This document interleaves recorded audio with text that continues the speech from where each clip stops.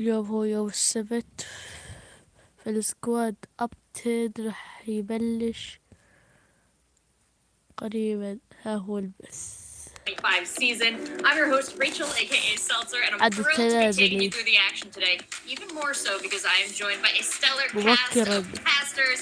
So let's bring them on out. Ark, Travis, good to see you. And of course, we got Ready Set somewhere out there waiting in the wings. But gentlemen, what a lovely chance to meet you, Ark. Trav, we got to hang out a little bit at the Champions Invitational. So Ark, why don't you start us out? How you doing? How do you feel about 2025?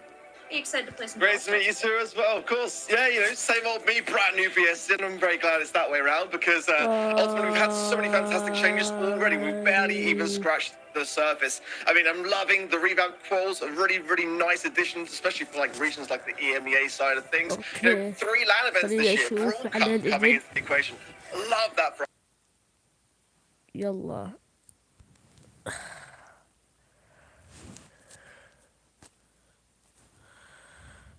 أي ذاك تو بدأ اليوم. هيا نروح ستار دروب، بعديها ستار دروب الراكد، بعديها هذا البخاخ الجميل.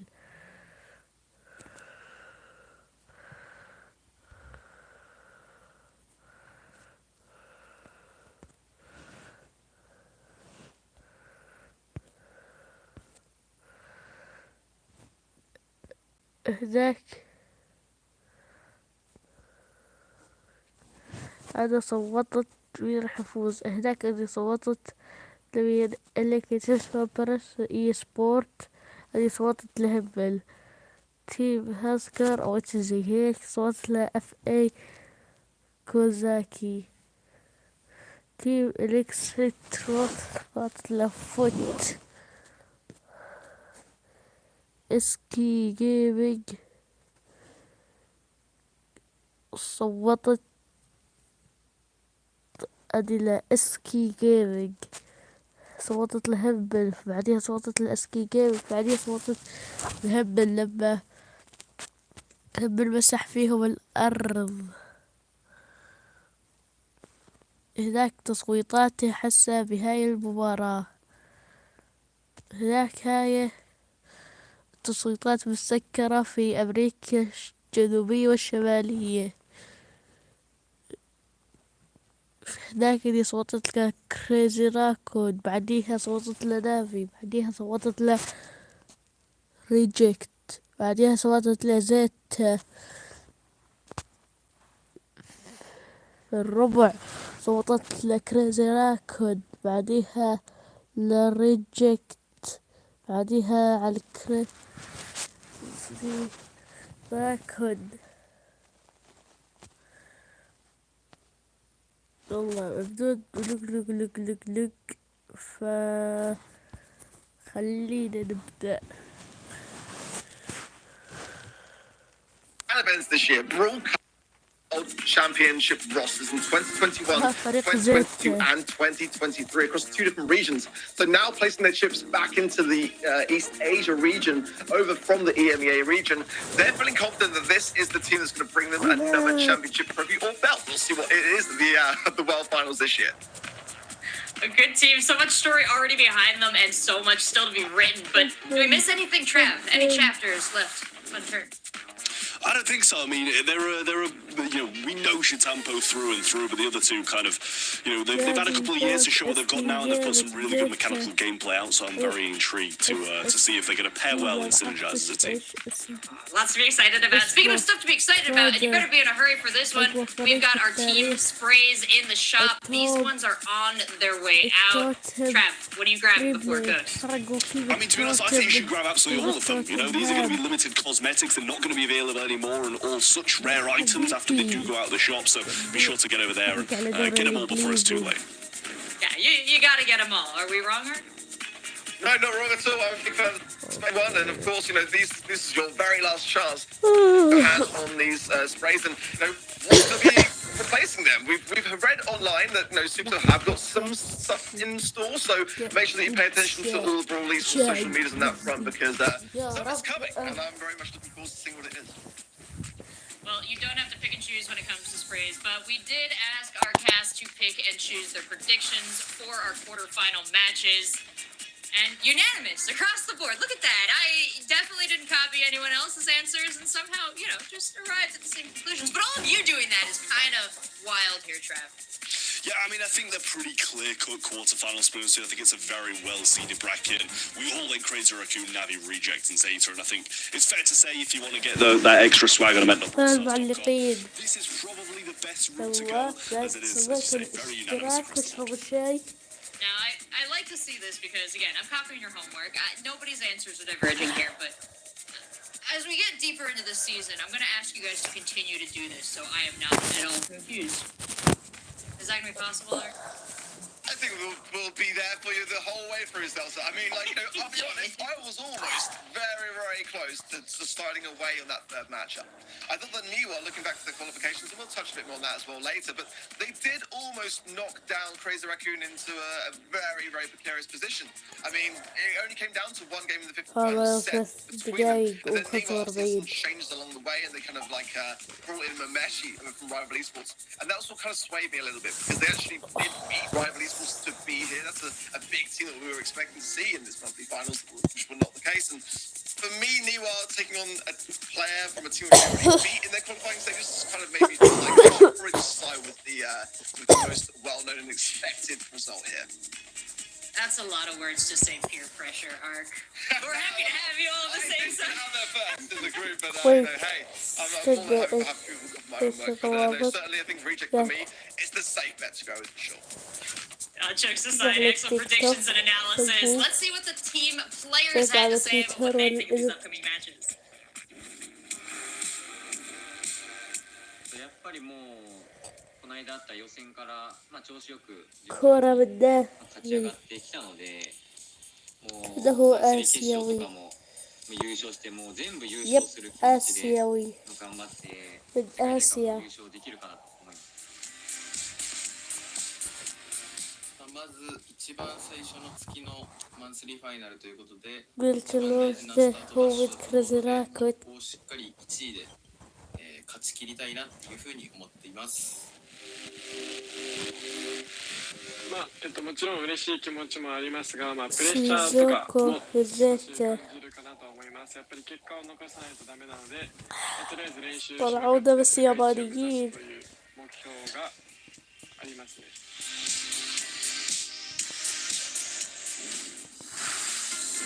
The players are excited to bring you their best in this competition, so I hope you're all ready to watch. And we've got a brand new Gathering Place from Tournament Hub for y'all to watch that action. Also a great place for you to tune in to our questions, respond correct enough, often enough, and we might give you a little feature right here on stream. But of course, across the Brawl Stars social media, that's where you can find us, and that's where we'd love to hear from you and see your support for your favorite players. Especially right now, if your favorite players are on these first two teams, because we're just about ready for our first match between Crazy Raccoon's first effort result. Now, Crazy Raccoon, we gotta get into what's so crazy about it. Break it down for me. I mean, if you don't know Crazy Raccoon, where have you been? That's all I'm going to say. You clearly weren't watching the World Finals last year where they made the Grand Finals. Did get swept, however, by Humble in that stage of the competition. Mercurio, of course, is the man that we've got to focus on as well, and is getting very cozy and snuggled up, ready for his big match today. Coming over from Rival Esports from last year, this was actually a very, very big roster change that we didn't necessarily expect or see coming. Joining Tensai then and Moya, Mercurio is the lowest in terms of monthly final wins, though, to be honest. He's had 3 in his career, 2 of which were in 22. So that has made me feel like, how is he going to sit amongst his team? Tensai's got 17, for example. Moya's got 10. Those are some really, really strong stats that he's going to have to really kind of catch up to and make sure that his place is marked in history. But you can see here, the journey, the crazy past behind this organization. In 2023, with 4 monthly final champion wins as a organization. Came 3rd in Moment Masters and top 4 at the World Finals. So you can see that progression as we're going into the last year, going in a very, very positive direction and just getting better results along the way. So really looking forward to seeing what they're going to bring to the table this year. So much can be said about this roster, each of these players. Why don't we hear what the players themselves had to say and check in with Milbrio?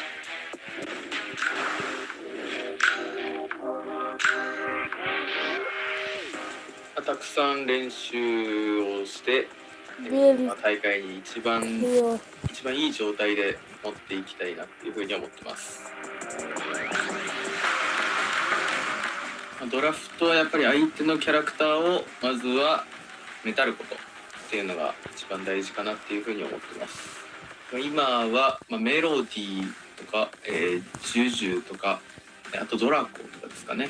その辺のキャラクターが非常に強くて、やっぱ盤面を荒らしがちなんで、あとヒットとかも盤面を荒らす系のキャラクターをやっぱりちゃんと対策したいな。الأرجح هذا راح سوي تعاون براد ستارز.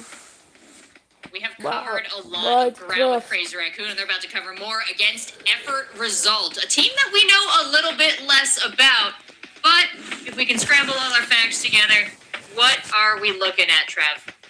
I mean, it's not the most well-known of teams, to be honest with you. They've kind of not had the best results across the years, and I think it's going to be an incredibly tough game for them against Crazy Raccoon. They're really being thrown in the deep end here, and it's a question of whether or not they're going to sink or swim. I think the majority of people probably going to assume sink, but you know what comes with the unknown is definitely that kind of ability to be a bit less kind of known with your drafts and stuff as well. So here are some of the results of the past. As I said, it's not the most convincing, I will say.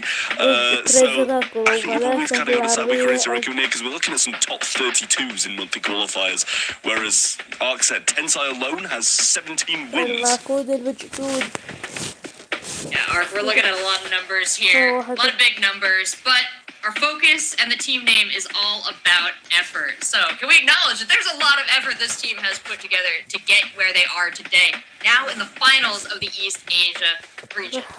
Yeah, for me, she's definitely got the most to his name. I think it's fair to say this is the 11th monthly final, and going back, the most success in like 2022 with Rising Sun, and hasn't really been able to get back to that kind of flow ever since. And that's kind of my reservation for the other two players. Complete unknowns as far as I'm concerned, and it's their first monthly final. So a really, really tough one, like Trav says, to be thrown straight into the Lion's Den against the team like Crazy Raccoon, because you've really got to find something special to be able to cause an upset of that magnitude. Crazy Raccoon are going to come in so well prepared. They've got all the experience in the world, and when it comes down to that stress and how you handle yourself on the day, that's what it's going to come down to for me here. And I think, in terms of predictions on event.brawlstars.com, you can't go wrong here with Crazy Raccoon. Great call out for the website, and let's talk about where we're sending our players now. We got our five maps all picked out. Now, Crazy Raccoon, we know they're strong. Anything here, anything across these maps you think was maybe not their best is maybe presenting an opportunity for Effort Result to sneak in, Trev? I'm not sure, really. I think they're going to be pretty good across all maps. If you're able to get second in the World Finals, you're probably going to have to be well-versed in the majority of different maps and modes. But we do start off a bit of a closer range, which I feel can help Effort Result that a little bit more. Not that Crazy Raccoon aren't going to be good at that either, because they really are. But, some of these closer range melee brawlers, some mid-range brawlers tend to take a little bit less skill than those sharpshooter kind of brawlers. So it definitely gives them a little bit of an in. Not massive amounts, but it is a 96% prediction to Crazy Raccoon. To a 4 of Effort Result, which I think over near enough all my years of BSC has got to be up there with one of the highest. God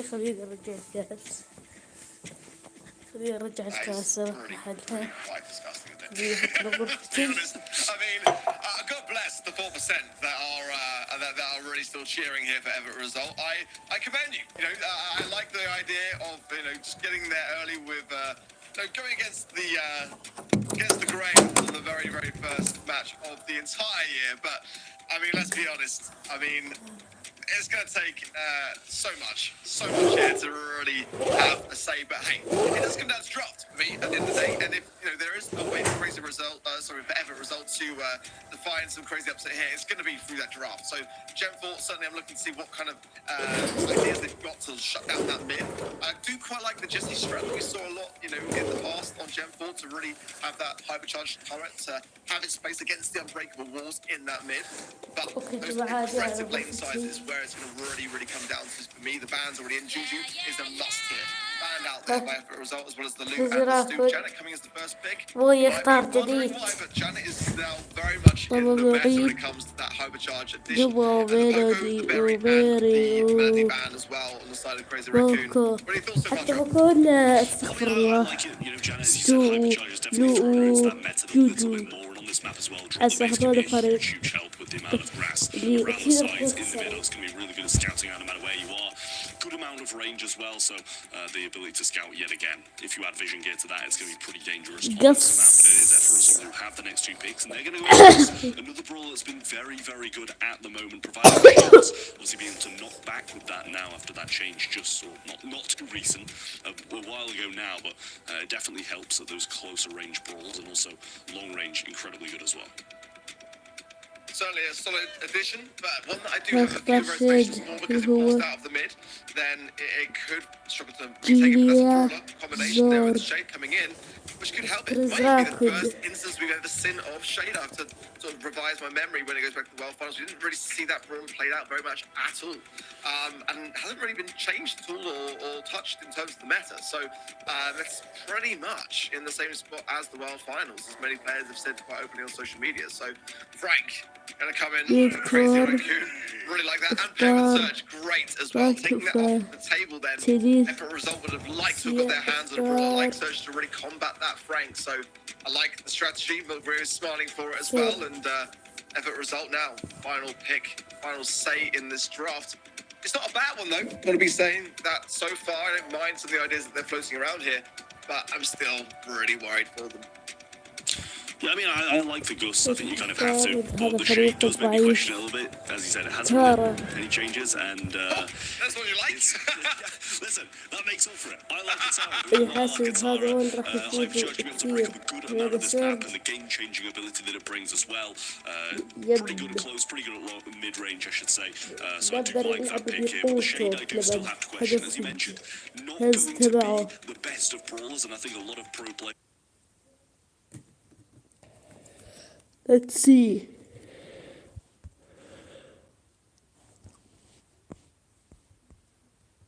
هاي ستار دروب الراكد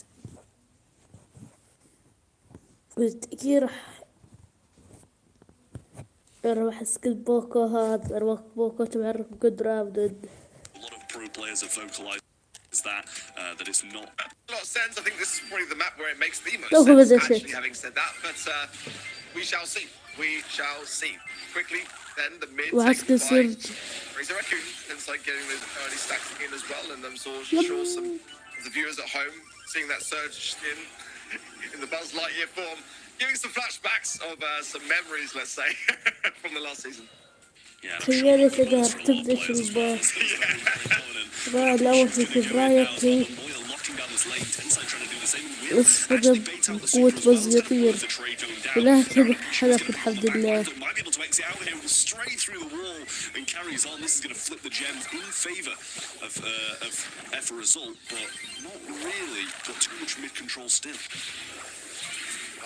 Right-hand side, we'll get rid of some of that bush.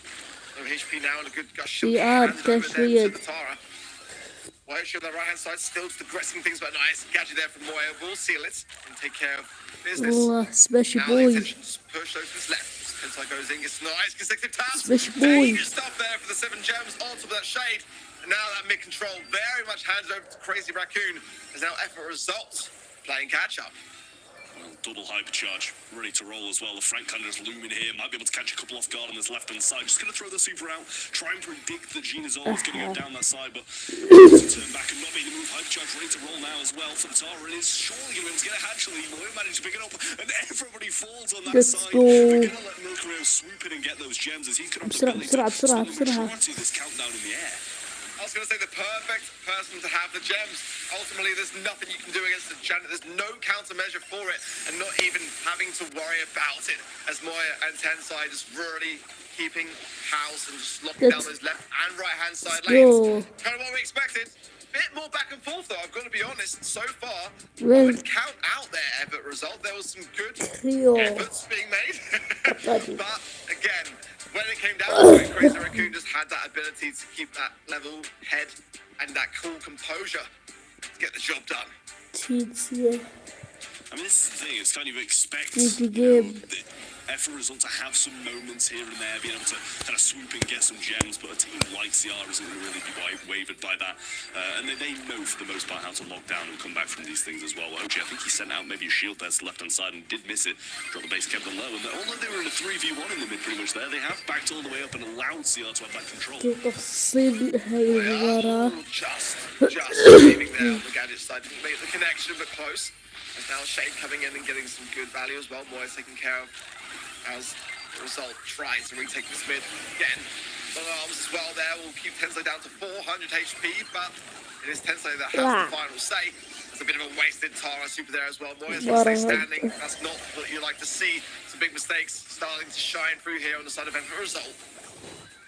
Well, Tensei kind of pinned back in this portion of the map, but goes for the jump in, and actually Gino's always going to pick him up. Milkrow forced into the sky by Mabashir on this left-hand side as the Shade continues to push forward, and Moya just eating all the shots, going forward and eating the Tara Super 2. Stays alive for now, but surely that's not going to last too long. Actually, he's staying alive a lot longer than I expected still, but Mabashir's going to swoop in and try to pick that up now. 16 gems, 16 HP, and 3 gems dropped on the right-hand side. And this time, F result looking on top of the world. Say don't count them out just yet. If they can hold on for just 10 more seconds, we'll be tied up in this set. Hypercharge down the top right hand side for Moya will get some value, but the time is ticking. But with the hypercharge there, taking to the sky, should get some bombs, and they do land. The gems are down, but the reset is going to be there. Crazy Raccoon are not out of the woods yet. They've got to hold firm and get yet another reset, and then get the gems out of this form. I mean, Moya's eating every single shot, and down he goes. Milkrow trying to get a super. Only grabs a couple of those gems, but that's going to stop this count now, as they've only got 9 in hand, and look at Moya just looming, waiting for his opportunity to use this super. It's 9 to 9 now. Moya's shooting at here, and Gina's eating shots too. And just like that, countdown starts for Crazy Raccoon. Big smash to the left-hand side there from Moya, really keeping the pressure on. How And can every result, you got to get get to on this the mid and get these gems. I don't think there's going to be enough time to spawn in, regardless of the position there of Crazy Raccoon. What a turnaround for them. But it shouldn't have come that close, in my opinion. They were just looking so solid. And then it just all starts to crumble in that second game. They get the set. But some big question marks. You know, for an organization like Crazy Raccoon, should it have been that close, Trav? I really don't know if it should have been, to be honest with you. I mean, they had an incredibly good game, and arguably I'd say they probably should have dropped that second game, and we should have gone to a third to decide it all. But, you know, a team like Crazy Raccoon, as I mentioned after the first one, and as you said as well, you know, they might drop a few moments here and there, but for the most part, they're going to be in control. So even when they were down, you kind of had that sinking feeling that they were going to be able to bring it back and really put up a bit of a fight. And Tensei, star man, 12 kills, 367 DPS. Nobody else could really, you know, kind of shape up to him, as Moya also had 9, who were by far the team that had the most kills. Gentlemen, coming back in after this set, I have to ask, with all the experience you've had watching Crazy Raccoon in competitive, is this typical for how they kind of will start off an event? Are they a momentum builder, or do they like to come out and just kind of smash through that wall to start there? Ark? It's a squad, that team, which have got such amazing composure, and they've been put under pressure in the past, no doubt about it. They've had reverse sweeps and all that kind of stuff, but, you know, this is my reservation. You know, in the quarterfinal stages against a very unknown team, should it be coming down to that kind of, like, you know, situation in that first opening set? And, you know, you've got to remember, go back to the qualifiers, they always got knocked down to that lower bracket by a team called Niwa, which went to that, you know, 5th and final set, a match point scenario. I've got some big reservations on Crazy Raccoon this year. We've only really just started to scratch the surface. Yeah, lots to said here. Still ahead of us to see from Crazy Raccoon, but I gotta say, effort result coming in. Hearing the surprise in your voices, Trav, I think this means they maybe brought a little more than any of us were expecting. Yeah, I think that's fair to say. Like I said, I think it should have gone to a third game to decide it there if they would maybe manage those gems a bit better towards the end and kind of weren't pushed back into spawn so soon after picking up that 10th gem. Then they would have had a big chance. But there were two hyperchargers waiting for them. When the Janet's just dropping bombs and you can volley with pinpoint accuracy with that hypercharger, so not an easy it's not an easy situation to escape. But they do have still some time to bring this one back. Yes, Crazy Raccoon coming into this one favourites. Yes, they've started well. Yes, they started as we've expected. But I have to say, arguably, they're not looking as comfortable as they have done in previous years. Well, I'm excited as we head to this next matchup to feel out from their perspective if they're, just finding their groove for tonight. It is a fresh day. It is a fresh start. But we could be seeing something here from Result that might be the beginning of an incredible story, especially so early in the season. So, anything as we head into this next match that you think we should watch out for from Effort Result that might be an indication they're really starting to pick up some slack? For me, the drafts aren't bad. They're getting some nice ideas. The shape kind of worked. I mean, again, it was one of those places where it's probably the best place for Shades to make an appearance. It's not really been a meta for them, not really been much of an issue for many, but it was getting some good value. And clearly something which, despite a lot of the counter ideas that the Crazy Raccoon tried to bring to that equation, they were still crumbling. They were still looking quite nervous and a bit shaky for me, and very much unlike the Crazy Raccoon that I've come to know. And that's a bit of a worrying thing so far, but this is what happens when you have roster change-ups and they bring in a new player into the mix. How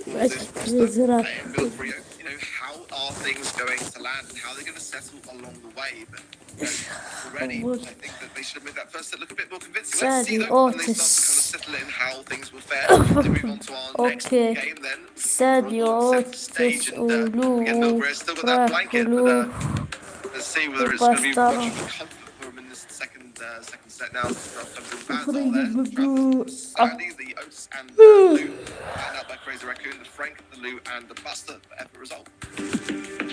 Yeah, I mean, ban's fine for me. I don't mind them at all. We've definitely got some different approaches of kind of what they're expecting of the team to once taken. For Effort Results bands, getting rid of Frank, we've just seen work so well, and the Buster as well. Fully shows that Crazy Raccoon might have been kind of picking up some tanks and scrims, and therefore Effort Result kind of banned that out to get rid of that idea. But a early pick is very good. His push is going to be able to, have that range off the start, but as the game starts to close down, and getting in those close range fights, it's not really going to be as good. Might need some wall break down these sides to ensure that she's not going to be caught off guard. I mean, to leave Juju open for me right now is kind of sacrilege, I've got to be honest. I think that you just have to ban it everywhere for me. I think it's so good against tanks. That's the Draco that we saw in the discussions with Milgram prior to the show as well. They are very set on the side of Crazy Raccoon. They like those kind of up and close, really aggressive ideas. I quite like it as well. The Surge coming in again. Pairing idea that we've seen already in that first set from Crazy Raccoon makes a lot of sense. I think Surge is still incredibly relevant in this meta. Hypercharge, of course, really lending a good helping hand to that already very strong brawler. And Draco's been slept on. I've got to be honest, I really quite like it in this kind of meta that we've got so far. Would like to have seen even more of it actually at the Wild Finals. As we've already mentioned, the meta being very kind of similar to it still to this day. But Juju's that one that really has shone a massive beacon, and Barry, oh, this is good. Draft and from every result. I'm liking this kind of synergy. Yeah, but double thrower. I feel like trainers leaves them very susceptible. They're going to have to pick an anti-tank here as their last pick. And even that, I feel, kind of leaves them a little bit open to a third and final pick from Crazy Raccoon. I like the throwers. It's not a route that I kind of see too often on center stage. Double thrower, at least. I feel we usually see Berry quite a lot with some tanks or kind of Juju on her own as well. And they are going to go just try and power through with the Ash. I don't really hate it, but the double throw will always scare me. I think it scares everyone, to be honest. But Barry's just is such a great place for me, as is Juju. I do get what you're saying. It can crumble very quickly, and if the HP is too much to Crazy Raccoon with that Draco, which again is a brawler which can be very painful. And there is why you've got to be fearful of the double thrower. It's like the coin's not necessarily in their favour for it. I think it's the perfect response from Crazy Raccoon. If they didn't go with that, then this comp may have been more gnarly than it actually now is. The Mortis can really have a fantastic time against this draft. And I think Crazy Raccoon may have just pulled out a fantastic pick in just the right stage of it. think effort result now may be starting to regret their decision making on that front. You kind of want to land yourself with that kind of. If you're going to go double throw, you kind of want it to land on you as the final pick and have that be a situation where you can overview the entire draft and make that important decision to know that is the right time to double down. Quite literally. And I think they may have missed the trick there. Crazy Raccoon now. Minus 10 on it. It could be an in for a treat here, Trav. And Mortis should surely just be able to overrun these two throwers. You know, I'm not counting them out, but if Milkro gets some stacks, and what else can I say? Like, what did he expect? I love it. It's so obvious. جول It is. بس الجول Yeah, this is the الثاني thing about Crazy Raccoon is هتفتح like you gotta المباراة. balance them. They've been shaken a little bit today, but clearly not stirred. Now, as we see, the drafting is still very much on point. Coming in now, Gren with the Lions prep, spurring down everything in his path on the side of Moya. Down there falls. It chooses the Juju Gree going in there onto Big Red. Not going to find too much there as Gadget pop. Tensai Hypercharge coming in as well. So aggressive. They've already got the goal. They've just got to sit back and just wait for the results. Push into this and just pick them up one by one, really. There's no needed aggression, but I can guarantee that they're going to continue to bring it. They want to tie this one up as quickly as possible, and why not? Yeah, I mean, they're fine with every result just sitting in the position that they were, but they are going to make a move eventually. There's Hypercharge pass comes through, and actually, I think he's going to bait his teammate out there a little bit. Nabishu is going to use the Hypercharge and go forward. Definitely a little bit of a pass into Tensai there, and he actually got the ball instead of being able to attack. So, not what he'll have wanted, but every result bounced back very strong, and actually do have a bit of a chance now. Rigori going down yet again. Probably put that on the left-hand side for me, onto the Mortis, but nonetheless, the very heels are huge. 3 versus 2, and a lovely little tailspin there to finalise things. As ever, a result, actually, are the ones to gain the game. Unbelievable draft that, in my opinion, you know, I was swayed by the draft at the beginning, but then swayed immediately back towards Crazy Raccoon when the Mortis showed its face. But they got the game trap, and they were a goal down. So that tells me that they've got some perseverance in this squad. Again, against the Goliath, like Crazy Raccoon. Who would have thought that they would be up in this set? Yeah, I mean, Tensai going in and not finding the same results as he was in the last one either, but they do clean up quickly, and this should be a goal. A little pass forward to Milkro, or maybe they'll just walk it in alone. I mean, it was closer than I thought it was going to be in the end. Milkro does get the early goal once more for Crazy Raccoon. Now it's just going to be a question of whether or not they're going to be able to play that a little bit better and keep it this way. I think when Junior Zero gets this Gree, that's the really big turning point for me. Now it is, but I think at the wrong time. Ball push forwards, Big Berry Hill still there, but nonetheless, the wipe is there. Crazy Raccoon pushing forwards, and this should be a great straight walk-through goal. And it is, as quickly as that, this set is all tied up. See, that's what we expected to happen after the first goal in the first game. We expected them to just continue that dominance and walk all over them once more. Definitely a lot better by Crazy Raccoon in that second game, but you know, after the first, I don't think we can really count the opposition out because they've made it happen once before. What's stopping them from doing it again? But that was night and day by Crazy Raccoon. Well, now if it results, I'm just going to say it. Let them cook, as far as I'm concerned. I want them to gain this set. Big Rats going into Moya. Big aggression. Shots over the wall there for Juju as well. 1 HP from the last stand Gadget, and it will be enough to get the ball safe to the hands of Tensai. But Gree going to be going in yet again. Big taps. Gina Zuri is playing a fantastic game on this Juju.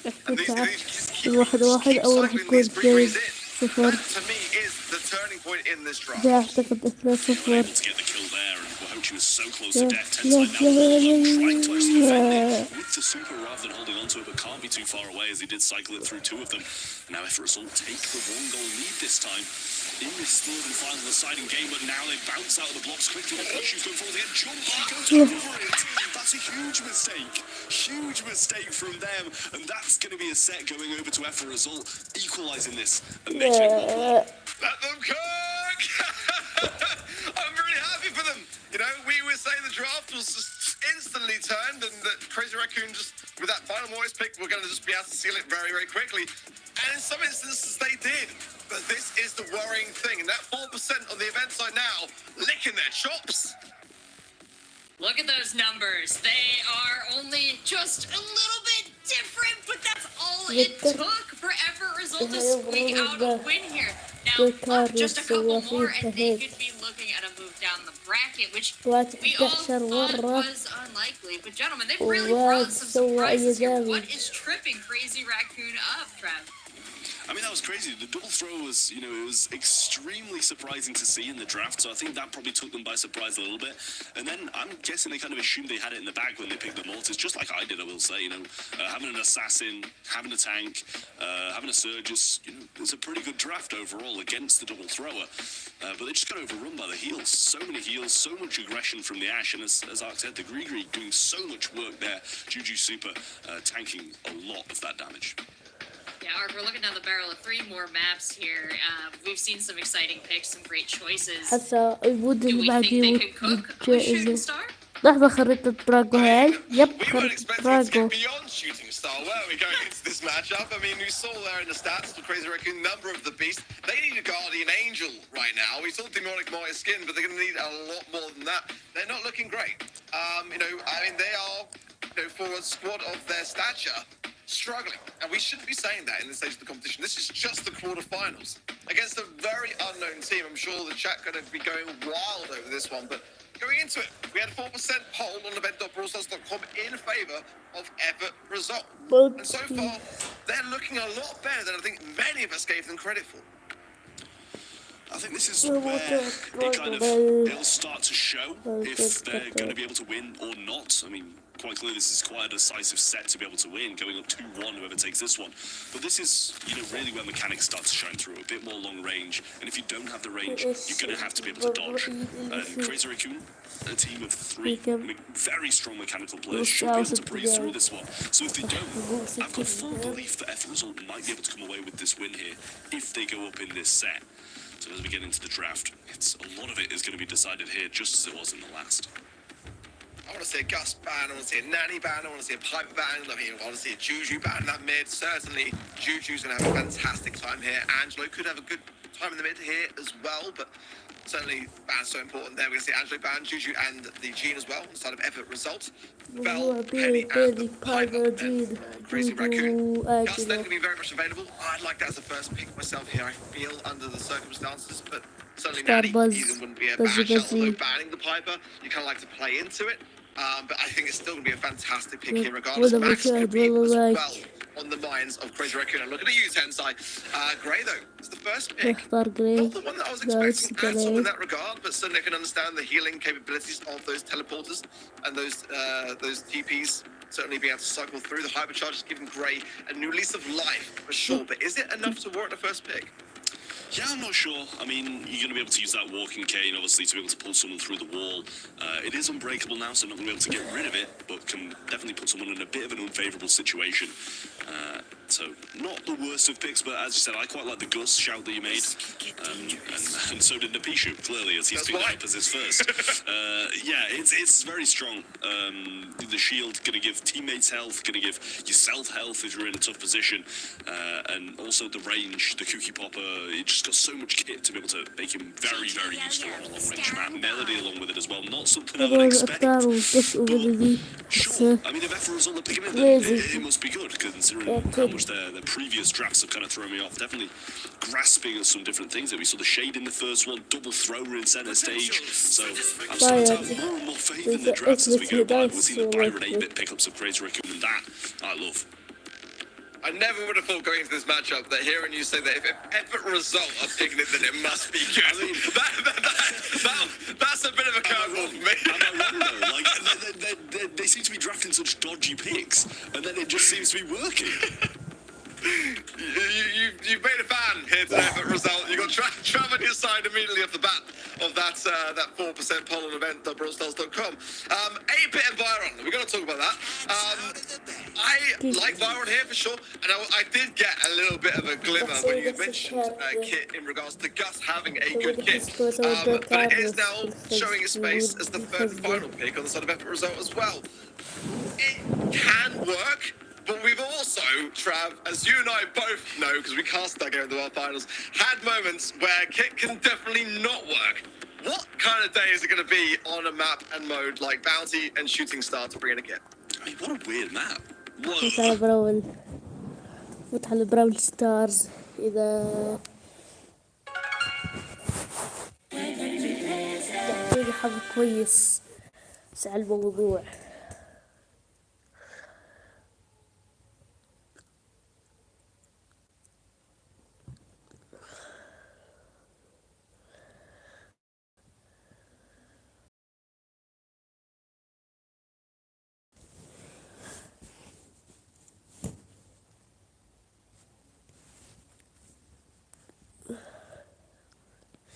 اوكي بسم الله وتكلنا على الله.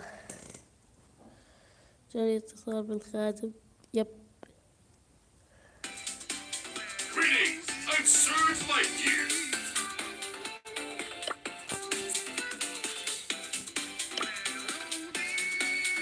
اكستني هذا اكستني هذا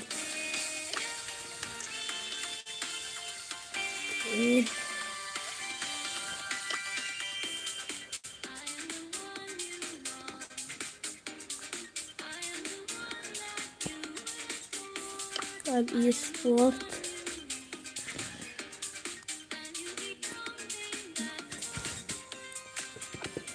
بعد ما سووش ولا اي شي جديد. يستغفر الله.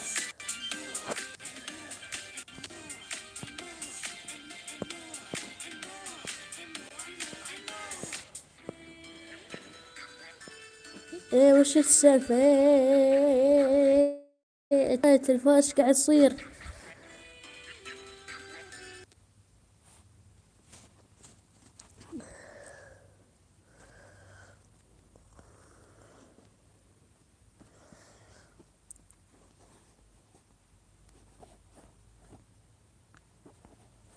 توهم ودودي على جوجل.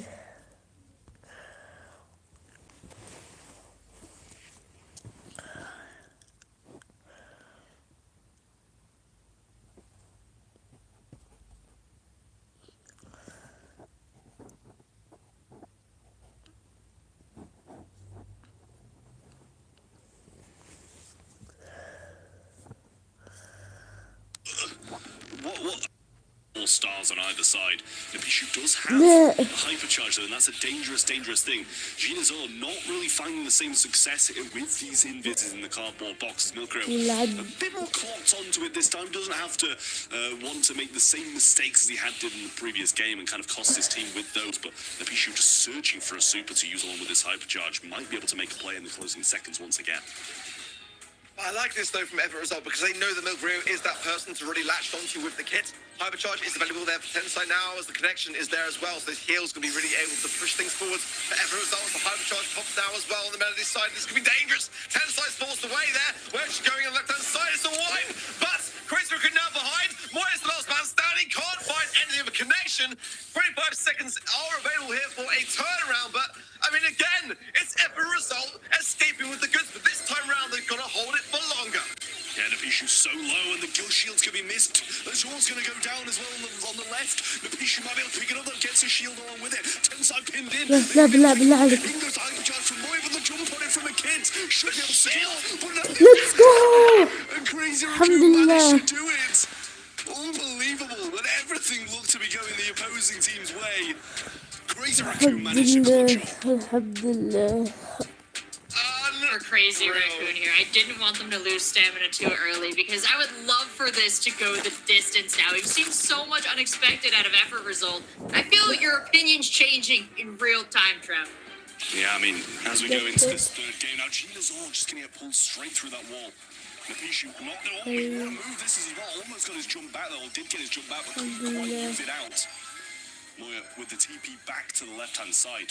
Wahochi backing off just a little bit. They are 2 stars down, but it's a closer scoreline than in the previous one, and they did manage to turn that as around last time as well. Dangerous stuff here. The kit, the shield there, perfect timing. Could get some more value for it. The trades though back and forth and heavily in favour here of Crazy Raccoon, and there's another tally as well. The pitch just getting there, a little bit overzealous. Walking Kane, oh my word! What an interaction! The cardboard box can save it now. Crazy Raccoon really are starting to choke here. Their lead extending big time here. 14 stars to just the 5 as Effort Result now starting to look much more shaky. Yeah, jump goes in, but Gina's also إذا got سافرت على اليابان أودي أمي معها just feeding more إنها and more stars into Crazy Raccoon's hands. This should get him. يلا I mean, ليتس so جو. fast, Crazy Raccoon bounce back is, unparalleled. They really backs يسعدكم against the wall there, والله almost dropping a set and يسعدكم going يا down فك 2-1. But in the end, they managed to bounce back and get that set back, because that could have gone incredibly wrong for them, and it looked like it was going to go that way in the first and the second games. I mean, the first went the way of effort result. The second probably should have done, but a big turnaround in the closing seconds by Crazy Raccoon allowed them to just hold on that a little bit more. I don't know about you guys. The excitement of that match made me think I was a caster for a brief second. That was really more than we were expecting, more than we were led to believe we would see from effort result, and just an exciting rise to the challenge. And we see now from Crazy Raccoon. Are they really bringing out the best in each other here, Art? I'm down to see it. I think 1 month we just do a switch and we go for it. I can tell you've got it in you. What an amazing match. I got to say though, I feel like for me, if a result just really threw it away. Like they really did that. They demonstrated they could make the comp work, that they were able to come out with a win. And in that final match, when it was all tied up, they just went in so overzealous. They really did not need to. They could have had a lot more time to recollect themselves and talk things through and get those communication lines flowing a little bit better. They went in too overly aggressive. The trades were just not in their favor anymore. By much in comparison to the previous first games, where they really waited for that opportunity to strike. And that was what was beautiful about it. Yes, in the second game, Crazy Raccoon did turn it around in the end, back into their favor, and got the job done against all odds. But the pacing was so different. In that third game, none of that pacing was relevant anymore. They just didn't really seem to have that same composure at all anymore. Yeah, there is much said across all the sports about playing your own game versus getting tripped up into playing somebody else's game here. It does seem like Crazy Raccoon is a little bit maybe trying to get a little desperate, trying to capitalize on stuff that maybe the whole team doesn't agree with here. If you had to give him some coaching words, Trav, my favorite question to ask, what would you say to the team right now? Crazy Raccoons getting it back together. Yeah, I mean, they seem to be on top of it after that last game. I think maybe the drafts are taking them a little bit by surprise, and I think they're taking us all by surprise by effort results, to be honest with you. But they do seem to be kind of, pivoting on the fly and making sure that they're kind of not playing into effort results game, at least, in the last two. Because as I said, they were very calculated in the first effort result, and then from there it definitely went a bit downhill for them and started to get a bit antsy, jumping in where there wasn't really a play to be had. For Melody and the kid, that was kind of just stuck watching. Couldn't really do too much about it in the end as Crazy Raccoon. They're a strong team. They're always going to remain strong. So we'll move on to Kaboom Canyon now and see if they're going to be able to take this to a fifth and final with Crazy Raccoon and close it out here. This is the thing that Raccoon can't turn you back on, is they've got that experience. They know when the tides are changing and when to hold firm and when to go on the aggressive and when to go on the defensive. Yes, they made some mistakes today already for sure, and they have not had their best showing whatsoever in these quarterfinal stages against a very unknown team like Effort Result. I've got to be honest, I'm struggling to recall, for me at least, at a time that I've felt like a team that have come in for their monthly final against such, a titan like Crazy Raccoon have been able to stand the heat. I think the Effort Result have done fantastically well so far. They can just get through this set of Boom Canyon and Heist, then they do stand still a chance of causing a tremendous upset. But the band's been the Crow already. That's a good sign for me on both sides of the field. The Berry and the Carl, though, I think I actually like less than the Cordelius and the Melody. The Chuck's still available now, but the Cordelius band, to me, tells me that that's what Effort Result are thinking. They might now be able to go for it. Colette, don't get me wrong, is fantastic, if not one of the best first picks you can have on a map like Boom Canyon and the Crows band, of course. But I mean, the Chuck, it's dangerous, and with the Cordelius band as being one of the primary counters for that kind of brawler, it could be well on the cards here for either of these two teams. Yeah, it definitely could. I feel like it's going to come I don't know if it'll come maybe a bit later down the line if we do see it. I like the Colette, and it's a pretty decent deterrent, going to be good against the Chuck in the early game and try and prevent that setup. Chuck's pretty much always going to get the setup down unless it's done in one or two pushes. They're going to go with the Bell, try and be a bit more long-ranged than what the Colette's going to be able to provide, and off the start this should be pretty good for them, attempting to do what Colette would want to do to Chuck and keep her back away from the safe, not let her get those supers off. And the mark is going to be good against any brawler that comes towards them. Bell's the first pick though is I mean, I do it. I really like it here as well. The nest eggs are quite good to get nice placements against the river, but again, Angelo's still available here. I think that's a really good option to really kind of get over that mid. Darryl as well to roll in and just cause some havoc. I mean, when the Melody's banned, we do see sometimes Darryl coming into the equation, especially with the Carl out of the mix too. So I don't mind it, but again, against the Colette, you've got to be able to make your way up the map to get into a position of power, and that's where that kind of Brawler might struggle. I'm already feeling much happier, if I'm honest, with what Crazy Raccoon have got going on so far. I think that they've got themselves into a good spot, but just be a bit prepared on the defense, and that's where the Juju coming in. Because Gree on defense is a really, really good countermeasure against that Darryl pick.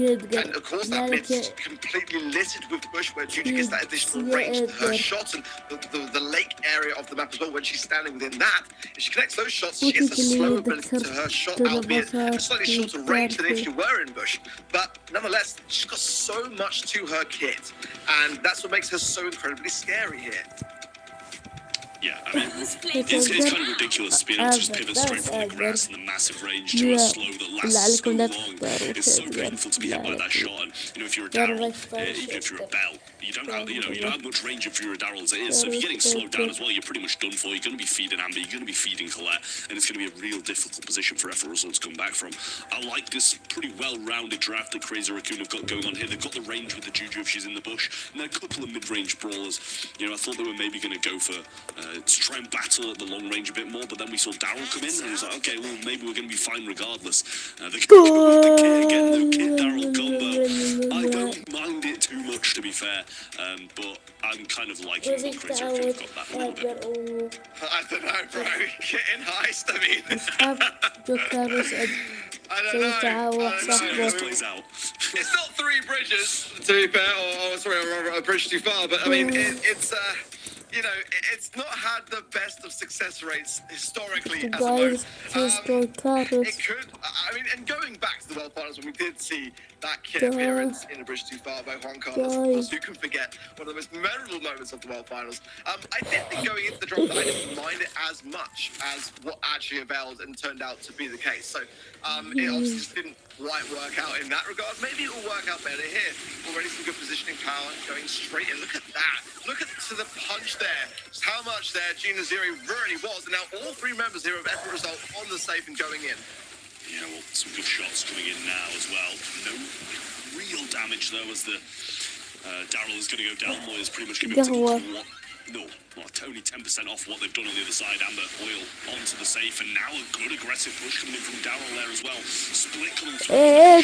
Big damage down on safe, but Tensai up top got the flames on safe as well, and that's going to flip it in CR's favour, as now we see Gina's all jump into two people. That's never going to work. And a Gree as well. That's just a really not very good judgment call. You want to have your teammates there to back you up in those eventualities. It wasn't there, not even close, as now CR pushing back through this mid. The Gree still going in. Darryl has got roll on the side of the result. There you see the numbing needles as well will cause a slowing effect. Now the push coming in. It's dangerous though as well for a map and mode like this and this stature. Don't get a win here. They're going to be up against a match point. So far, Crazy Raccoon with the lead. Now the high charge of fire going in, and the safe decimated down to 1 HP. It's going to be over really quite quickly now as that top side is taken care of. As Crazy Raccoon move on to match point. I mean, big stuff there as well. You see Moya getting to the safe 10 side. It's rare you see an Amber being able to make the move towards the safe and use that gadget on it to get so much damage. Pretty much replicates what a Melody can do. But because they've got a kid, because they've got a Darryl, they don't have the range to keep her away. She's able to just have that free roam straight towards the safe and, add a Colette super on top of that with hypercharge, and that's pretty much the whole safe gone as it is. Very quick decimation there from CR. Pinpoint precision. As Different Result all completely full. What's the Darryl going to do in this scenario? So early in the game, now gets the roll straight for the mid. What actually great positioning there to get on the safe.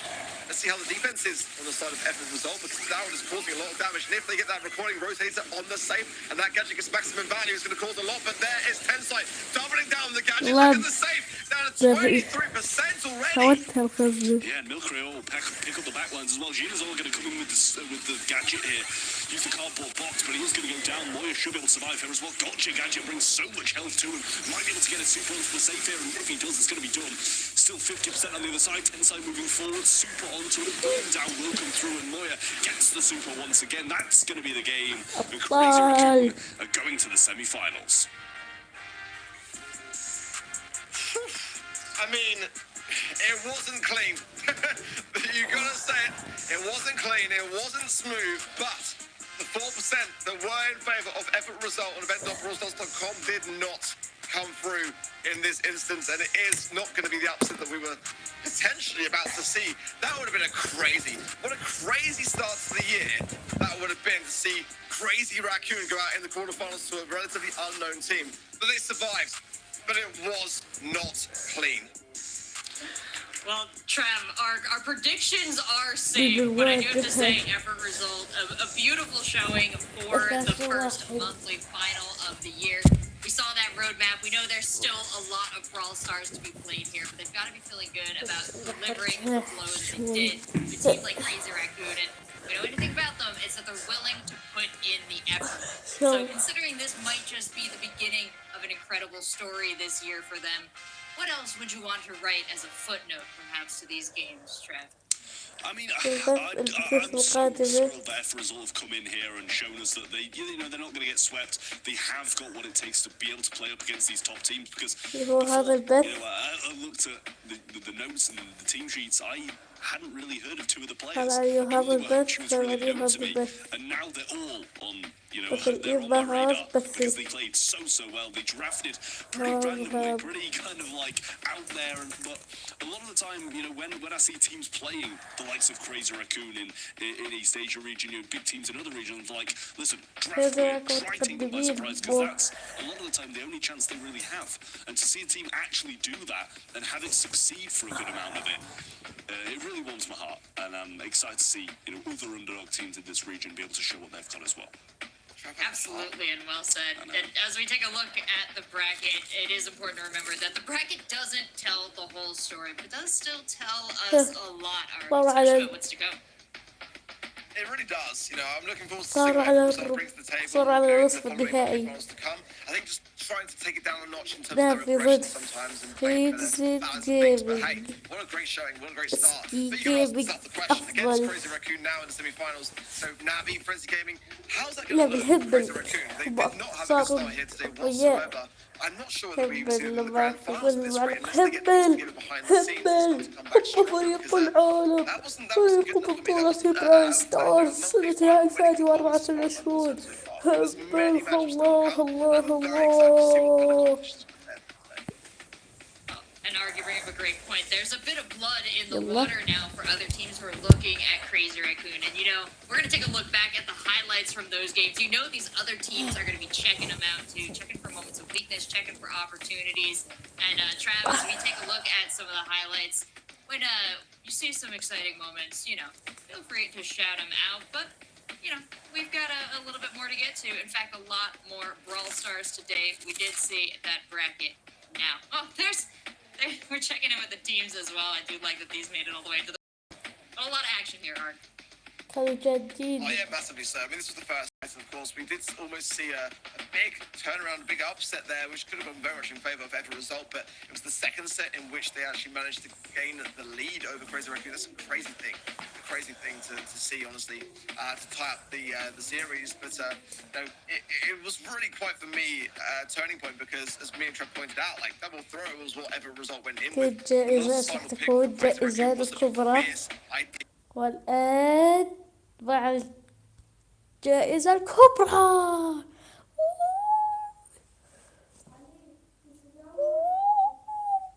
زلي كهرة 500. يب فازوا.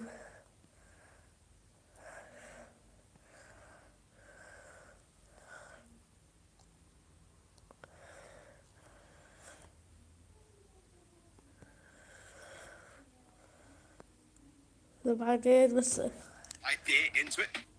竜は、なんか動きが素早くて強いから。ケンジ、動きが素早くて強いから。チェスター、運要素が強すぎて嫌いだから。تسوي ناقصة ذكرت الباحث RT、分身した後にすぐ戻れるガジェットがすごいいい発想だなって思いました。だから選びました。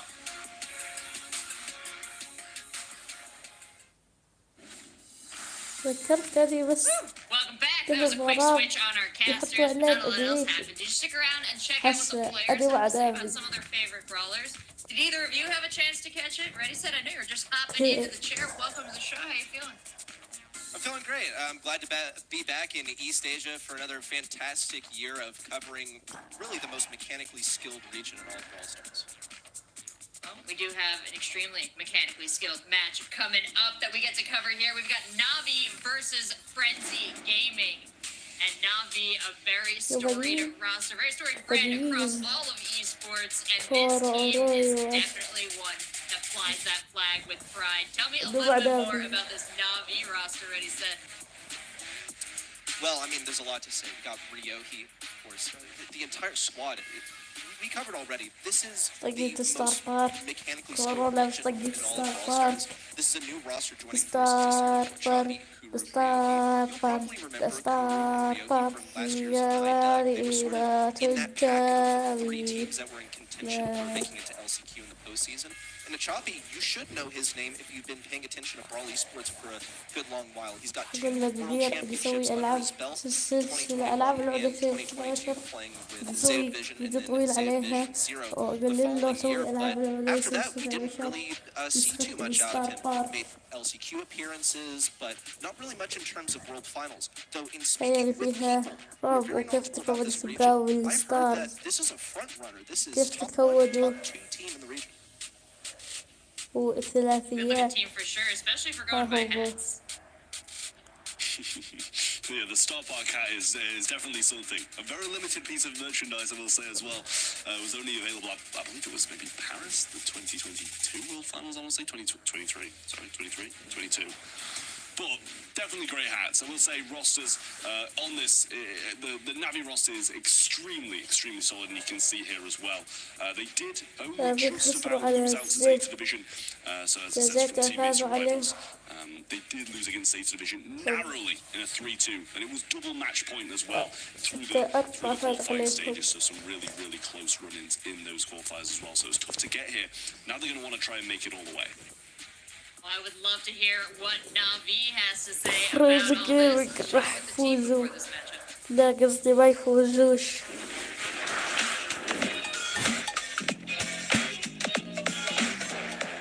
やっぱりもう普段から生活も正しくして、ご飯とかも食べたり、当たり前のことをしっかりやって、ちゃんと練習とかもやって準備をしていきます。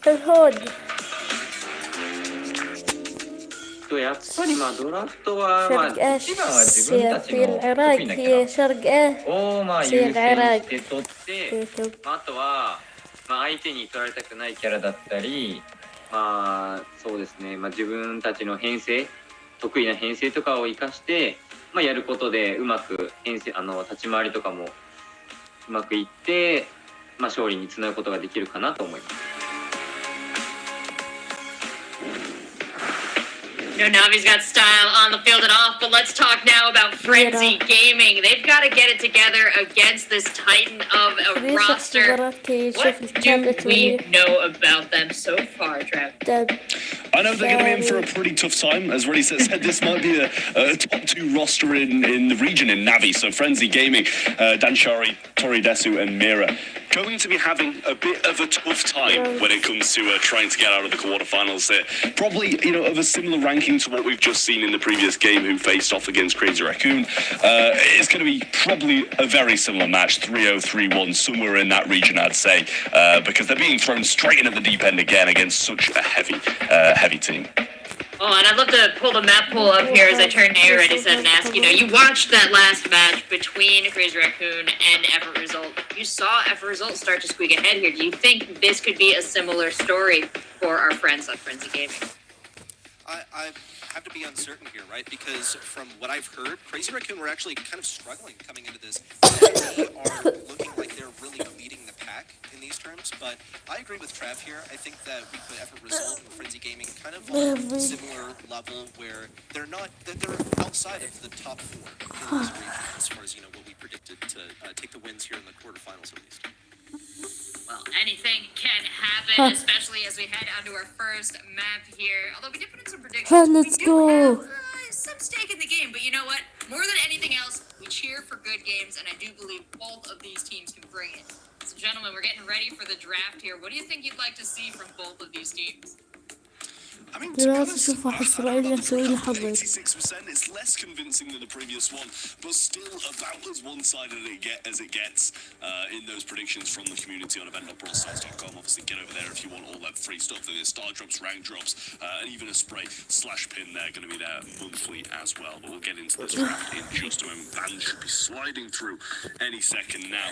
But we do see the occasional throw. You've got to expect, I was going to say, هذا Juju to be banned. Berry بالدرجية along with it as well. Eve across the water going to be banned. Same with Angela being able to go and slide across that water. Surge and take another couple of great picks banned out as well. So 6 أجلو very جوجو good bans there. بيري إيف And I think the سيرج bans really do reflect who we see have first pick Yeah, and who has أنا last كبير pick. Now أبي he just banning out pretty much straight up اختار the best بايدي stuff that can اختار combo with the most. Our team, واحد first selection over here from Frenzy Gaming, that's a very safe first pick. It's not really unexpected. It's a brawler that is able to contend decently at long range, still gets outdone by a bunch of the sharpshooters, but isn't as risky of a pick as like a hard sharpshooter like, say, Piper, because he's able to defend himself quite well in close range. Yeah, I mean, when you drop that gadget and just drop your legs straight away, you can take brawlers by huge surprise when you're in close proximity to them. We're going to see the loop come across there. والله يلو That's a countermeasure to other, more aggressive things as well as that RT. Shade can be rolling on in as well. Going to be good to be able to go across that water. We've seen the Eve banned out, the Angelo banned out, the Juju banned out. So many things that can go across water. Obviously, RT can when the head is detached, but you never really go too far away from your legs. So, Achabi definitely going to have some good free roam over this watery area. I think so, and also the ability to hit through walls can be useful for taking control of one of the sides, because usually the dynamic that we see here is once a team gets control of one of the bushes on the left side or the right side of the map, it is tough to get them out of there. Kit is a selection from Frenzy Gaming, one that Effort Result leaned on quite a bit and saw some success in the end, felt quite short, but an excellent assassin. I'm just curious where exactly this is going to find its most value. Maybe if a Choppy decides to float over the water, you can use the hit tech where you stun them on the water, but you can still attack. Well, I'm not sure how much I love the kit. The cardboard box is definitely a wonderful piece of kit for Kit. To be able to go like this and slide across the jump as well, and pairing that with a tank, always very, very solid to have that kit tank combo. Usually it's something a bit more aggressive, something with a bit more mobility, like we saw the Daryl, a non-tanky option like we saw with the Melody. Melody, not here. But usually see it with something with mobility to get Kit into those aggressive positions, being able to hit shots with those thrower things that does throw out, but we'll see if this Frank's going to be enough. Not something that I've seen too often on this map, but Jackie going to be a decent pick. Not really the best into Frank, I would say. We kind of see that Jackie-Frank matchup go Frank's way fairly often, but at the same time, the ability to kind of have that wall-piercing ability as well is definitely going to be quite strong in Canal Grande. I'll confess, I was expecting something more like a Colette to deal with the Frank here. As long as you get that control of mid, then you're able to shut down the Frank the entire time. One of basically the only true counters to that brawler. Jackie in response, she's not able to three-shot a Frank, and that's very important because she has very low reload speed. But what I think she should be able to do quite well is counter that Kit. She's impossible to jump. Should be very, very good thing. and she should be able to get some speed for a retake. She's thinking about grabbing that blue star. Already, Navi have stormed the left and right sides. Takedown for Kuru, and already a freeze on a Tori Desu. It's a shutout by Navi. I mean, I can't say we didn't expect this from Navi. They're a very solid team. Danshari's going to jump in on no backup. Just doesn't seem like the smart option to do, especially when you've got no control. Tori Desu might be able to get Rio here as well. He freezes and he does just that. Very small lead now for Navi, and that is going to surely be gone here, but a really nice hypercharge, and Chappie doesn't actually save them all, get the kill. A little bit of push there, but Stars are taking up like nobody's business here. We're already at 16-13. It's an absolute melee here. Tori Desu trying to get a little bit more healing from Danshari, but it just doesn't ring true. Frenzy Gaming got to play cautious here. We'll see a kill on the Kuru. Danshari maybe didn't have to use a super there, but doesn't hurt to go ahead and confirm that kill. It is a one-kill game. One to decide it all. And Frenzy Gaming need to make the first move. Yeah, I mean, it's going to be the golden kill here. Whoever takes it's going to take this opening game, and Frenzy are the ones in full control of the map, but they... You know, if they don't get a kill, they're going to have to make the move eventually because they're going to lose 30 seconds to make the move and get the kill. Navi, not in the best of positions, but in a good position in terms of stars. There's the super Tori Desu. Actually, Kuru gets caught by it. The jump goes in and they get the kill. Frenzy take game one. After such a bad start, Navi couldn't hold on to the lead. Nothing they could really do against that ability right there. I mean, except for back up a bit more from that Frank, and then you risk getting jumped by the Kip at the same time. And that was a bit of a disjointed offense, if I'm going to be perfectly honest here. They did take the win, okay? But if Kip were left all alone and killed sooner, then that could have actually bricked the entire game, which at that point, they'd already totally won. Ryoki off the bat, kill on the left side, but a similar beginning for Frenzy Gaming on the right side, as this time they actually are quite successful in shutting out Navi. A choppy super to the back, and the super in. Another movement, a lane switch from Kit over to the left side. Ryoki doing quite a good job of winning these attacks from Tori Desu. It saved his life for now, picks up one, looking for two, gets the mutually assured destruction, and a one-star lead for Navi. Sunflower هاي موجودة مكان الجزابي ما أدريش إيش جاب. being able to avoid so much in that position. I'm surprised he could stay alive for so long, but Achape just going to move now over to the right-hand side, stay with the rest of his team, and let Frenzy Gaming come to them, rather than having this very scrappy brawl like they did in the last game, which didn't work out for them in the long run, as they did end up losing it. But now we kind of haven't had this downtime in like 3 minutes of Brawl Stars gameplay, so quite intrigued to see what Frenzy Gaming do to make the move, try and get this lead back. I have to be curious if they'll be able to leverage something similar to the last round. Because we had that aggressive move in from Tori Desu to get the stun. We had Danshari follow up with the super. You have a couple of options, really, but I'm honestly a little bit more tempted to say that was a mistake by Navi to stay so close to a Frank with the super. You'll see the clock start ticking down, and this is going to force an interaction from Frenzy Gaming. Navi are quite prepared for this. Ryoki doesn't quite have the super, but he does have the hypercharge. He does have speed if necessary, and Kuru's able to freeze things. Danshari going to lead the charge in with a super, now trying to bait out the abilities. Hypercharge freeze down. Ryoki tries to ring everything. There's one. Coming for two and three on a Danshari as Navi team wipe Frenzy Gaming and lock away game two. I mean, that was an absolute slaughter. Like, they threw the hypercharge down. Obviously, the Frank was able to gadget through it and not be stunned. But they couldn't move anywhere. They were slipping and sliding, just playing straight into Navi's game. And then along comes the Jackie with hypercharge and just absolutely decimates them. Gets all 3 kills towards the end. I think that's the game Navi should be playing. They shouldn't be playing this scrappy Brawl Stars that obviously Frenzy Gaming want to bait them into. Because I think it's fair to say, Frenzy know they're the weaker team out of the two. I think so, and I think it's part of why they decide to go for this composition. Early interaction lets Navi lead by the blue star. You see Frenzy Gaming still in possession of the left side. I think that the matchup, in terms of power scaling of the two teams, is why Frenzy Gaming have decided to go for this sort of cheesy comp. Ryoki in, stunning everyone. There's two coming for the three-piece. Danshari shut down, and it's a repeat of what we saw towards the end of game two. Real good stuff from Navi here. They've been a lot more composed and controlled about what they're doing at Choppy. Moving forward, Samira, who's going to be jumped on by the kit, that allows him to get some heals and keep him up in this situation. Really survived a lot longer than he should have done up there. But a hypercharge ready for Kuru. It's the same as the last game, left to right divide, and a hypercharge just looming with Kuru and Ryohei. And this feels like deja vu. Yeah, and also with Ryohei rejoining forces on the right side, this is really where he needed to be. He sort of got estranged there on the left side. And that was the second time in this set where we've seen the 1v1 between Jackie and Frank. We called this out during the draft. It's just going to favor Frank every single time because Jackie doesn't have the damage, but she does have the ability to protect her teammates. Here comes the same move in from Dan Shark. Does he expect it to work? Jump onto Jackie, trying to get the takedown. There's a stun. Tori Desi with a hypercharge stun, but only gets one. Kuru not going to get taken down unless Mira decides to pop a gadget. Ends up lining up the shot instead.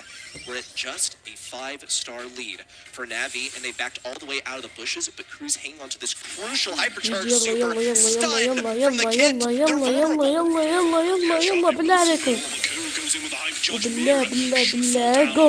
ايوه 6 stars over his head at the end of the game, and Navi, although they had some pressure on them here and there, managed to hold it and take set 1. I think Frenzy Gaming sort of lost their bearings there towards the end. We saw Frank walk all the way back to mid while his RT went completely aggro in the last few seconds. I think there was an opportunity for teamwork there for Frenzy Gaming, but I think they sort of saw the future before it actually happened, okay? They knew that this was a chalked game, and we just saw how well prepared Navi were for this aggro push from Frenzy Gaming, and it comes from the strength of being in numbers. I'm also quite impressed by what Shade was able to accomplish there.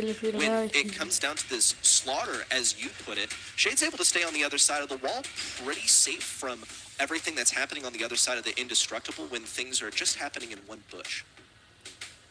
If we had to identify what we could think from our perspective, limited as it may be, of how Navi is able to pull this off, is it maybe due to communication? Is it, a relatively new roster?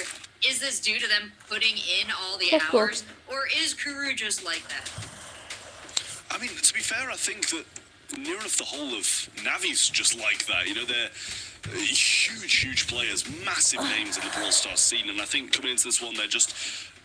as the people are putting the best mechanical wizards, they're like East Asia in general are just so good at the game. Their drafts is where it does lack, and I think it's fair to say we can see that, and that is East Asia's weakness. But when they're only playing against East Asia, that doesn't really matter. It all comes down to mechanics. And I will say, Frenzy Gaming from game 2 to game 3, they tried the same thing and expected a different result, running through that mid.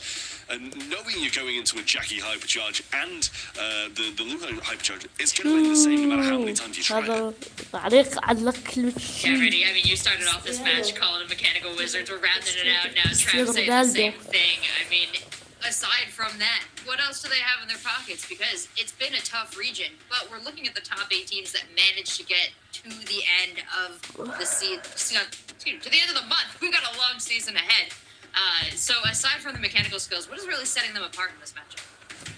Navi, I think they also just had a good draft into this.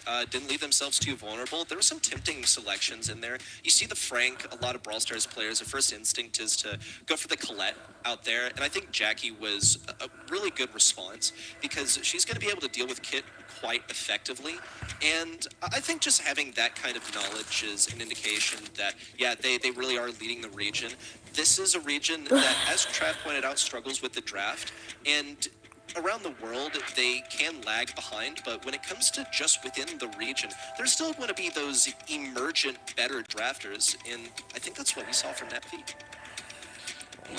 Into the draft once more, and the bands are in. We know what Navi are trying to get up. They want to take out these kind of brawls that can turn the tides in a second and not really take too much skill to do so. The Chuck out the way, the Melody out the way, and the Berry along with it as well. Don't want to be seeing those heals in this portion of the map. Lou and Crow, along with Griff, out the way for Frenzy Gaming. They do have the first pick as well, which is the same as the last one. You can tell who's got the first pick looking at those bands, and Colette going to be picked up. It's a good pick. And we've made frequent mention of the Colette and Frank interaction. And while he's not like a primo pick on Safe Zone in particular, he's just good in a lot of places because he doesn't have counters that are super versatile. So a lot of times you'll see Colette played in like weird places. Here she feels right at home though. Safe Zone, she can get outranged by some range stuff, obviously from Navi. Some snipers could pick up Bell or something would be a pretty solid selection for them. And of course, there it is. But Frenzy Gaming with this Colette will, I think, be able to do quite well. It's just going to be pretty skill-based. Into the Eve, it's also not going to be very easy. You're having to punch through all these spawnables and eat up your shots. ربح البطل كيدي لما so nasty at the حب moment. The high charge just يساعد absolutely أو disgusting, and الأداة Colette not really going to have too فوق much to do الرعب against that when he's got like so many of those هذا things أطول just فيديو sprinting in a straight line. سويته بحياتي So we'll اللي see what هو Frenzy Gaming's response is to this. الوصول إلى There are a few. We'll see if they do pick them up. 20,000 Bell as well, to be able كأس to bounce off and out. كان مرهق Gonna go with the Juju. We saw it work in the previous one for Crazy Raccoon. Now Frenzy Gaming pick it up with the same hopes of being able to win this set. ستاش ريال مكعب روبك Juju وقت المغامرة مع can براول ستارز براول stand at ستارز mid and lob those shots over. Could also occupy things on the right side. You're able to take down a bunch of those النظام الأحمر في spawnables. سبونج Maybe بوب the spawner itself from Eve, keep in mind she has a أشرطة hypercharge, الملعونة so it's quite important to be able to take down any تفوز sort of كل ما turret. فيه I like that Navi also ترانسفورمرز with this bell. It felt a little forced for them as well. Quite لحظة solid selection here اختار overall, أجله but don't want to allow ذهب something like a Bell 8-bit for Frenzy Gaming. Now Frenzy Gaming are still going to go with the Angelo, which wins this matchup into Bell. Into Eve, also outrange, won't be able to deal so well with those hatchlings. But overall, Angelo, just great sniper, really good at getting kills. حطت And إيف while عشان that's not the objective بس of the تعبوا mode, you سوبر need to إيف get damage on هيك the enemy safe. I think that Frenzy Gaming have diversified their damage, at least with just the Colette. And ميكو sniping enemies is a good way to get rid of them. But into the Miko, I mean, this is the ultimate counter pick. If you see this as a last selection, you know you've made a critical error. I mean, the Miko is just baffling to me. I mean, yeah, it might be good against some brawlers, but it's just such a surprise to see it be brought in competitive play. It just, I feel like I haven't seen it in so long, if ever, in competitive. It's definitely been a long time, but I'm intrigued to see if Navi can make this one work and see if they'll take it to 2-0, or if Frenzy Gaming will manage to equal out the score just as ستبدأ effort المباراة did in the last one. الآن So let's elaborate for the folks at home what Miko can do here. First of all, there's not really much that Juju can do into him unless she gets her spawnable active. But he's also able to do extra damage to the enemy safe by equipping a different start. Just means he doesn't have ammo steal anymore. He's not even really concerned with Tori Desu at all. Just immediately going for the damage on the safe. And all alone, he's brought it down to 25%. So 75% total. فت معناتها قد Just beeline فت towards the safe, but Toridesu managed to get a bit of a slow one in there and stopping his tracks, and Grigri is available as well. Ryohei jumps over a shot there, but gets slowed by the second. A defensive Grigri was going to be placed there, and does add some more damage to the safe with a couple more shots. Mira moving forwards, straight over the nest egg though, but جماعة في وقت كاب روبيك وصلوا بشركة واي جي burning shots onto the safe. Ryohei comes forward once again, gets a couple of shots on, but لا does get تكون the في kill, وقت but no كي damage تحل this time. اسمه Also, لك good defense here بكعب from الروبيك Juju, trying to leverage the water to stay on a place that Miko can't jump to. But you have a 2-tile-wide piece of water here on the left side, so بس he's يضوع going to be able to الناس get AoE on you anyway. It's شكله still juking out كأنه a little bit, though. من You برا see أسطوري repeated damage onto the monkey on the left side. On the right side, you see Dan Shari trying just to get that super, get the hypercharge cycled out. It's going to be the win condition for Frenzy Gaming here. They're going to have to support Dan Shari because Dan Shari's the real damage here, unless Tori Desu manages to get on the safe alone, which is just not happening when you have Miko constantly jumping on your lane. I mean, Ryohei is doing بس هو absolutely وقت nothing and كعب روبك absolutely الجاي everything at the same حط time, على and it's quite جيبته baffling to see. Gonna have the super available now as well. Did accidentally jump there, I believe, instead of pressing the super, but Mira gonna go forwards. Not gonna get so much damage on the safe no matter what, so chooses to pivot and go towards the Charpy to try free up some space for the other brawlers on his team, but with a Miko on safe, 24% damage left, and I don't think anybody else on Navi's even looked at the safe, never mind shot at it. The Charpy hypercharges himself just to get that extra speed. Mira might be his next target, it is, and forward goes Ryohei. Ryohei, and along with a Sharpie, might be able to finish off this safe before the time hits zero. 4.3k damage every single hit. Only a couple more ammo would be enough to do it. But this is almost an insurmountable lead. Gotta see a Colette hypercharge in here at least to make things possible. With Colette rejoining the fray, no super, no hypercharge, only defense against the Miko, it's chalked. That's gonna be Navi. In spite of Frenzy Gaming finally descending upon their safe in the final moments, taking this one, Miko leading the charge the entire way. I mean, just didn't care, did he? Miko just kept on going forwards and just constantly just jumping once, jumping twice, ending up on the safe. And that's the name of the game for him in this. It's all he needs to do, and it's all he is doing. So doing his part for the team. Kuro and Achapi just have to sit tight, try not to feed Colette too much, not let Angelo and Colette get this positioning on the map, and all of Navi doing their exact job. Desu with a much more successful first defense. Keep in mind, last game, it was 25% damage for Navi right off that first push with Miko. But Desu is trying to hold it down now. Mira also, and Dan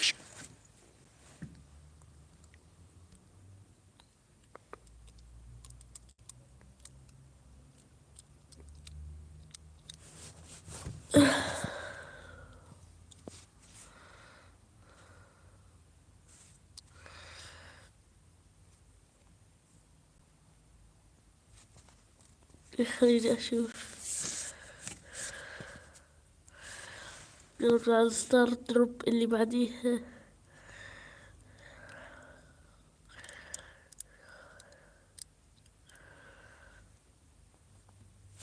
خذها دور المجموعات كذا حبة كأس العالم. On the safe, Mira going to use the super as well, place that down and get some extra damage with the burn down. 500 per tick. Torres now uses the catch to get a shield. The Sharpie should be able to clean that up, throw a super down once healed up. And a bit of damage now coming through as we start to see Miko getting towards the safe finally in this game. Just really frustrating to face this brawler and also have a Choppy getting up in your face at the same time. Shari is forced to move away from the safe and misses yet another super. Just not really his day here on the Colette. It's a missed opportunity to cycle Hypercharge as well, which he's got to be getting close to now. But note that he's already run out of gadgets. That's all of his utility gone. He's just going to have to earn it the hard way into two matchups that he's just not really good into. Hypercharge out from a choppy kill onto Mira. Dan Shari still defending against Ryohei, but here come all of those Hypercharge pets. Now descending upon Desu, who's able to fire through them, but into Dan Shari, into Angelo, Mira over here. That's a death sentence. Now Miko descending upon the safe once again, and it's not looking good for Frenzy. Yeah, surely this is going to be game. We saw Mark Danshari there as well, and Chape just finishes that off. Gets Mira too. Is going to go down, but Kuru picks up the Juju in the middle of the map. Danshiru might have the hypercharge, but it's not going to match up to anything. And especially with 10 seconds left, that Ryohei's going to be able to do that. That's the safe gone, and that is Navi up 2-0. Tough one for Dan Shari. Tough game, really. Had a couple of supers, didn't manage to make anything out of them, and then the final moment, he finally had the hypercharge super and was like, it's my destiny. Even if we're losing the game, I will touch a safe. Oh, and then they go to safe. I didn't even get to touch a safe even one time during that game. I honestly think, though, that this was a much better showing from Frenzy Gaming. We saw them defend so much better. The Miko didn't touch the safe for a good while. And then they finally got their chance at offense and sort of decided to throw away all the control. They ran in, got as much damage as they could, died, and forfeited the mid-control, and they weren't able to win it back. That's a great point to bring up, Freddie, and I think something worth really diving into here as we're getting into this potentially, final game here that Navi could run away with it. Frenzy has this ever-closing window to make their mark, to hold on, and to potentially stick around in this bracket. You saw and you pointed out some great stuff that they were able to do to kind of bring it to their favor, but what would you say they really have to maximize on going into this next map that could get them a win here? I think they just got to keep control, right? I mean, we saw them get control, and then they sort of threw it away all for offense, Trav. Yeah, I mean, it's really, really difficult for Frenzy Gaming to do anything in that game. I'm not sure you can really blame them. They didn't have that last pick and Miko was selected. And as I said, he does absolutely nothing, but so much at the same time. Because Heist, it doesn't matter if you've got control all game. If you don't have the damage on the safe, then you're going to be losing. And that's exactly what Frenzy Gaming had there. So much control, but nothing to really deal the damage. And especially with all the spawnables coming in there from Frenzy, it was really tough. But as Reddy did mention, really good showings in first and second sets. They seem to look a bit better, but just can't really match up to the drafts that Navi are bringing in. It's going to have to be a little bit of a different one, I think, in this third. Otherwise, they're going to be going home quite swiftly in this month. Yeah, with so much weight on the drafts and with so much effort, such a big organization behind Navi, some insights into how they might be putting these drafts together, what they might be cooking behind the scenes, in their practice time. Trav, any insights? I mean, I don't really know what they've been practicing with, to be honest with you. Like, it's such a tough job for a team like Frenzy Gaming to be able to beat Navi no matter what, even if you've had all the practice in the world.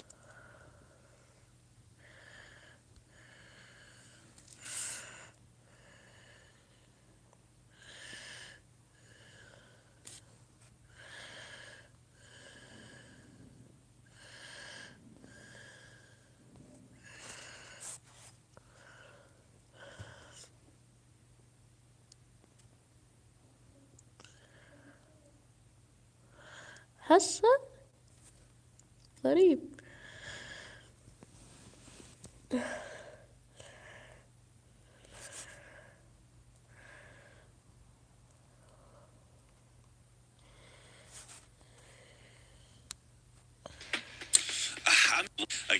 And that should be a familiar name for you if you're involved in the Brawl esports scene, because he's actually is North American, but that's a tough job for Ace, right? Because he has to balance those selections with also the way that this region plays the game. A lot more emphasis on team fights, and also just individual brawlers that players are really good at. It can be tough to adapt to.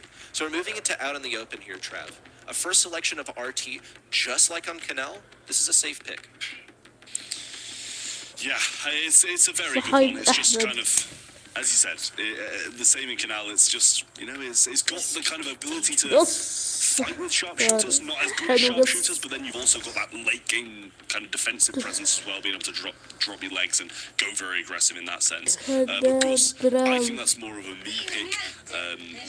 So versatile at the moment. Got every bit of kit that he's ever going to need, and a Pearl along with it as well. Same as RT, kind of okay in those mid-range sharpshooter interactions, but very good at close range and in the late. Daryl, wild one in my opinion.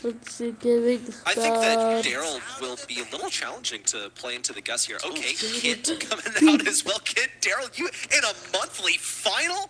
Ugh. This is the stuff you see on TikTok. I mean, it works, but this is the, not to throw shade at Frenzy Game, but this is kind of the brain-dead knockout comp here. And I just have to wonder if Navi thought that their opponents were above this, or whether they just have something better to do. Because Navi, with this Pearl, great late-game pick, and also with the gadget, you're able to one-shot quite a few brawlers. Not going to be really getting out like the RT or the Daryl, but, I mean, Kit is fair game 8-bit. From Navi also, so this is going to get you expanded damage. I'm thinking about how this is going to interact with the Gus, and also how that health is going to help them defend against Daryl. Really, once the Kit Daryl combines, they're going to need as much damage as possible. They'll have a little bit of CC, because Gus will probably be getting his super, and will be able to knock back the Daryl. Yeah, I mean, the Daryl, I have to question it. It's going to be kind of out of play for the first 30 seconds of the game, but, we see it in other knockout maps. It's a bit easier to do in, something like Flaring Phoenix or something wild like that, when you can just sit at the back of the map, or on even something like Gold Arm Gulch, where you can stay in the grass, stay out of the way. They're going to have to kind of grow aggressive in this one, and maybe try and build it up for the later rounds. Kit gets the super, and they are going very aggressive. Now they don't really have an answer for it at the moment, and Kuru falling low as well with the connection from the RT. It's going to be very tough for them to survive this, and this is going to be a frenzy first round. Yeah, this is not looking good for Navi so far. Hopefully they can at least get some utility, because Ryohi is still able to earn a super, doesn't make much of a difference, but earn the hypercharge. Okay, now we're talking basically a free max speed. You just press a button, you get some additional damage, maybe some shield. Just trying also to avoid feeding any abilities to Frenzy Gaming, but gotta remember that Toridesu farms this up for free. Maybe he just doesn't want to feed that Daryl hypercharge, which is a real concern. He gets so much shield from that. Ryohi's willing to throw away hypercharge potential of his own in order to deny that ability alone. Well, it's usually that comp that starts slow with the Daryl and Kit, wait for your supers and then go. But this is completely opposite, and we might see the Daryl launch padding in here when Toridesu and Mira explain that there's going to be a bit of a step out of line. Here he comes now, and they jump onto him, and this should surely be it. Rolling on in, taking out absolutely everyone. Kuru, the only one to survive, and with 500 HP, I don't see it lasting long. Cardboard box, and there he goes. Frenzy Gaming starting this one off very, very strong. I will drag you down to my level.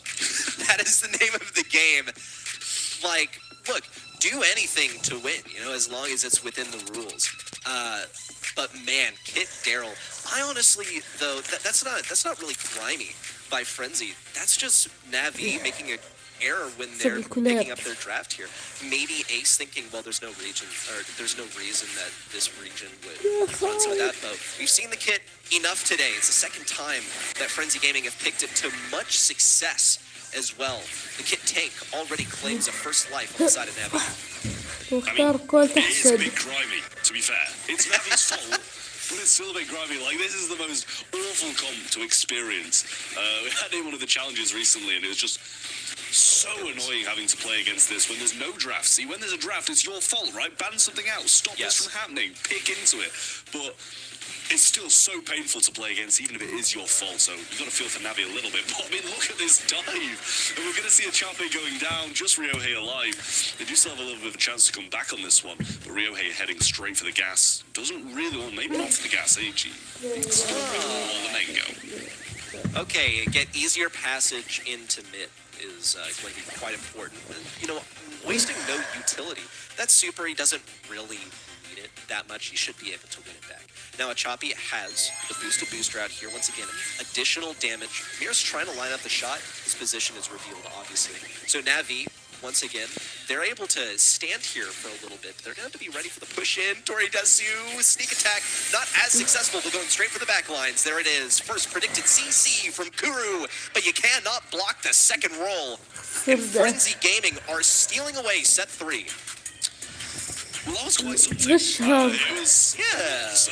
was a lot. Frenzy just absolutely decimating them, walking over them. You know, you expect, as I said, these first rounds in both of the games to go the way of Navi.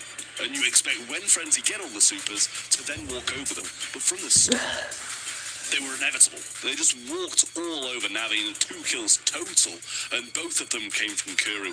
Toridesu got 3 on his own, him and Dan Shari equally on 3, and that's more than the entire Navi team got combined. Kit getting the most damage here also is just quite a lot, Seltzer, considering that he's usually a brawler that is not known for his DPS. An impressive thing to point out there, too, because I had my eyes fixated on the pure aggro. This was a game mode where Frenzy didn't have to split focus, you know, between a safe and between damage. They could just go all out in knockout, and it was a switch flip as far as everything appeared. So tell me a little bit about how you think this could have been, you know, a real showing for the particular game modes that we think Frenzy might be strongest in. Yep, sick. Yeah, I mean, for me, it's obviously just the aggression that they benefit off.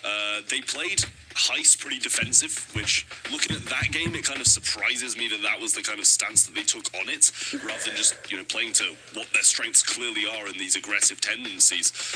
But Frenzy, they still got a lot of work to do. They're 2 sets behind, and they're going into a control-based game mode. Yes, you can be aggressive on it, but you have to be very controlled on Duel and Beatles. Can't really overstep, because if you overstep once and get wiped off the map, you're gonna find it really, really hard to break back through past these walls and get back into the action without just being pinned in spawn the entire game. Okay, let's talk Dueling Beatles now.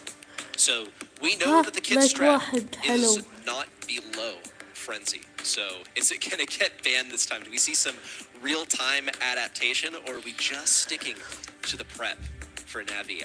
Honestly, as far as the matchups go, I feel like Navi can afford to play this one a little bit more by ear than they would the subsequent matchups, provided they make it there.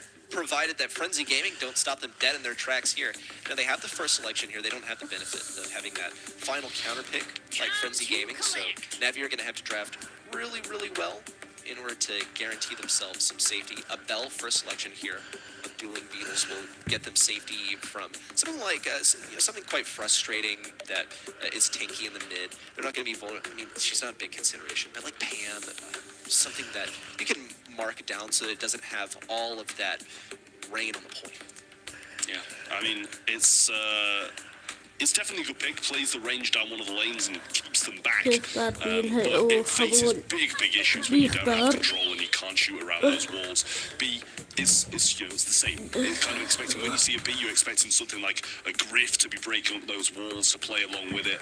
And then the B starts to thrive as you can't really be locked in your spawn when you break half of the walls in your spawn. So I like that pick from both sides if they're going to be able to play the long range game, but you've kind of got to have the wall break along with it to be able to do that. Honestly, not much of a B lover anymore. Used to love this brawler, but she's gotten 11 nerfs. The game's just changed. I don't know what she would really be good into here. Usually, it's a response to something like a Poco because she can completely shut him out. There's nothing it can do into her, but he's banned. Not even a consideration for Navi. I'm curious as to what options this really leaves open for Frenzy. One more thing on the B, I just think it dies to dumb stuff. I mean, has really low health and isn't able to defend itself so much in close range. Same for Belle, but she has more health than B, and she's able to unload more ammo at the same time. So Navi, to pair up with this Belle, they had the 5-6 selections. Decide to go for the kit. Okay, the tides have shifted. The kit is, it's been here so much, and I did not expect to see this. Maybe I just put first with the APAC draft, but the kit comes in so much. Pair that with a Buster, and you're going to be having a pretty good time usually. The B can deal with the Buster quite quickly, though, especially with a little bit of wall break here and there, and I'm expecting definitely something like a Griff now, surely, that's going to be able to break some of these walls and just shred through the kit and the Buster. But... yeah, they're going to go with a Frank tank it down, and you can break the walls with that, and also against the Buster, you're going to be having a pretty good time. Kit, more of the same. I like that pick from Frenzy Gaming, and I think the draft that they have, although, B doesn't really have, the most thrilling matchups at the start of the draft. Now they've kind of got the Buster and the Kit, both short-range brawlers, Frank along with it as well. I think Frenzy are looking all right. Forgive me, this is why I'm a coach. This is why I'm a caster instead of a coach, because something like Frank B, this is from the meta of yesteryear, where B was just such a good brawler, but things haven't changed too much in that these brawlers are still a really good pairing for one another. Frank, brawler that can be quite weak to B, since she's able to keep it back quite a lot, and break open the walls for the B. You're also able to survive the low DPS from Buster. Kit being on him just keeps him alive for longer. Maybe he reloads a little bit more. Tori Desu is going to smack himself to death, I guess. And that was a little unexpected. Didn't mind unloading a couple shots into the Buster shield. Yeah, it was definitely not what I was expecting, to be fair, but in the end it seems to have played out pretty well for Frenzy Gaming, and Dan Shara is just going to use his super skit straight back into the mix, and a Charpy can't avoid Tori Desu at all. Just can't even fight back the slightest, and Rio Hayes going to be ran down by Torideso again, but now the jump comes through from the Kit, and they get into range and start to bounce those shots back and get back into control of this mid portion of the map. But the good lead has already been built by Frenzy Gaming, and Frank Hypercharge is surely going to put them back in the mid. Okay, some wall break as well. Here comes the shield in from Ryohi. Dan Shari now going for the assassin strat. Only 37 health left to his name. Is he still alive on the back lines? Tapped just a little bit by Ryohi and finished off by a Choppy, which also staggers him so that Na'Vi can fight this 3v2. Down goes Toridesu. Mira at long range, trying to stay away from a Choppy, still vulnerable to Kuru. He's tapping him like crazy. A Charpy and Ryohei's job is literally just stay out the way of it whilst Kuru tries to pick him off. And that's exactly what happened there. They evaded enough shots for the help to come in and really show the worth. And 80% now. Navi did not start well, but it seems they're going to end extremely well, as they should be heading to match point. Dan Shari going to come in with the hypercharge, though absolutely wiping so much out of the way. But Mira's going to go down, and Switch Charpy jumping in, and 100% hits as Navi go to match point. I will confess, though, Frenzy Gaming made a believer out of me in the first, 36% of their control of the point. Just really nothing that Navi could do for a good minute. it seemed, and then they all started to bring it back. Once they got control of it, it was much easier for them to hang on. Just have to wonder if that's going to repeat itself. You know, is this just how the comp plays out, or was Navi sort of downloading the opposing strat and making computations on how exactly they're going to respond? I'll tell you this much, though. Tori Desu is being much more cautious about pushing in a Ryohi who's already ready. With the pull back, can't get it onto Dan Shari. Kuru's still finishing things off on the left side, as he's been completely ignored. Kid and Buster are stealing the show. Yeah, the Rattled Hive just did so much work, though, but eventually the beat did go down, and now Kit going to jump onto the top of Ryohei and start to make these moves forward. But Dan Shari over the left-hand side made big bouncing moves into the back lines of Navi. But these two Navi players still holding on strong and powering through. Dan Shari's going to go down, and 3 members of Navi will stand against just the Frank here. As Frenzy Gaming all respawning. Need to somehow get the super out of Ryohi. Tori Desu throws down his first, and it's a response from the Buster. Takedown on a Tori Desu, and more balls of yarn. I guess treasure chests coming out from the Thief Kit as well. See a takedown on Mira, and it's a lockout by Navi. Frenzy Gaming are having such a tough time pushing in. Yeah, Dan Shari is waiting for his moment. Hypercharge now goes in. He'll go for Kuru. Nice move made by him. Toridesu goes for it, but misses the timing on the gadget and gets pulled back by Ryohei. And now Mira getting just walked down as he can't do enough damage. Dan Shari, more of the same. He's going to die as well. And Navi should be walking away with this one. Hypercharge the super onto Toridesu, and he's going to be wiped off this planet. And that's going to be Navi heading to the semi-finals to face off against Crazy Raccoon. Solid drafts. And the mechanics all around. There is a reason that these guys are regarded as front runners in the region. Now, they did concede a single set there, but okay, it was into the Kit Buster. But at the same time, like, Kit Buster, or excuse me, into the Kit Daryl. Kind of a low blow, but no one is really too good for it, as we saw the Kit Buster emerge. And it was a good answer. Kit Buster, dropping that one match there to Frenzy Gaming, but Navi coming out strong in the end and putting up some good numbers there. Just to remind people as they move on to that semifinal that they should still be feared. They should still be scared going up against this team. Yeah, I mean, they put in a massive performance there as well. Navi looked extremely convincing towards the end. They started strong, they ended strong, but obviously there was that mid portion of the map where we started to doubt them a little bit. The exact same as Crazy Raccoon, so I think the semi-final is definitely going to be a very good show. Now we're going to have to lodge a new prediction when we come to the semifinals match here, and it's going to be a tough one just based on the Crazy Raccoon matches and the Navi matches that we've seen today. But I do know they're going to be good, and these two teams, based on stats, it's going to be hard to think about who will come out ahead here. But with any last thoughts that we have here for Frenzy Gaming, for this matchup between Navi and Frenzy, anything you'd like to say, Ready Set? Good effort from Frenzy Gaming, and you got a set off of them. It's more than we could ask for many of the people that face Navi in the monthly qualifiers. So give yourself a pat on the back. You did well. Can't wait to see you in a following month. And Trav, now looking at the bracket, we had a couple notes on what to expect for what's ahead. But Crazy Raccoon, Navi, any thoughts on this matchup? I mean, it's going to be so close. Both of the teams have won 3-1 now against similar leveled opponents. They've both shown incredible strength. They've both shown some big weaknesses as well. So I'm really intrigued to see who's going to come out on top of this one. I think it's going to be a very, very close semi-finals. Lots to look forward to today. We haven't even gotten into the bottom half of the bracket. We do have some highlights from our last matchup to leave you with, but don't forget when we come back, so much more Brawl.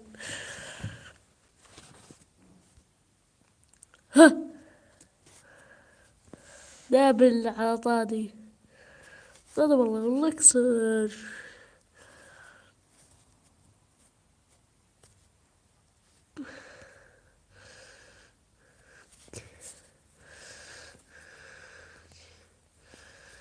اوكي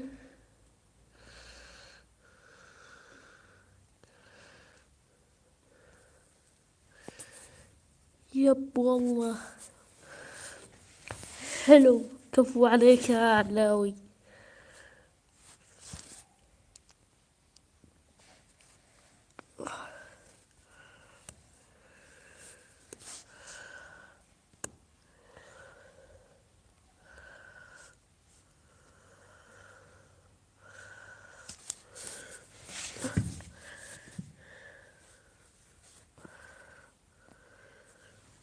our last matchup to leave you with, but don't forget when we come back, so much more. 一番使ってるのっていうのもあるし、天才マックスって世の中ではちょっとね言われてるんで、その天才マックスをちょっと覆してクルマックスに変えたいかなって思うのでマックスを選びました。はい。ボニーですかね。はい。理由はそうですね。ボニーのタコボニーっていうスキンがあるんですけど、そのスキンが結構好きなんですよ。なんでちょっとボニーですかね。その中だったらはい。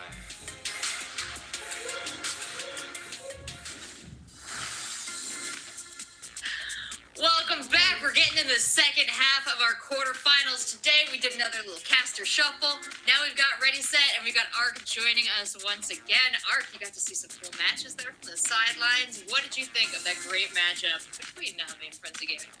I did indeed, I did enjoy it, but oh my god, we're going to see the end of Kit today. What is going on? I mean, like, East Asia's definitely notoriously had a bit of an issue with drafting, right? So it does feel like sometimes they're not really sure what to do in that regard, like what to do against it.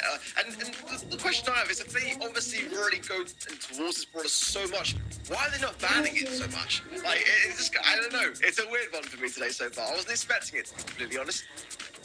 Oh, I love when unexpected stuff hits you guys, especially when our players are playing their best. And might we see that out of our next two teams? We got Reject and we've got Niwa coming up. Reject has got a tall hill to climb here, but they are not without their resources. What can you tell me about this team, Ark? Well, for me, Rejects coming back into the mix is a really nice thing. We saw you all kind of like, move away slightly last year. At the very beginning, of course, back then, it was Chappie, Levi, and Menmi. And Levi going to the State Division, Chappie, of course, going to Navi. Coming into the mix, Shu and Melty from a rival esports, of course, and then Batterman as well. Sorry, Who's been a bit more mysterious over the years for me in terms of his kind of like reputation and what he's been getting up to. But certainly in terms of the qualifiers, they did have a good result versus rival esports there as well. And this is the thing for me, when it comes down to it, this was the team which did beat Reject, and at that time we did as well see that that was Mameshi was as well on. Mameshi's actually been subbed into Niwa. So Reject are going to be playing up against the team which they obviously did very, very well in regards to the qualifying stages. And I think that Reject for me as well, they're just looking great. They've got a fantastic roster. Shu and Melzy's got one final win under their belts each. So I think that's already a very good start. And I think we have, from that hype moment when they qualified, a little reaction from Juan Carlos. Let's check it out.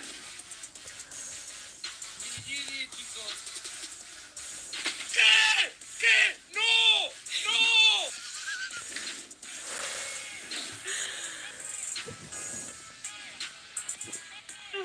I see you smiling already. Well, I mean, my reaction was about the same because I see him post this on Twitter. Also, I know he's doing a watch party right now at the same time. So he's just watched a clip of himself on his own stream. But aside from that, yes, literally this dude could have just dashed away and saved the entire game.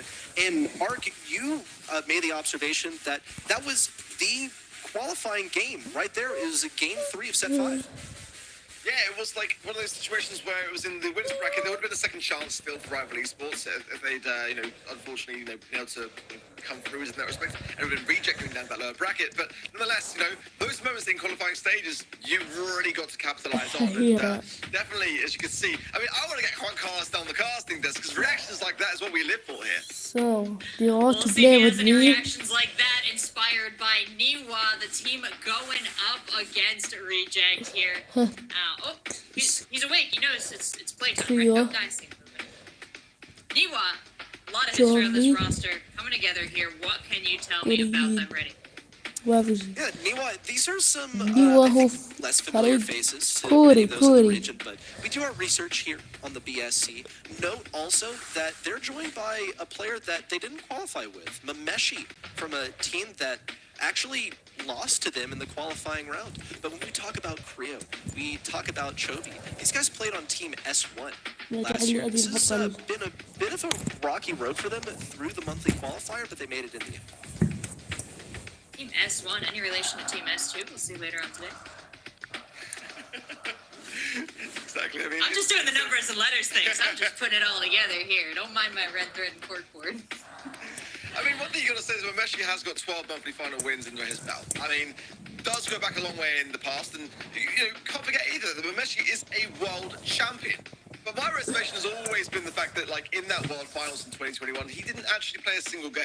Yes, he lifted the trophy, but he didn't play any of the games that actually mattered on the day. So I've always had a bit of a reservation on Mebashir, and, like, in terms of, like, where he's currently at and his progression. A lot of those monthly final wins did come very much more into the sort of 2022 era. It hasn't been something of a blessing for him in recent times. Oh, that's a great call out there, Arg, and a good piece of information. We've got our map pool ready now, taking a look at what these teams are going to be playing on, understanding these little bits of history here, coming down to even the maps that they have had experience on, the game modes. They, everyone's quite used to these. Everyone's played the mix, but it's a different thing to play them on stage, different thing to play them in competition. Any history across these maps, across these teams that you can call? I mean, they've played all these maps in the past, right? This has been the competitive map pool for, quite a long time. These are some familiar ones. In terms of specific maps, not quite, but what we can draw, at least observations-wise, from where we're going to start off, keep in mind the first map, very important momentum-wise, is that we're going to get a good taste of the drafting capabilities of both of these teams on the big stage, because Sneaky Fields being a brawl ball map is super, super draft-dependent, and it starts to reach into things that this region usually isn't as comfortable running, which is the all-out aggro, the tanks that really prevail. Let's pull up our predictions, too, to remind the folks at home how we thought this was going to go. Yeah, we're looking for Reject here to win this. Yeah, that's on you, Reddy. How do you feel? You're kind of right in the spot in the middle with that one. Can you hold all those Reject? Is that fine? Well, they pulled them up in front of my face. They're taking up my box. But I really think, yes, we are all in agreement here that Reject is going to take this one. I'll allude to this sort of paradigm of we have a top 4 teams in East Asia right now. Reject is one of them. And while they are mostly staffed by players that didn't really take that much last year. Keep in mind that this was Rival Esports EA. They didn't, they did do quite a lot. Just it didn't make it as far in the World Finals. But Melty and Shu, now they've lost Milk Rio, right? Really their team lead. They brought in Batoman, who hasn't really achieved as much as the other two. But that asymmetry doesn't matter because for some reason it just clicks. Though I will say, not to throw Arc under the bus, but I led in thinking that Rival was going to take this. Then we got some news, Arc, and you sort of started shifting to think that it wasn't going to be Niwa to take this anymore. Rather, it was going to be Reject. This is the question mark that I had actually on this region, and I think it is fair to say, Niwa almost knocked down Crazy Raccoon into the lower bracket. And having seen now Crazy Raccoon play earlier today, I think it makes a lot of sense as to why that may have been. I don't see Crazy Raccoon as being nearly as forthcoming in the sort of run in this region now as I think we've seen in previous years. But, at the same time, the fact that when we were going through this qualifying stages, Niwa's roster wasn't the same as it is today, that they've actually taken on a player in, Mebashir, who they actually beat in qualifying stages. I kind of would argue that maybe this roster's got actually a little bit weaker than even in the qualifying stages. So that was my reservation there for sure. Did sort of look a bit more deeply into the situation, did side with Reject, as we are seeing as well on the side of event.brawlstars.com. 80%, just 20%. Niwa. ولا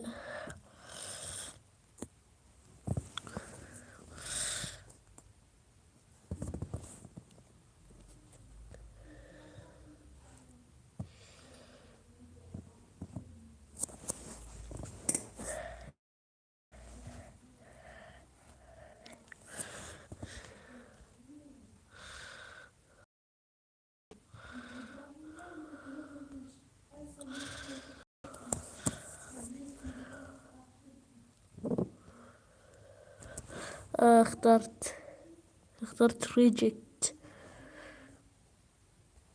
كما أقول خليني أكمل الصلاة.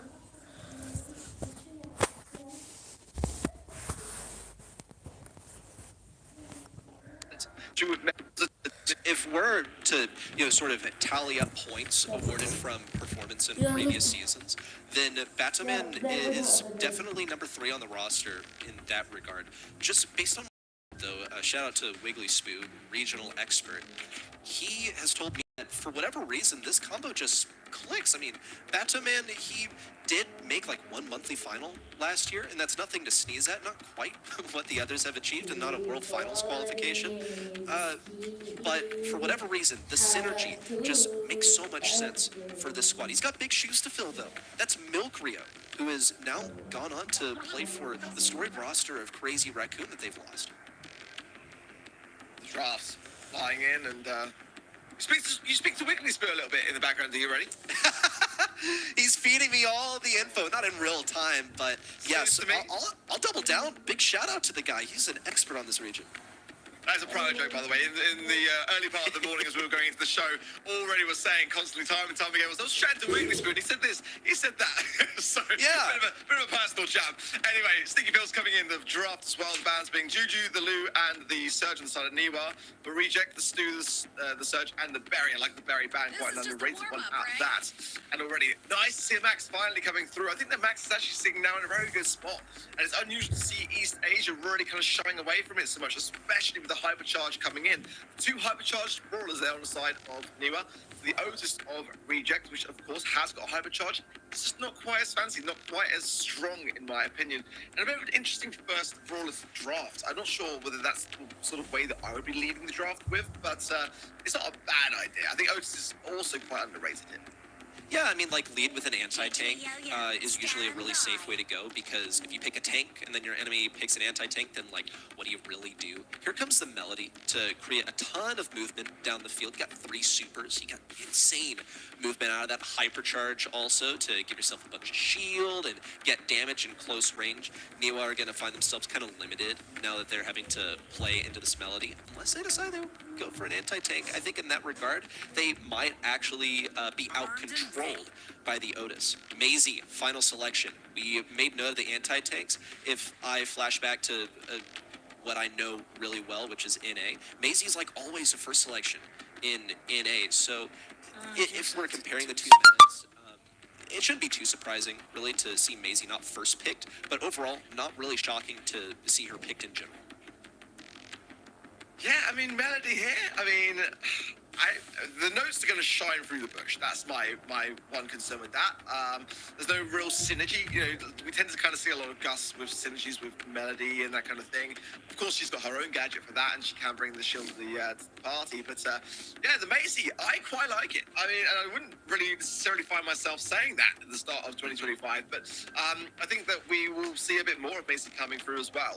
I think certainly this is her best mode, so I don't mind it for that reason. I think in the right hands, Maisie can be fantastic in Brawl, but let's see if it is going to work out well on the side then of Reject. It's going to be Shu on the left-hand side playing the Maisie and the Melody in the mid.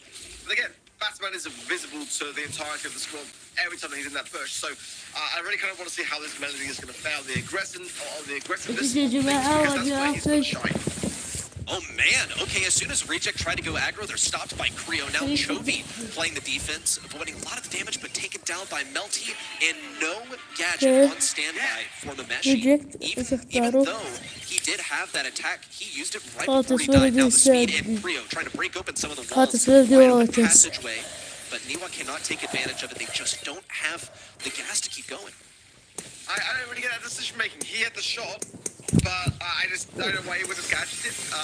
Maybe trying to save them for later in the game, but he's put one now, and that's a terrible time to do the same thing again, because the opposition are going to see it coming. If he can time it, though, he can still utilise it, but now aggressed by Batman, forced back.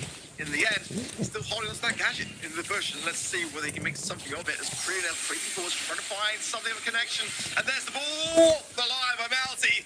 It's going to be a good defense there from Reject, pushing it forward. Well, they may be able to get a goal from this scenario. Oh, the last hurrah, an attempt and a snipe in the left side of the goal from Battleman. Nicely done.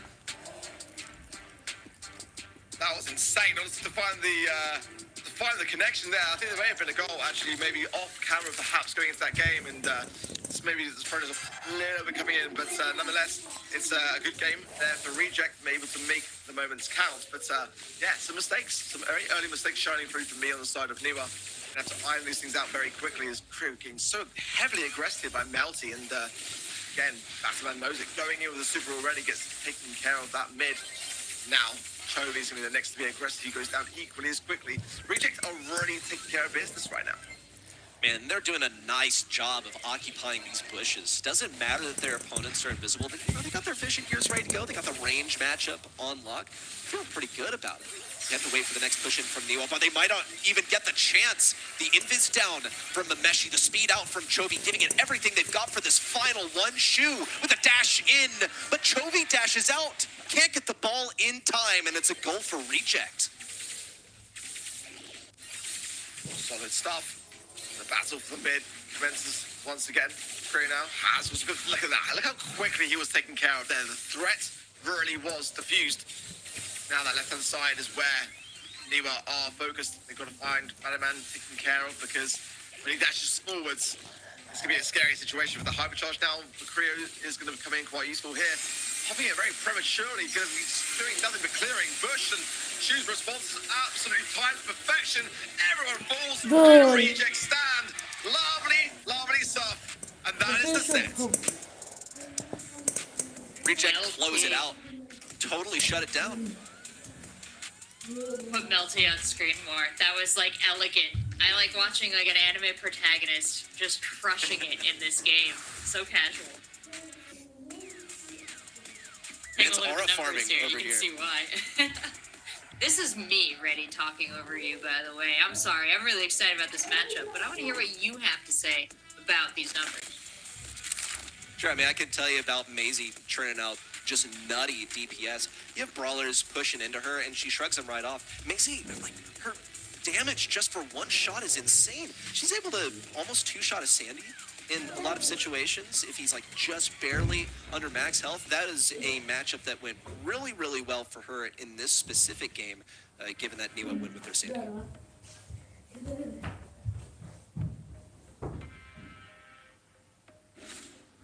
Well, already things are kicking off, but Reject looked very comfortable, gotta be honest. I mean, I didn't really kind of see too much of an opening for Niwa, and just big mistakes all round. I mean, like, they just didn't seem like they were very comfortable in their own skin.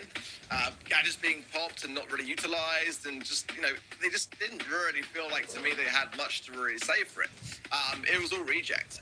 You know, when there was moments of potentially a push, diffused equally as quickly, and the aggressiveness that followed led to the goal time and time again. So I'm going to go out there and say it. I didn't see much from Niwa that makes me that comfortable that they're going to be able to bring things back.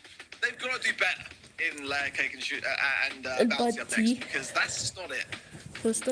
Would you say an intimidation factor here from Reject? Would you say, you know, Niwa still finding their feet? What have you seen from Niwa that'll show you whether or not they'll be able to kind of pull this together, or whether this is kind of typical of why they haven't made it further in these events, Art? I think for me, just the lack of experience certainly comes into the equation.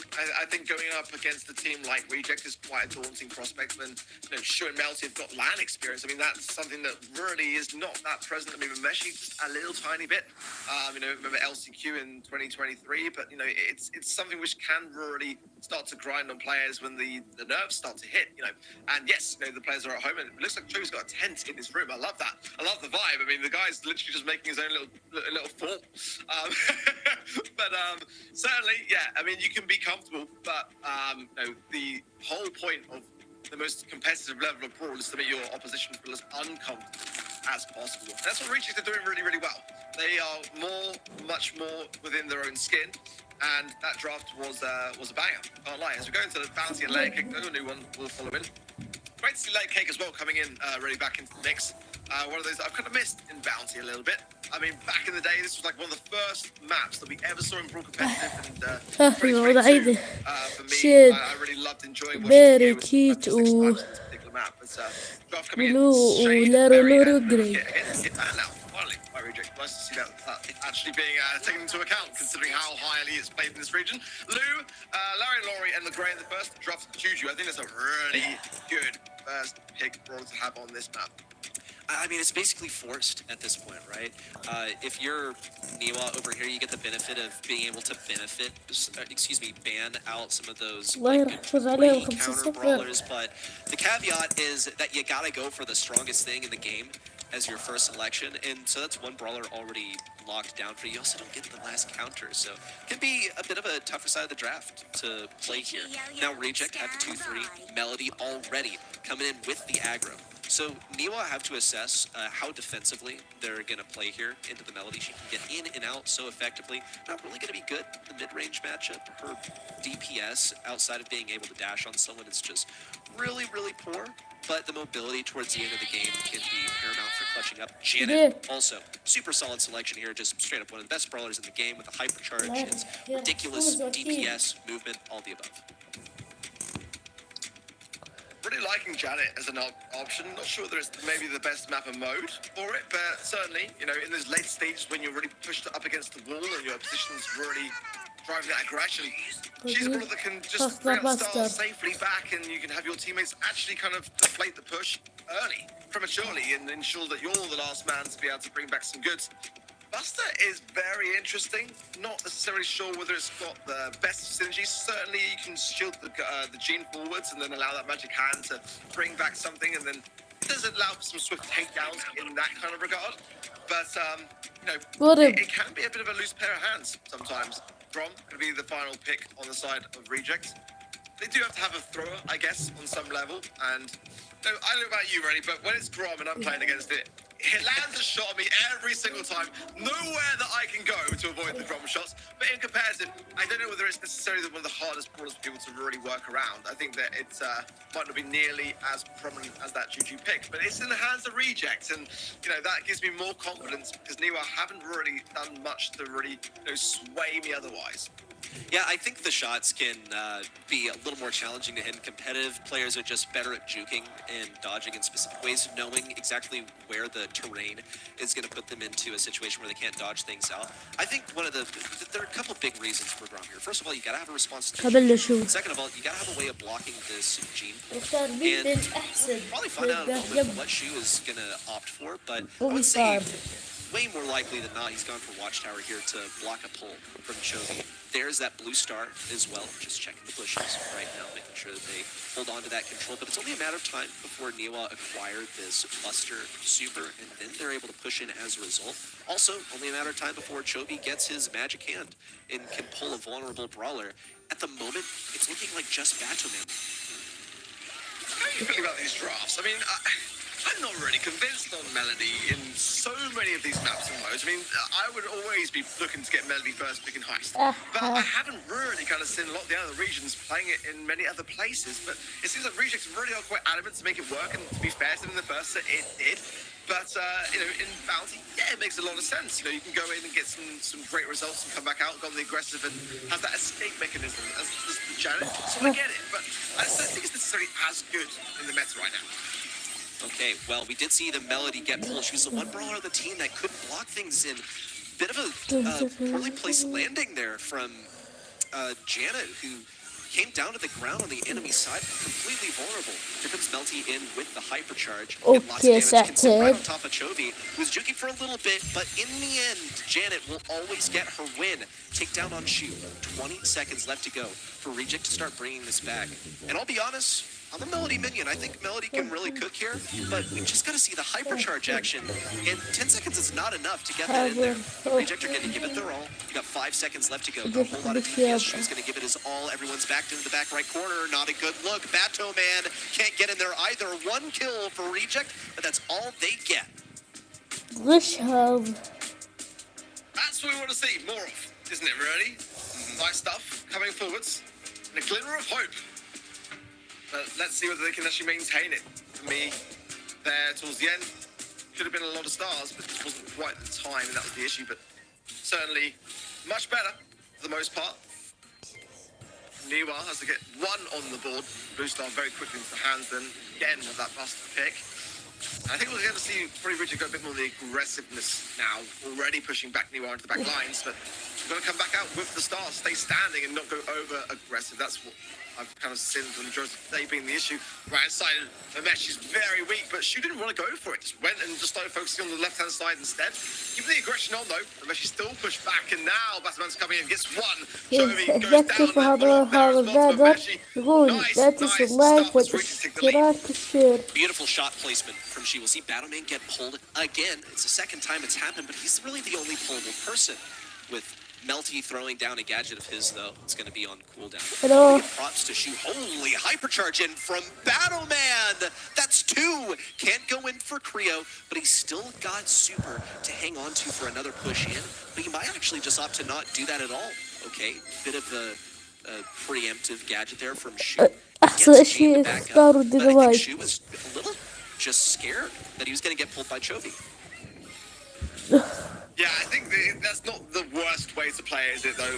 It's good to keep your distance. I like the Batman's reservations there as well. Didn't kind of go into the Buster too aggressively, just chose to come back, and he would have fallen and gone down. I mean, that gadget pop would have been too quick, and he would have gone down in one shot, really. So there are some good signs being displayed on the side of Reject that they're not getting overly aggressive. They've got the lead, they don't want to lose it, and one singular takedown. The blue star is with you, however, so Melty can fall in that regard, but let's see. Time's ticking, 15 seconds on the clock now, and the push coming in. That Buster Shields will be prevalent here, but Creo on the left-hand side as well, and it can't be long before it comes out. Not much time. Chovy's hanging on his hypercharge. Knows he can get Melty now, but he takes to the sky. There's one, and it's only onto the watchtower. 1 second to go. أيوة. Reject continue to cement This their is the win heck and take game things زوج. back. Imagine that you got a hypercharge for Eugene, and you got 2 players on the map. One's in the air, and the only thing you bring back is a watchtower. Are you serious? Like, hypercharge Gene is just like one of those things that we've only ever seen blunders with for the past year since it's been in the game, isn't it? I mean, the amount of bubbly finals that I can count on my hands where we've seen a team actually kind of like, fall as opposed to come back with some goods there. But I mean, we're all tied up. I want to see New York get this set. I want to see it all tied up into the next set and really give Bridges a run for their money. أشوف على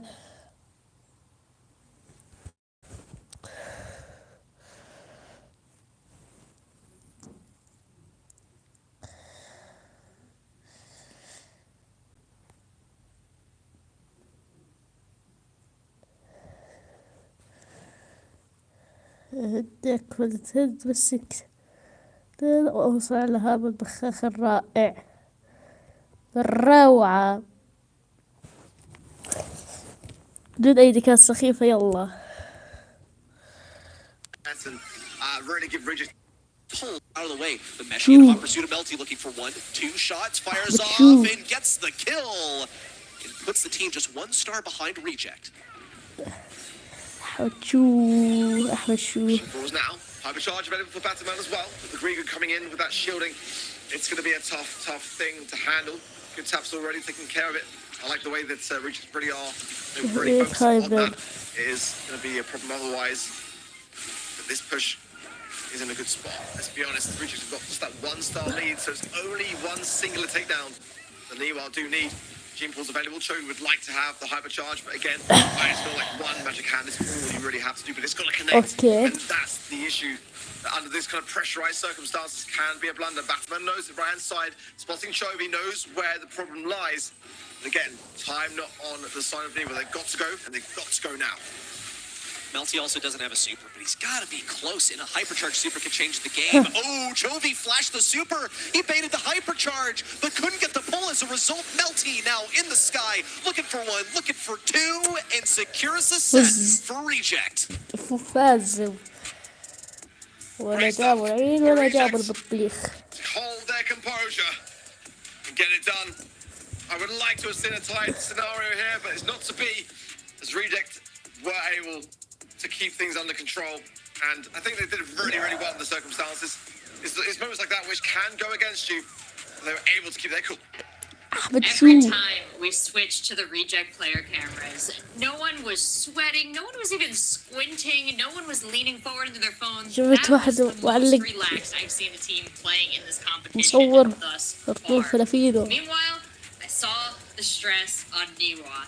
Tell me a little bit more about what you saw there, Ark, because you were diving into the drafts and feeling like they weren't quite measuring up for the level of competition that we're at right now.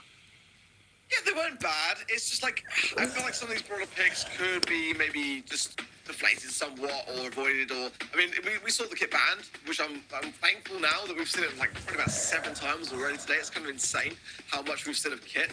And the Buster Gene, connection wasn't the worst of ideas, but it just wasn't really pulled off in the way that Niwa were looking to try to do. Like, you've got to land those final second Gene pulls, you've got to have that support, you've got to run away with the stars and not give your opposition the time, and Niwa just really couldn't implement it enough.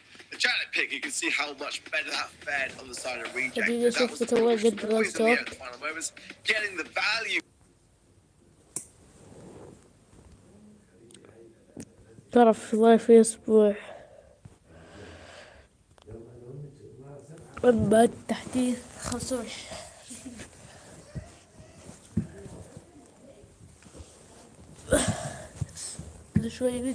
getting the value in those final moments and ultimately giving Reject that 2 lead that they now have in terms of sets. Yeah, Reddy, anything you'd like to see out of Niwa before we have to say goodbye to him if they can't pick it up in this next set? A set win, really, is what I'd like to see from him. It would, I think, at least humanize Navi, because they got ice in the veins. You got Melty over there, aura farming on Cam. I mean, he looks absolutely flawless. He's super nonchalant, even when they drop the game. Farming. Yes, that's what he's doing, man. Look at him. He's like not even breaking a sweat. Like, yeah, I didn't lose a game. That never happened. Not even like any motion, except for the, I don't know, the blank face of victory, a poker face over here. I'll give you that. It is a very nice jacket, by the way, as well. It is very, very sharp. I'm still fascinated by this tent, by the way, in the background. I mean, I'm starting to think that maybe I need to do a bit of redecorating and just make a fort. Let's just make whatever I want to have. Live the dream. Hot Potato is the highest up next, and the bands will be coming in relatively quickly as well. For me, I think you're going to have a sort of good Colette band in the mid here. I think the throwers here are quite prevalent as well. So do you want to go wall break or do you want to go against that? So the Edgar band there is quite an interesting one. One that would be very good into a lot of throwers. So that might be where Niwa are thinking, but Reject want to get rid of Berry immediately and Juju off that and the Melody. I love those bands. I think they are very, very solid. 2 throwers and the Melody, which you just cannot leave open on this mode. The Colette, the Edgar, and the Cordelia's band by Niwa. Again, the Cordelia's band we see a lot in the sense of having the shock be an issue. So, Carl first pick though. What do you think of that? I think that Carl is able to fulfill numerous functions here. He can deal with that thrower that's really frustrating to deal with on the lane that has a bunch of indestructibles. Can also get that heat ejector onto the safe for a bunch of damage. Who has a hypercharge now, he can hide and get a bunch of damage on the safe. It's never been easier for him to do that. هو اختار باز. I love hypercharge on this map. For God's sake. You're careless. I mean, you can see that East Asia are just taking notes from the World Finals. Like they're absolutely taking notes. We should play Kit in every map and every mode. Kit and Buzz, that's definitely a very sort of dangerous comp idea. I mean, like you're sitting ducks for a lot of shots. Carlos. To go on the aggressive, and I just don't know. I'm surprised that considering how much everyone loves the game, I'm not seeing it banned as much. If the win rates in this region are so prevalent, Kit, then I just expect to see it more on the ban side of things. But I like to see how this is going to work out for Reject. I like where you are going. Lou, though, don't know about that. I mean, yeah, I guess they're kind of looking to have that hypercharge, immediate stun connection. But I mean, it's been a long time since I've seen Lou in Heist, if I'm honest. Normally is a sort of very shock final pick against some big heavy tank counters that makes people go, wow, coming kind of thing. But Drago. I don't know, man. These drafts are kind of wild for me. So I'm going to try and make sense of this, okay? Please try. Yes, I see the Lou here, and I'm like, okay, anything that they're going to try and like Tanky is not going to be able to out from the Lou. Stop right your tracks. Let's go. Like Lou is basically counter, but then of course you have a Brawl that's good on Heist and is also just good in the Draco. I mean, you cannot get rid of all the Draco حيوانات here. الديناصور There's just a few modes that he's good on, and it's only when you get the draft just right. So how is Nita going to navigate here? Usually one of the main things that you would see used against her is something like a thrower. She's not able to deal with it. She is an anti-tank. She's naturally, like the archetypes in the game, generally anti-tanks, weak into throwers. But I think that she is going to struggle getting her super into the two other brawlers of the three that Niwa have chosen into that Carl. I think it's going to be challenging. Into the Lu, once again. Challenging. Can waste a lot of his shots, also, just by using that bear. So, we'll just see how it goes. Lane matchup coming out here. Melty just searching for the Draker. Wow. Well, Rose, you tried to convince me. You tried. I tried. You tried and you failed. Yeah, like... There's no way that if I'm foreseeing the graphic of this draft, you could tell me that this was going to be a hot potato draft.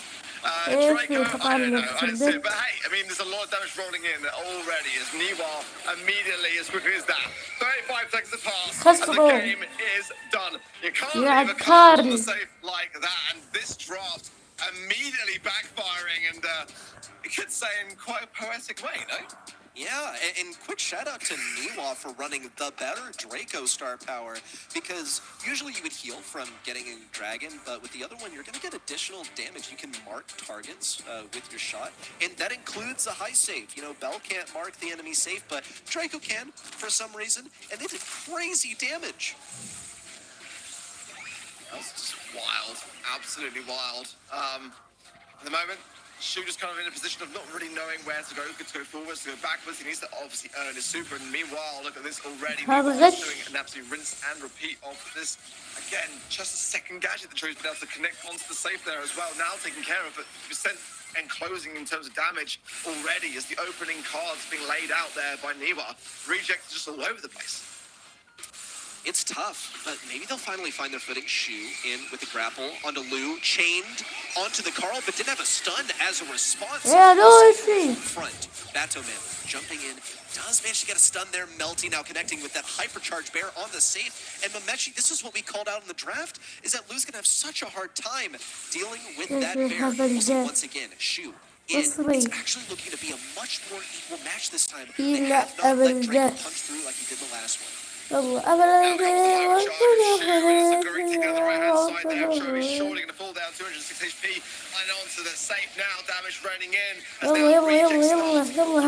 انتوا تسووها يلعن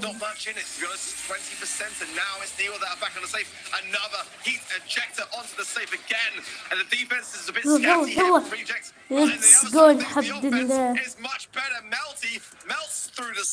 and gets the game. Excellently performed by Reject over here. They managed to completely extinguish those issues from last time. Yes, we still see the enemy punching through. We see Carl. I mean, you can't stop his pickaxe, man, unless you're a solid obstacle. He's still going to be getting the gadget on the safe. He's got great positioning. Korea over here was much less of an issue. Check this out, doubling up on the lane, running the gadget to try and stay alive, but doesn't really amount to too much. Chovy allowed to go alone on the enemy safe. Probably not going to be a mistake because he got 3v1. Creo just feeding this super over to Melty, and already look at the damage raining in, but from both teams, it should be noted, Reject safe is collapsing in on itself. The damage is extreme, and he will get it! Just in the nick of time, they get the set, they survive. I thought Rejects were going to put the nail in the coffin, then they were on match point. That would have been their ticket to the semi-finals, and it wasn't to be, as Niwa just cling on by the skin of their teeth. That was close, too close. And that might be the moment that Reject live to regret. You know, guys, I ask you sometimes when the map pool comes up, like, oh, could any of these maps really throw a team? And I know generally all these teams got so much experience on every game mode, on every map. But I have to say, if there's one thing I've noticed, it's that Heist really throws teams in for a mix-up here. Once again, we see Niwa coming out over Reject, the underdog, able to pick it up in this game mode that kind of challenges players to think a little bit differently here. But that's just my assessment. Ready? I want to know if you think this is accurate or you think that's shenanigans. I think it's a bit of funny business, a bit of shenanigans, hijinks, if you will, because I think that look, let's not dance around it. Reject are in the driver's seat for this match. They are the projected winners of this matchup, and I think the fact that they didn't run away with that set was really their fault. I think they stayed aggro on that safe. They let a Draco slip through. It's like they forgot how much damage he's able to do with that star power in game number 1 and thought, well, you know, we're going to be able to do it. They lose their Nita, and they stay committed to that safe, and then they're defended by the Lu, who was just one of the best defenders in the game, especially if he doesn't have to even try to hit his shots. He's just autoing it. يلا And I felt هسه both teams deserve to lose because of that drop. الكيك دوك اوت صح ربيع. We got a new map, a new game mode, and a new draft coming up. Let's see if it passes Ark's test this time. Gotta be honest, you know, I'm very strict when it comes to these things. I just say it how it is, you know, sometimes, and you know, I like to be that way. I don't take it back, but I wouldn't yeah, want it certainly- any other way. Yeah, you know, right? I just want to speak my mind. اوكي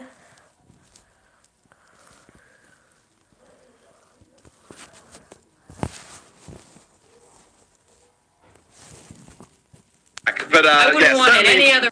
I'd like to see a bit of a great pick, actually. Not Alton Van there as the Juju fan.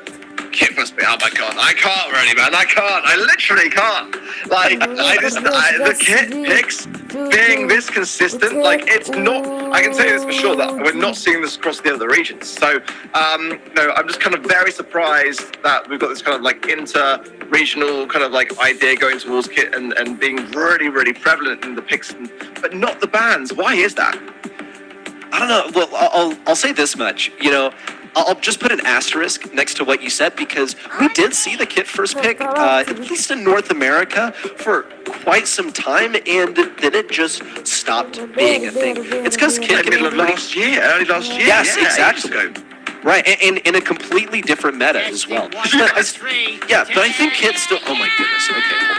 Okay, let's talk. Oh my goodness, and this draft is going at light speed. Okay, we're gonna have to speed run this one. So Kit over here can deal with many things. Can be paired up to go with something tanky. Can also act as an assassin, as a support in a region where there's so much emphasis on the team play.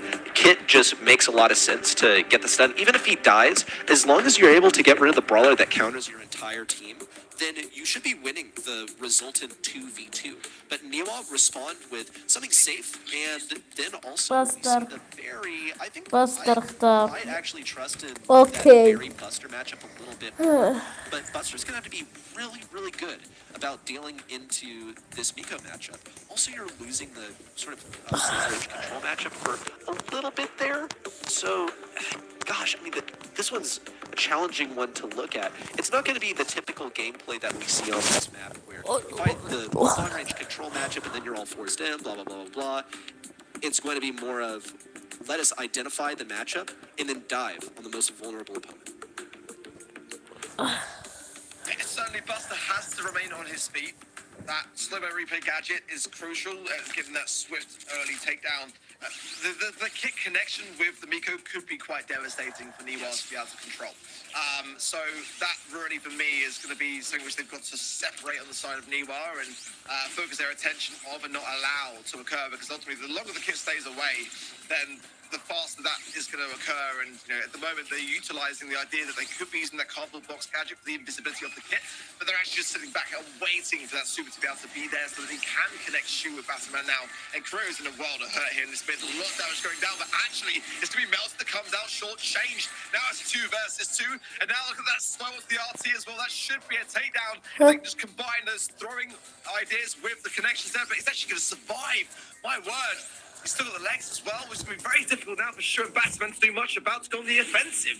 It's going to be a challenging one. Batman just try to use that cardboard box and stay idle to get his super back a little bit faster, hop on Shu's back, and let's just let it rip, see how it goes. Chovy is public enemy number 1. Have to take down that base, but cannot do it. Batman left all alone, trying to avoid feeding that hypercharge to Mabashir and just dash into that poison. Feeding a super to Chovy, not really much of a concern. So we saw Janet go down quite early, but it's another worthwhile mention as far as Kit pairings, because she's able to take to the sky, and then she just, like, becomes like a super duper dreadnought in the sky. But we'll see once again the emphasis is on that Nico combination.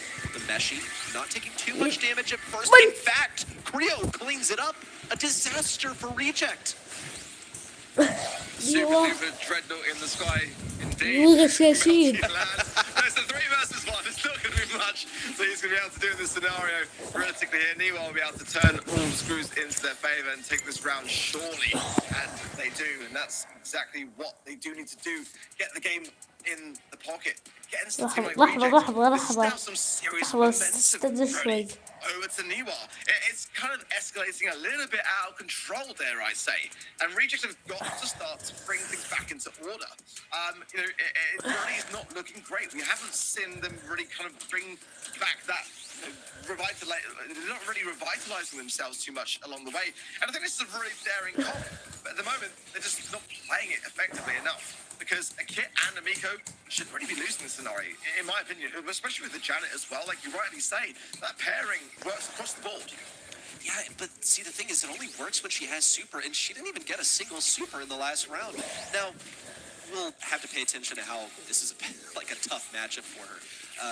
Buster's not going to be giving her anything. Chovy outranges her. Memeshi's going to be staying behind the wall. Just really challenging for this Janet into those specific matchups. I mean, Creo's not even going to fight you, man. So we'll see if Battleman tries to enable this, maybe jump on Melty to get him a super at least. Nope, emphasis on Miko.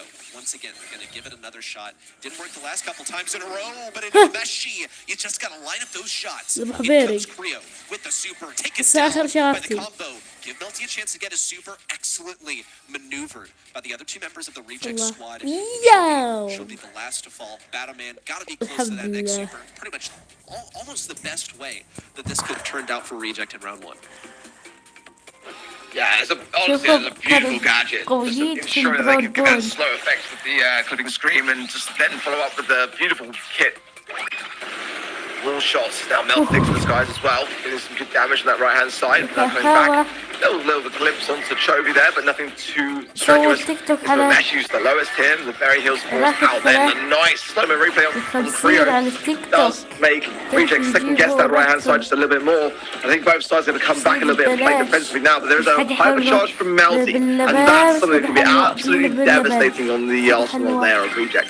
This is best case scenario for Reject. They managed to get a hyper on one of the strongest hypers in the game. Batman now going to offer the other combination. The Dreadnought is in the sky, but where does the Eagle land? There's one on the Memeshi. Chovy closing things in. No escape mechanism, except if you chain another super together. Creo, the last one standing for Niwa. Shu going in for the kill and secures it. Niwa so close to pushing us to a set 5. We put against the ropes with a match point from Reject.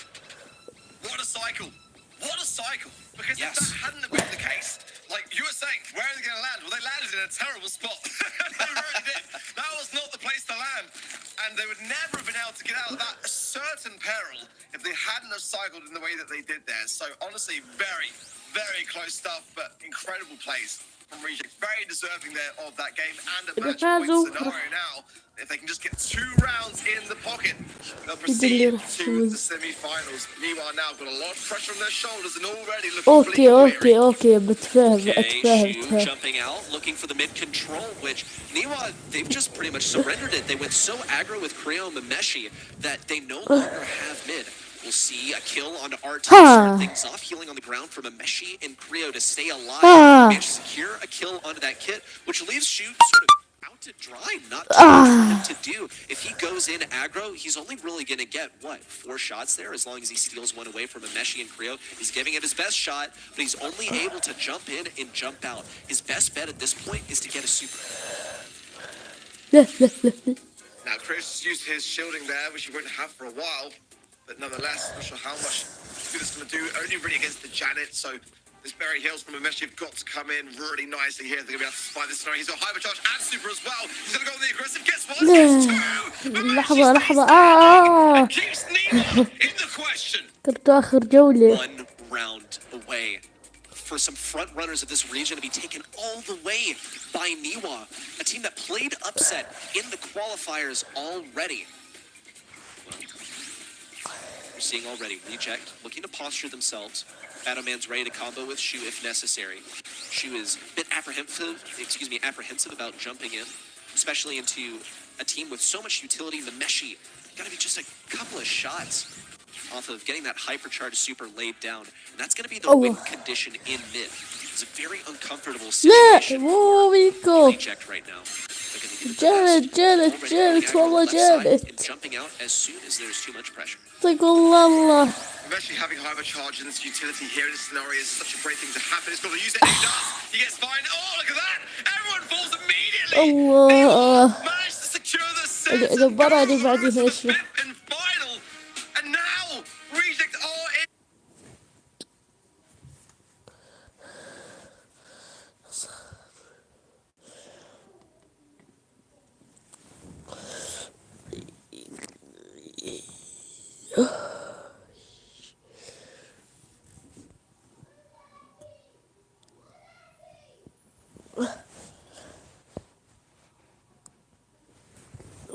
السلام.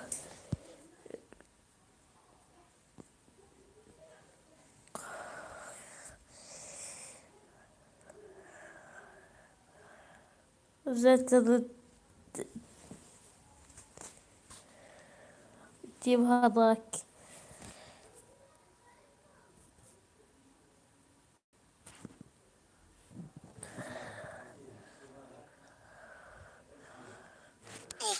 But you had it.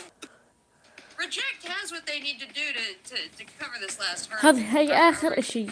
Do we believe? Are we still sending our energy? But it's still early days, and I'm glad you mentioned that, Sal. Because I'm going to throw Trav under the bus here. Because in our caster chat, when we were discussing this, and I was saying about my reasoning, he said that we don't need to know your reasoning, Art. We don't care. You don't have to talk about whatever, basically. And it really, I find it just so warming that we finally have someone on the desk that can really resonate with the thoughts and things that I like to put forward here.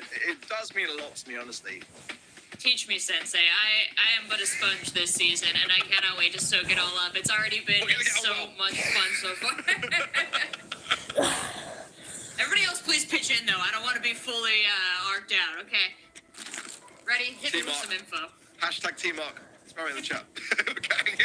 Going into the draft for the final set, and this is where really again, can they well do this? Like, is there a world in which they cause the biggest upset of the days thus far? I mean, to be honest, I had more hope and in my mind that we would see that in the Crazy Raccoon, because that looked more convincing as maybe a turnaround. But I think Niwa got some serious steam here.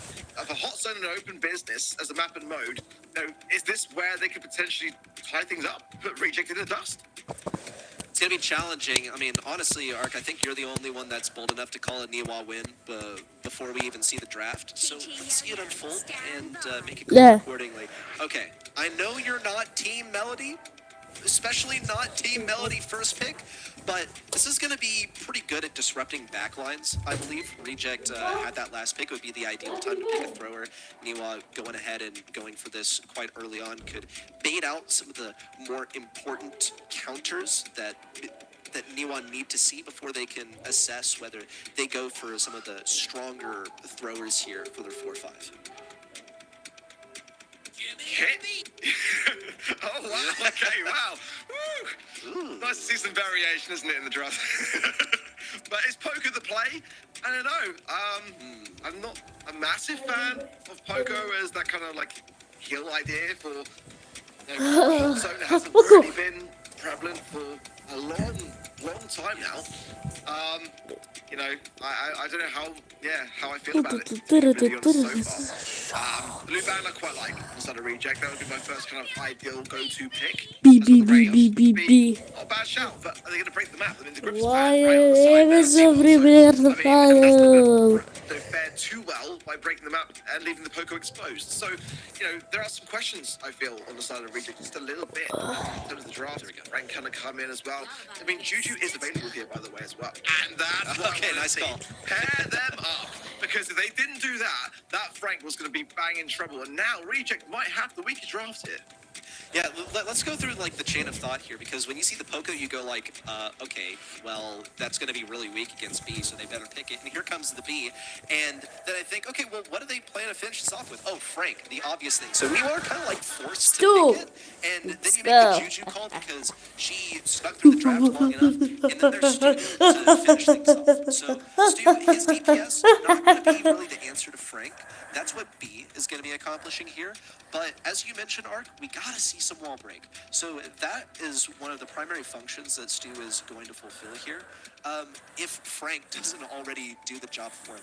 Hopefully he's able to keep his distance also from Melody, act as an anti-Melody measure into the Juju. Also get some like good aggression. You're able to dash away from those shots that are usually really accurate, because they got like a good AoE. You can auto aim and they hit the ground pretty fast. This is going to be challenging. I mean, Reject, I think, really clearly had a vision where they're like, let's get that Frank, and if they pick it, then we're going to have some kind of countermeasure to it. So if you're banking on a Reject win, you're going to have to trust in this process. That Stu was what they needed to do with Frank.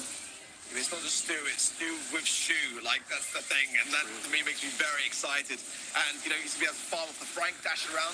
I think that might have been the thing to make me feel much more confident with Reject's ability to control the situation. And with that, they clear house. Niwa are on the floor, and Reject are on the zone. Almost approaching now 50%. And this is honestly a very good starting hand. Good value. Batsman already has the hypercharge and the heals coming in now as well. And Kriya's low. But Meshi's low as well. Behind this, the hypercharge there. Shu coming in. He might be able to get what he does, but Chovy now is to be the final boss on that zone. And both of them trying to contest it.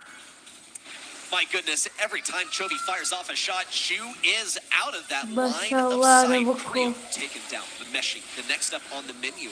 But Juju is here for the appetizer, trying to trap Shu on the right side. Not quite successful as he heals with every single super. Kriya in for a last-ditch effort. A hypercharge that amounts to nothing except for some zoning. But he's got to know that he's feeding more and more hypercharges to Battleman, who's just gotten his second of the game. That's tough to do with Poco, by the way. Chovy taken down by Melty, and Zhu going in to finish things off with a hypercharge. Not even going to get stunned by Krill. We know which way this one's going. It's Reject, leading us to a match point again. Who would have thought that we would see Reject fight back like this in the final hour after continuously losing in this series? حيفضل قناة أختي رغبت أرض لأنها تسوي مشاكل مع أختي حدا بالمعروف يعرفوها ويد Stu pick really has shone through, giving Reject a bit of space to work and maneuver with, and they're already on the zone at the beginning as well, getting some early Poco heals in. Iwa taking their time on this, not going to go on the aggressive too soon. That was a clutch catch it there in the mid there. Honestly, that kept the melody in the conversation, but only just. And Iwa looking a bit sheepish and not getting on the zone. They're going to go a little bit aggressive here. Oh man. Battleman taken down. Melty also eliminated by Mbashi, who's been tearing up the right side, though he's faced a bit of that, tearing up the grass and the obstacles from Shu, who's eliminated a key position for him. There are more walls that he can hide behind. Not one in front of Creo, though. Here comes the hypercharge super in from Poco on the left side. Chovy's forced to retreat. You see Creo and Meshi now trying to come in for the flank. Battleman survives for a while under the hyper melody, but cannot do it all the way. No stun there for Creo, but he does get control on the scoring. Meanwhile, for Stu, trailing. Creo's making much more careful sound feeding these supers and hypercharges to Battleman, but there's only going to last so long. Chovy trying to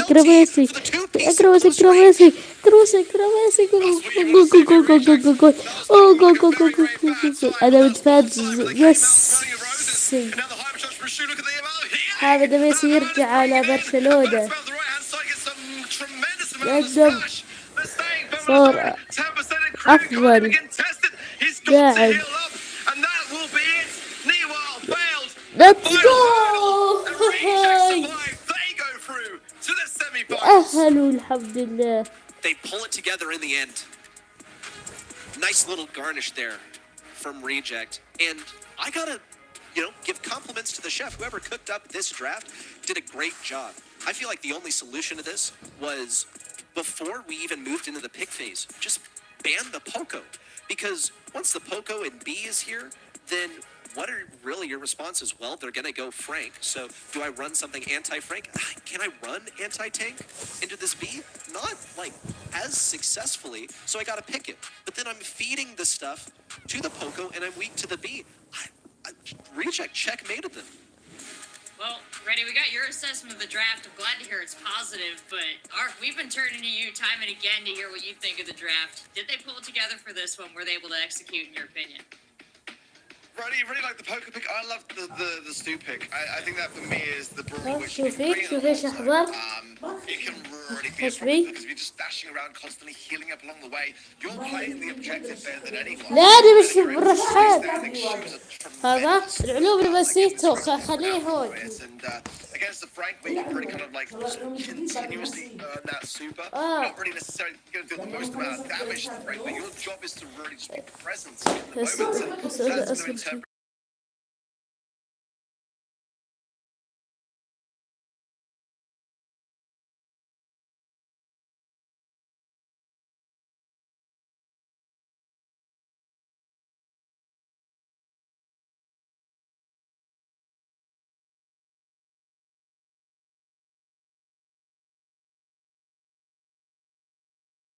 في سهل الربع النهائي صوت لزيت ثاني We're still not done yet for the quarterfinals. You got to remember that we got Zane's division up next versus Team S2, and I cannot wait to see Zane's division back in their home region for all intents and purposes, because this is where they've had the most success in the BSC in terms of those World Championship belts and trophies. So, can they make another one to add to the list? That's the question. I couldn't have teed it up better myself. Art, thank you. When we come back from this quick break, we've got that very last match of our quarterfinals today. We're getting into the semis and finals. Lots of exciting Brawl Stars left. See you in a sec.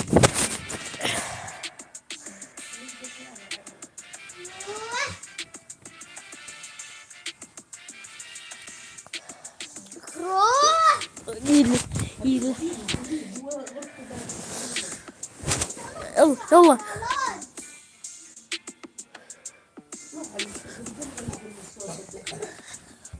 الله ترى فرس شحنة لكل على غرفتي في خليدي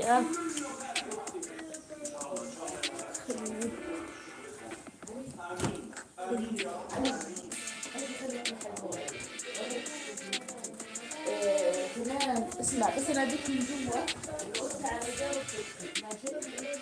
حاضر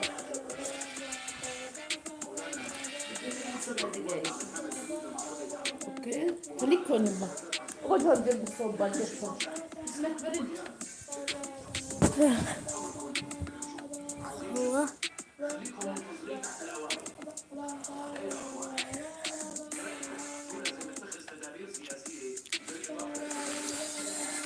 Welcome back, everyone. You're watching the Brawl Stars Championship East Asia Monthly Finals. It's our first one of the season, and it has been a ripper so far. We're about to get into our fourth and final match of the quarterfinals, but it's only getting more exciting here on out. We've got Zeta Division versus S2. We swapped up our casters once again. Welcome back, Trap. How's it been in the spectator seat? I mean, it was quite the game.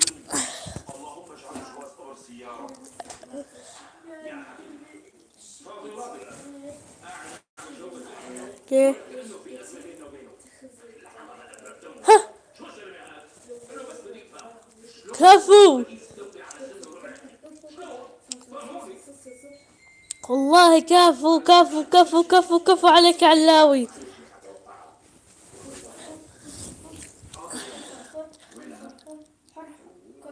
اخترت زيتة والله زيتة زيتة زيتة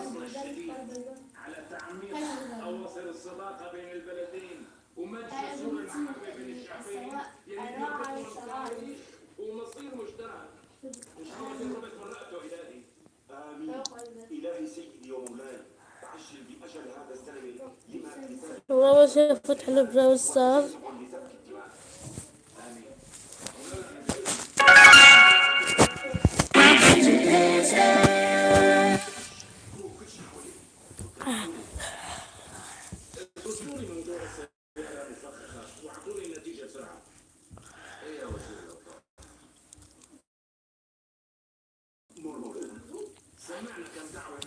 لودي.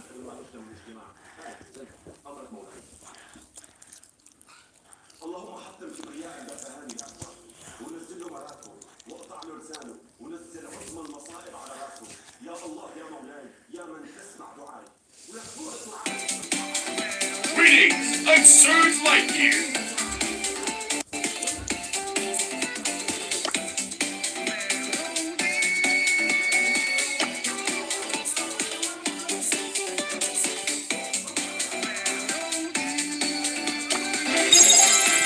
حظ خايس.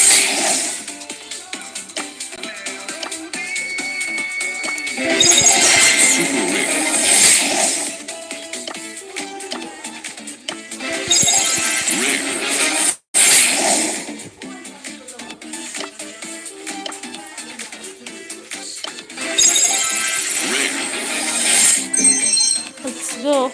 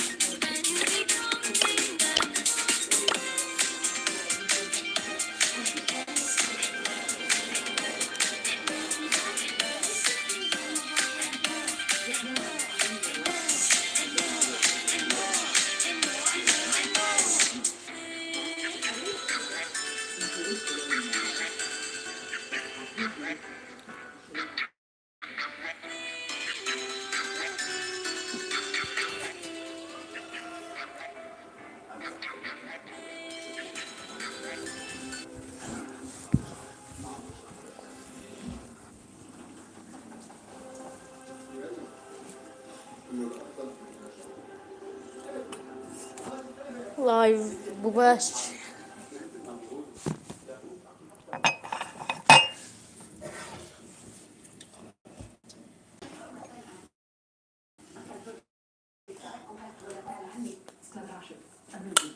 I mean, it was quite the game to spectate. Hoping that they're going to be able to put up a decent fight against the team as stacked as Zeta Division, but honestly, I still kind of doubt it. Would be a great opportunity, though, to put a huge name on the totem outside their door here.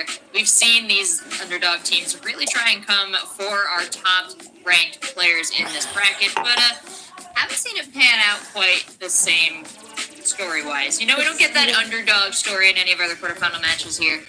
Zeta Division, the way we've hyped them up, it seems like it's absolutely no. But Arc, what could they do here? Is there any weakness that Zeta Division has exemplified? No. No's a fine answer. It's a tough one that you're asking. Yeah, it really is. I mean, interestingly enough, this roster is actually kind of more predominantly like an ex-Navi roster than it is actually a Crazy Red. حطيت عليها بالغلط. Actually kind of more predominantly like an ex-Navi.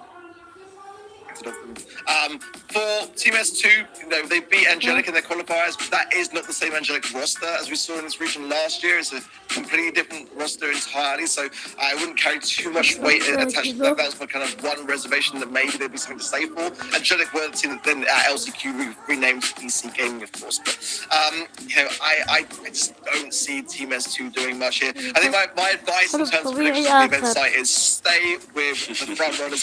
Zeta Division are that organization, and you can see that we're united here and for good reason. It's worked out well for us so far. Trav, any extra thoughts here? We made these predictions.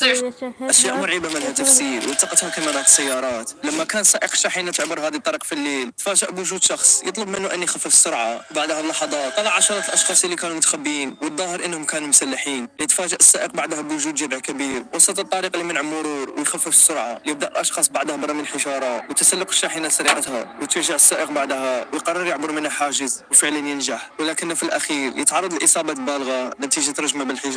وفي هذا الموقف كان سائق الشاحنة في منعطف وفجأة توقفت السيارة اللي كانت أمامه ونزل منها 3 أشخاص بسرعة كبيرة وواحد منهم كان مسلح. يتخذ السائق قرار جريء ويقرر يتقدم للأمام بسرعة كبيرة ويشيل السيارة ويهرب للطريق السريع وينجو من أشياء مرعبة ما لها تفسير. There's no wavering from you on this.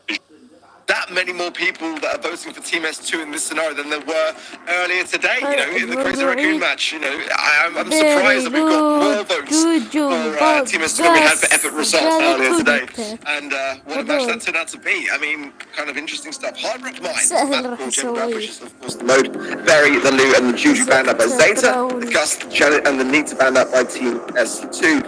And I think for the most part, very solid bands. Rico is very much that lane side aggressor that I'm looking to kind of see here. Picks up early.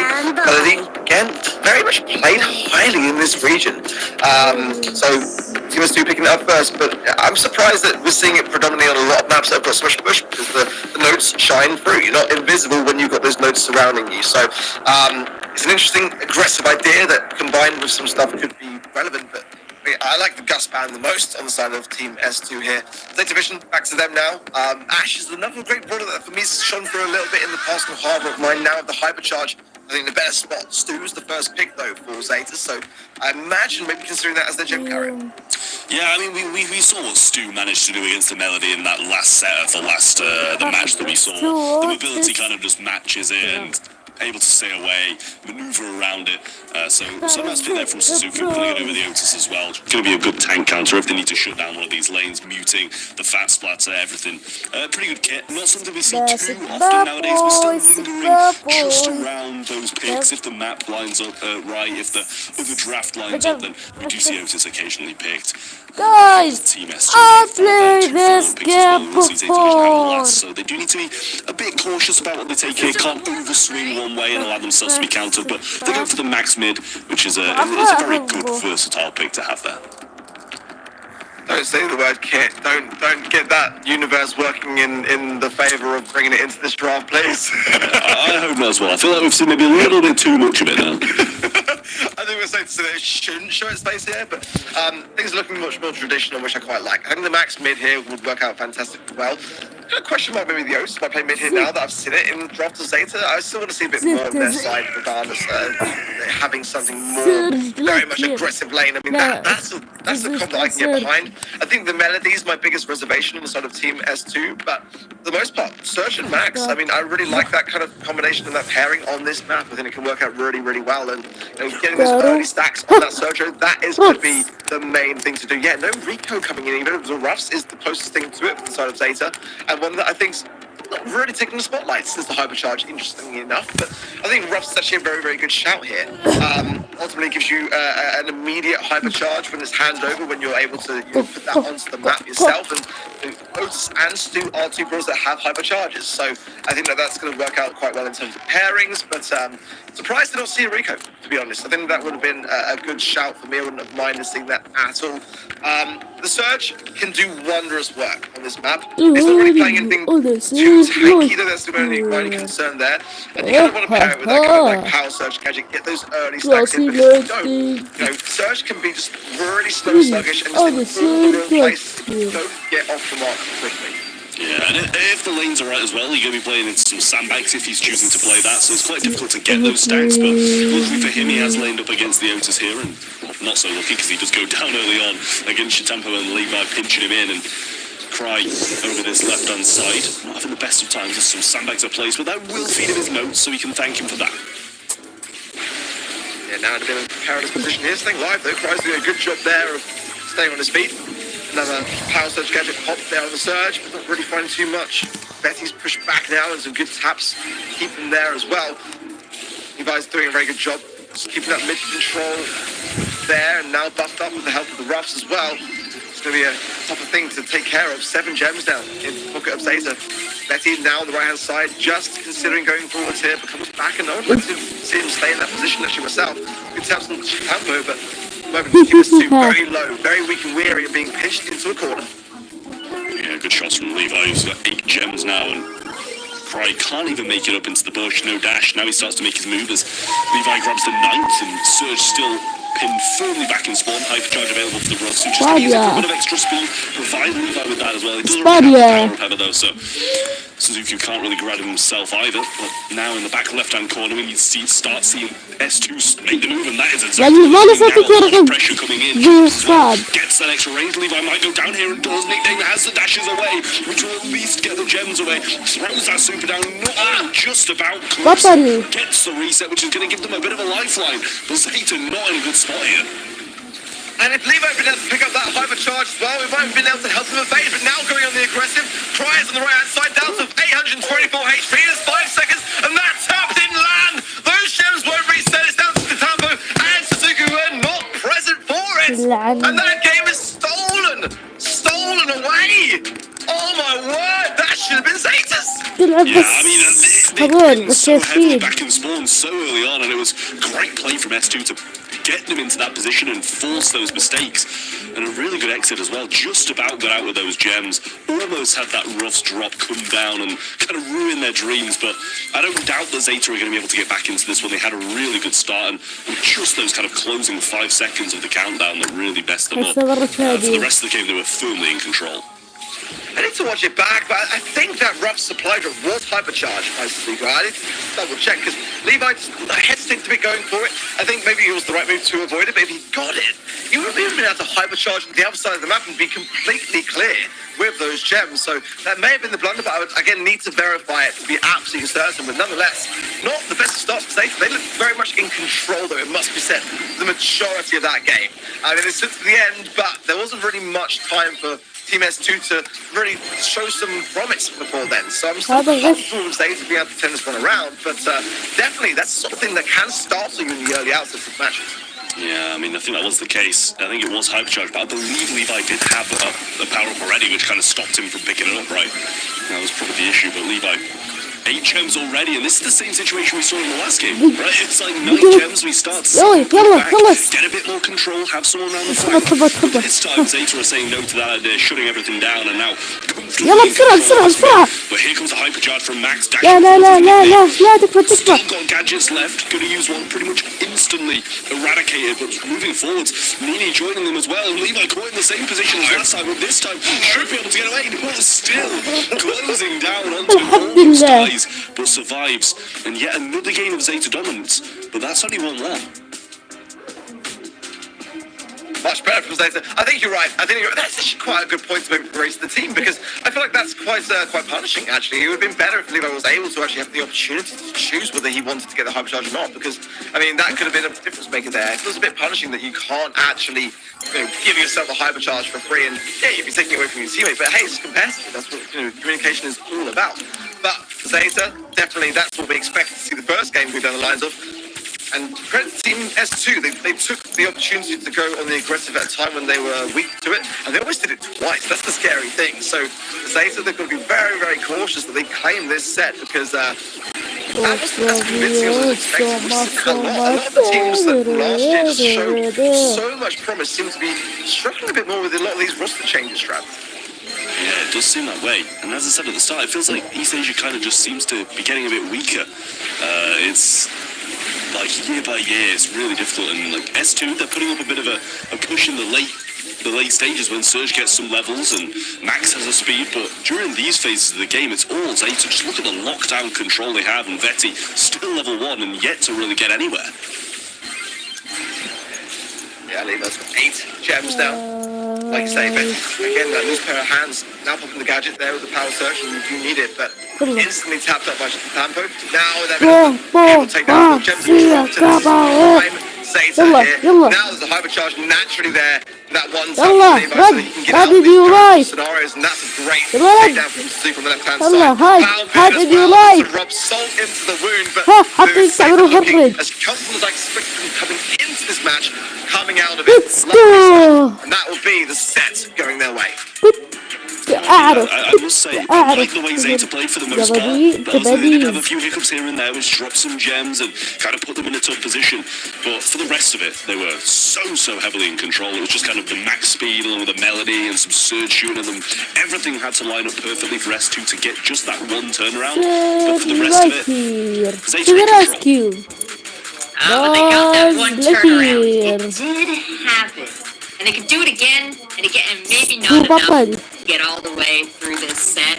But how cool is it that it happened? On a scale of just like 1 to 10 there. I didn't expect that at all. To be honest, I didn't think that they were going to be able to pull that off at all. And not even just that, but they almost did it twice. That was the scary thing here. This is the first time there. And, you saw there's a slight bit after that replay where the supply drop came down and it just missed as well. That may have been a difference maker. I think the reset the jump picked back up again, but regardless there as well, I mean, Saints don't normally look this shaky. It really was quite surprising. That third and final game was where we saw them get back to business and do what they needed to do. And that's where a team like Zeta are going to thrive. They've got that experience. They've got the abilities to really just go, right, like, we can't have that happen again. And they don't let it happen again. So the team it was a good attempt. It was a very unexpected first game. But don't get used to it. That stuff doesn't come for free. We're in the field of fire next. So, Trav, what do you expect to see here? I mean, I'm expecting to see Zeta winning, like, for the most part, especially when it's a mode like I can't even speak, Hot Zone. It's just like, it's a mode where you've got to be in control for pretty much the entirety of it, which Zeta were in Gem Grab. If you put a Hot Zone in the middle of that Gem Grab map, it'll probably be 100 to 0. And they're probably going to be looking to do near enough the exact same again with this one here in Ring of Fire, because S2, they've got to get the draft right. And I'm not saying the draft was bad in the last one, because it seemed to work in certain parts, but the draft's got to be perfect to stand a chance. الموضوعي داري بوكا جوجو نو جوجو بلدي. For me, Rudy has a place. I mean, one of the first picks that I'm more than happy to see in this mode, and certainly the hands of Zeta, that's where you want to see it. I think that already this is a great starting hand. The bands, of course, were Berry, Poco, and Juju. Zeta, and the team has 2, Lou, the Juju, and Melody. That's the problem. We haven't seen nearly as much of today as I was expecting. Penny's in a really, really good spot at the moment. I mean, you've got the Salty Barrel, which is a fantastic gadget to have, and really does have a defensive amount of measuring. But the hypercharge is where Penny now really thrives in. Once you get that hypercharge turret down, it's devastating. The damage is so impactful. It litters the map. It's just getting it, which is a bit slow. So you've got to make sure that you're on point with that Penny pick. And I quite like the idea of having the Lola paired into it. Certainly, the worst things to leave Melody to go and have to try and pick themselves because Penny plays so well into it. But another which I think is working much better across the other regions in terms of picks and win rates. So I'm surprised a lot of the time that we haven't seen a lot of these borders shining through. Team S2 drafting a little bit more than we've seen in European regions, for example. But the Bell is going to be really working nicely against that Lola pick, and I think there's a smart place. Yeah, I love this Bell pick. Going to be balancing off not only the brawlers, but the ego, the salty barrel, the turret, like everything is going to be lining up well for Levi to get some really strong alignment. And we're the same, you're able to spray straight through people. If they're lining up, you're going to get a lot of damage. Same with the fire, same with the oil. It's just going to work so well. I like the Zeta Vision draft. Yes, we might see Stu having some issues at some points with all the stuff that S2 have got to tank, and that can also be added to as well. But I'm not sure if they're going to put anything else with spawners down. They're going to take the grey instead and just try have that TP set up into the zone. Love that. I think Grey is like very underutilized at the moment for me. Especially now with the addition of the hypercharge. Being able to have 2 portals on the map at once is going to be just so strong, and one's strong enough, and then on a mode like Hot Zone to bring in 2 into the equation. I really love that in the draft process. But this feels to me like we're actually getting back down to a bit of normality, dare I say. I don't want to jinx it too soon, but this is much more to my liking, actually. For Zeta as well, being one set ahead. They're feeling good about things. They're not going to get too ahead of themselves, for sure. But who thinks what they've had in this draft? What are you liking more? I mean, I like what Zeta have got, to be honest. Like, I was really liking the first 2 picks from S2, but after I saw the Bell and the Amber, I just think it's going to line up very well for Zeta to have a lot of control. The range advantage in the mid here with Levi, and then obviously the oil and stuff coming down is going to be so good as well. Betty already pushed down to 164 in that mid. Needs to heal, can't waste a shot. Got to heal back up quickly. Levi's tapping as well, right to left, and just every single time into the mid. Like, the man doesn't miss. The super placing nest eggs on the zone with a helping hand from the right hand side from Tampa, who's going into town and hypercharge now as well. I mean, this is dominant, Trav. This is disgusting. We're losing a little bit of positioning power now as Nenny takes the mid roll down and gets some percentage capture of his own. I mean, Levi's a beast. He's just not missing. He's just hitting everything.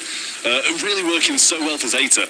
But Stampo trying to make a move around this right-hand side as Suzuki's not got a strong grasp on the left. So Stampo not having the best of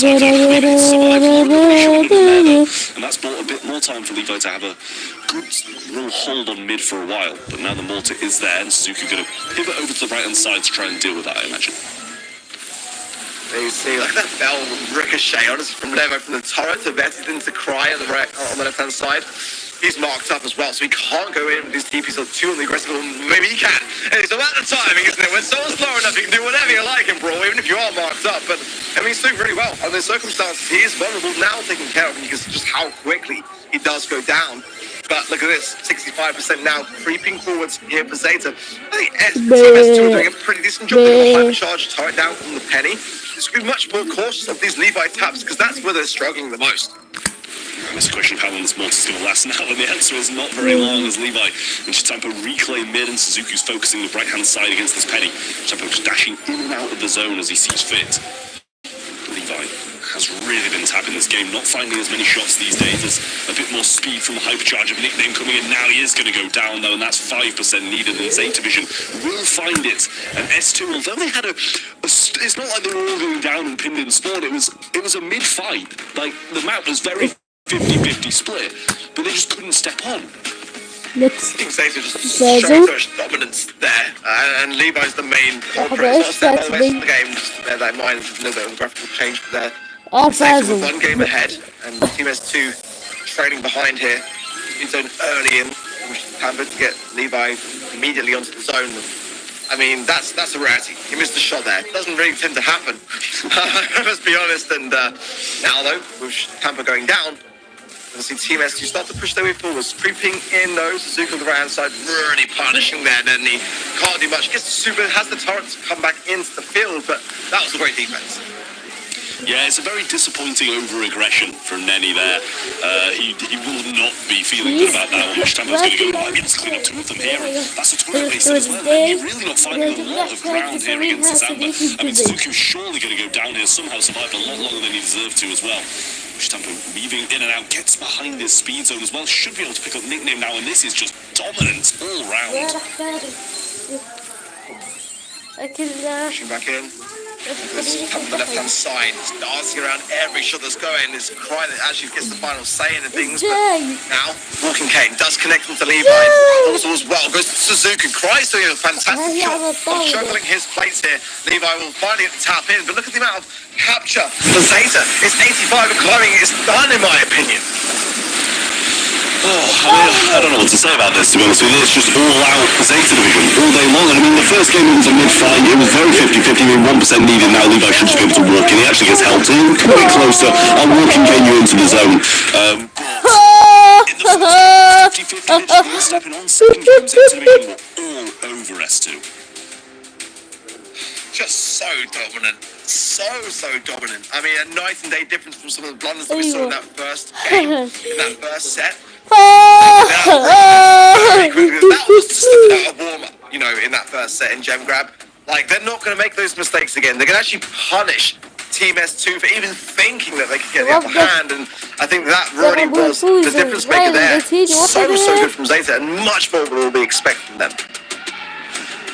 Yeah, tell me a little bit about the story and the numbers here. Things look so close, except for Levi jumping off with those 5, but really, it's so much more than that, Art.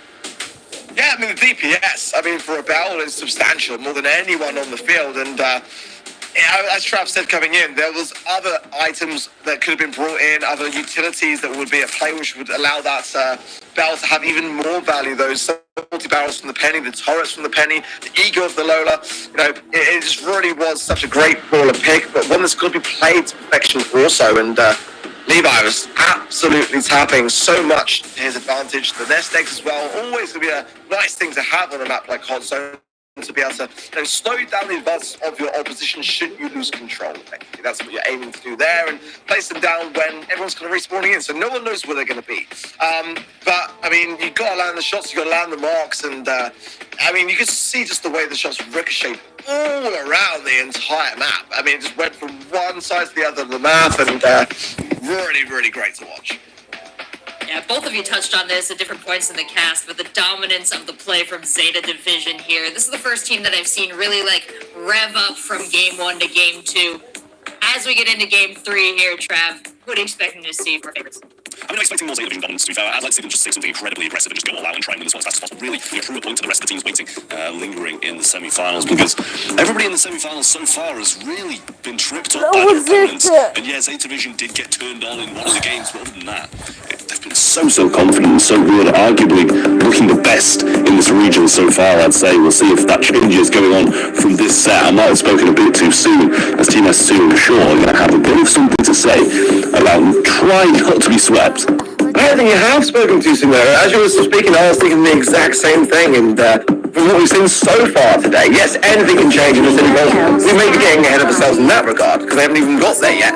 But from what we've seen, I think Zeta might be that team's gone away so far from what I've kind of seen. But let's see how things bet. Can Team S2 here make a comeback? They managed to get a game in that first set. We didn't even expect that of them. So is it too unfair to accept and maybe see a set from them?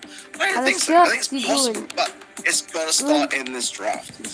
And so far, the first pick of Melody by Zeta Division in Brawl Ball, quite like it. The counter idea is Maisie from Team S2, the bands being the Berry, the Shape, and the Barley.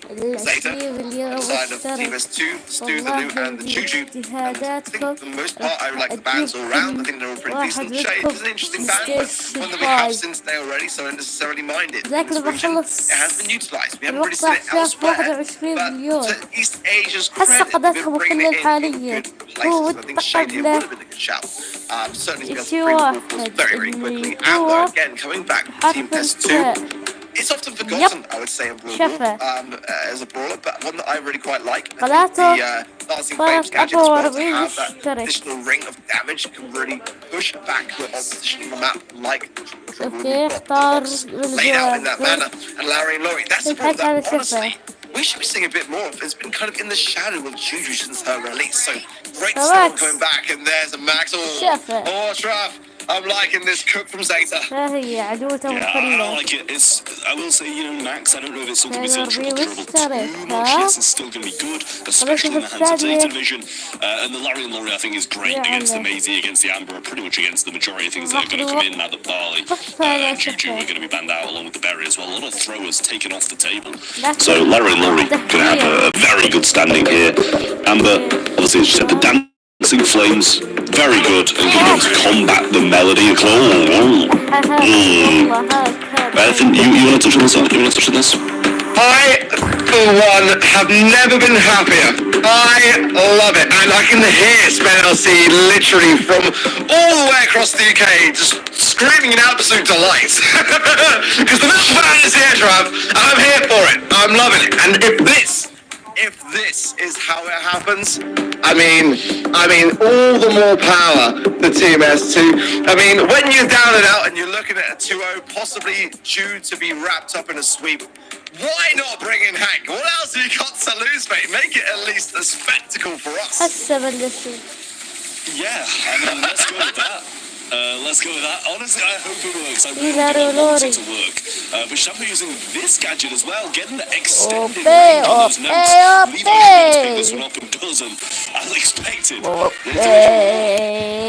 say as well, watching the qualifications was an absolute blast, for the monthly finals. And OG did do a fantastic job with Hank and did qualify with it. So, I mean, if he can do it, then it's absolutely possible that they can make this work for Team S2. Why did the rest of his players fight and that's already a concern. Why did the rest of his players fight?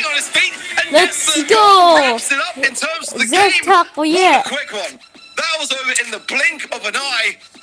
And this is going out of control very, very quickly for Team S2.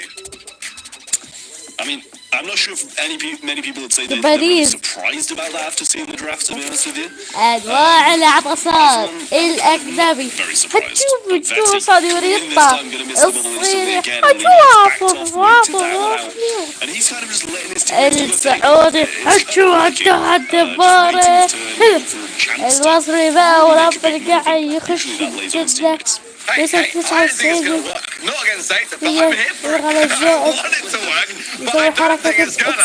And already the open doors there. Zeta quickly moved through. Quick early goal in about 28 seconds of time, and just not going to be good enough. We need to see so much more from Team S2.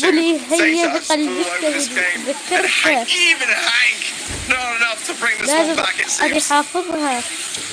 I mean, Levi's cycling the super Chitampo is just moving all the way with hypercharge. Oh, good dash to save the ball. It's not going to be enough. Zeta being clear within about a minute. And that's going to be the game. They're going on to the semi-finals. Beautiful, beautiful, beautiful performance from Zeta Division. Looking like the strongest team in APAC at the moment. Disgusting. Absolutely disgusting. A little bit of a moment at the beginning where Zeta were faltering, and the game was there because my team has two put off. بس المباراة التالية بين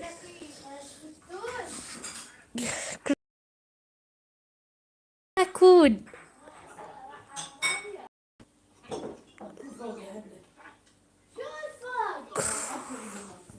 كريزي راكن 2-0 يا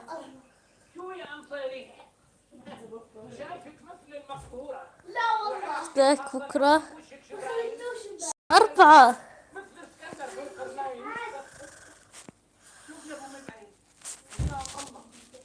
تصويتاتي شوف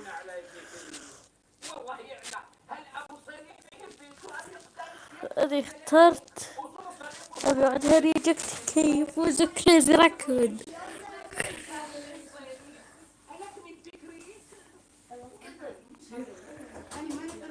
المباراة التالية على الساعة 9 بس بعديها على الساعة 11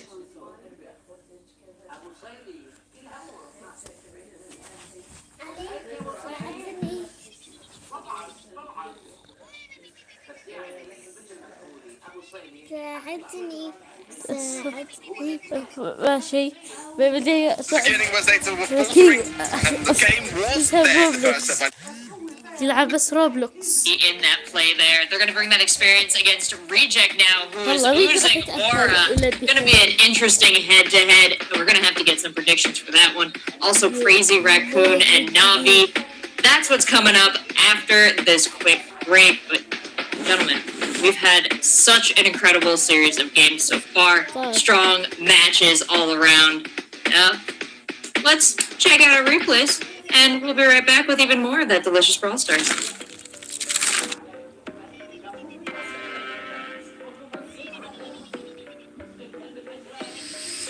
good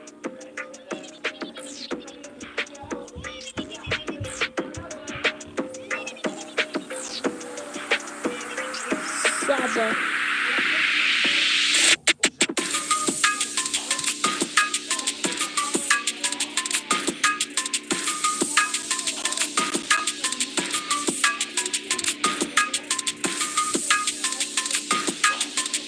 يلعن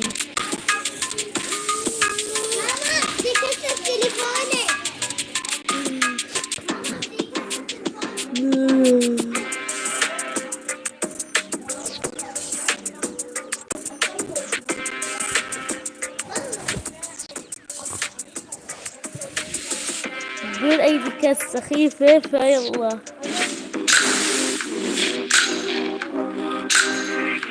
Gold how are you feeling about Super Cheek Retog the epic being good? 香港に行かなくてよくなったすごいいいポイントなのかなっていうふうに思っています。クロスタは一番盛り上がっているゲームだと思っていて、スーパーセルの中でも非常にかなり活気のあるゲームだと思っているので、まあ、このままずっと同じ状況が続いていったらいいなっていうふうに思ってます。競技シーンとかは基本的には自分が結構上の方には入れると思うんですけど、まあ、それでもやっぱり新しく入ってくる人たちとかは強いと思うんで、まあ、そこにはしっかり負けないようにしたいなっていうふうに思ってます。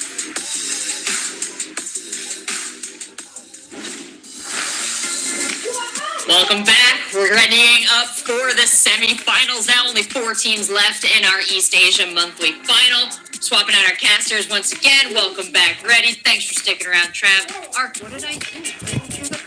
Don't worry about it. We've got a game coming up here, and it features Crazy Raccoons versus Navi. And we've got, actually, hot off the press, some words from Crazy Raccoons. So let's check in with that right now.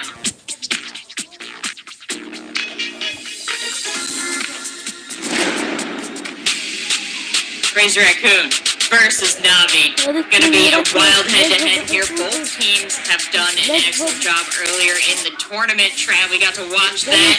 Now we get to see these top teams really throw down. Yeah, I mean, this is where it gets serious. I think the semi-finals is definitely kind of the point in this regional East where it starts to get closer than the 3-1s and 3-0s we've been seeing. We did see a little 3-2 there. Rejects started to look a bit shaky. But in this game, Crazy Raccoon versus Navi, it's definitely going to be a close one, and both these teams pretty much on the same level, I'd say. This head-to-head here, got a bit of history, got a bit of flavor to it. Breaking it down right now. Ready? What does this say to you?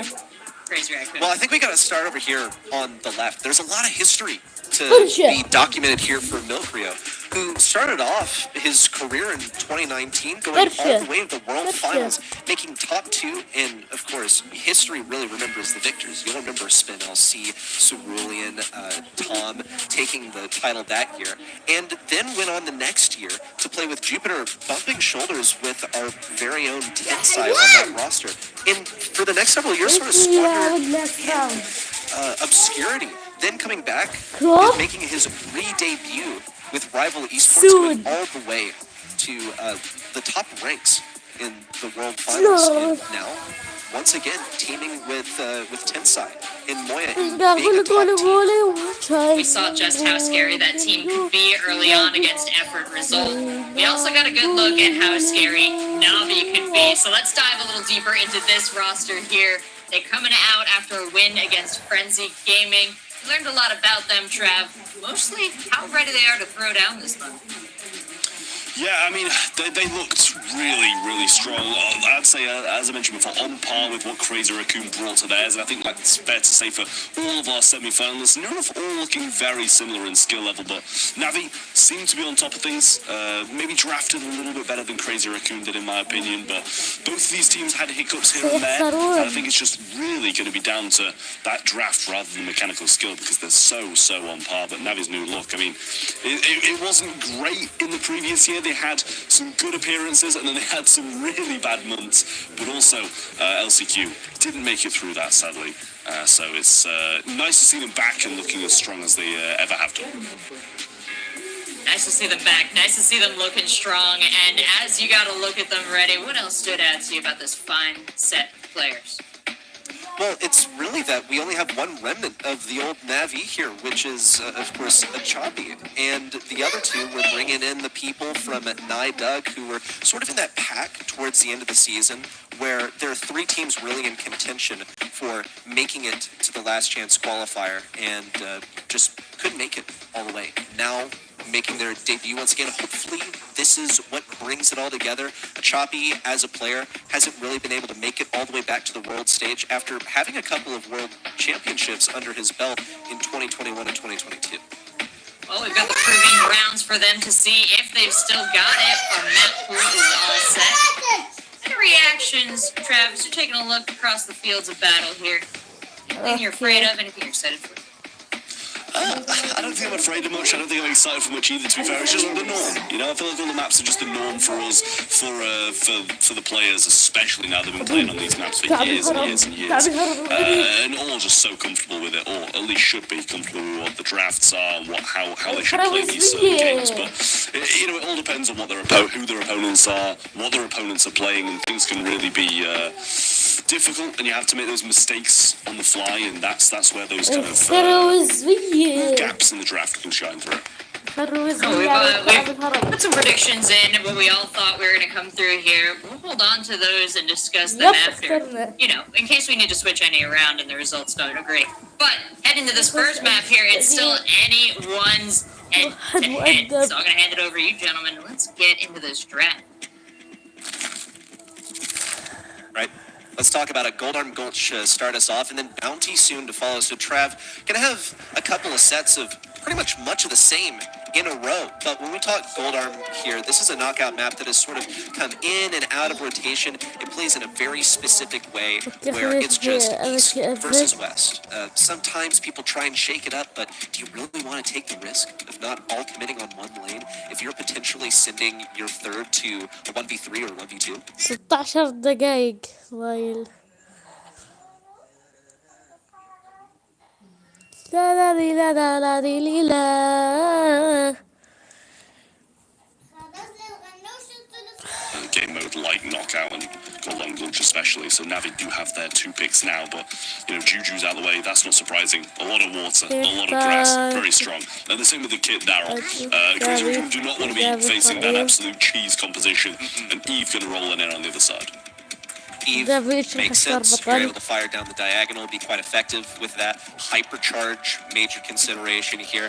And you can block a bunch of the shots from Moya. Also, note something that I think gets glossed over a lot is that she just has that escape. She's able to jump away. So in a mode where survival is a top priority, being able to escape a deathly shot is super, super key. RT, really safe selection in here.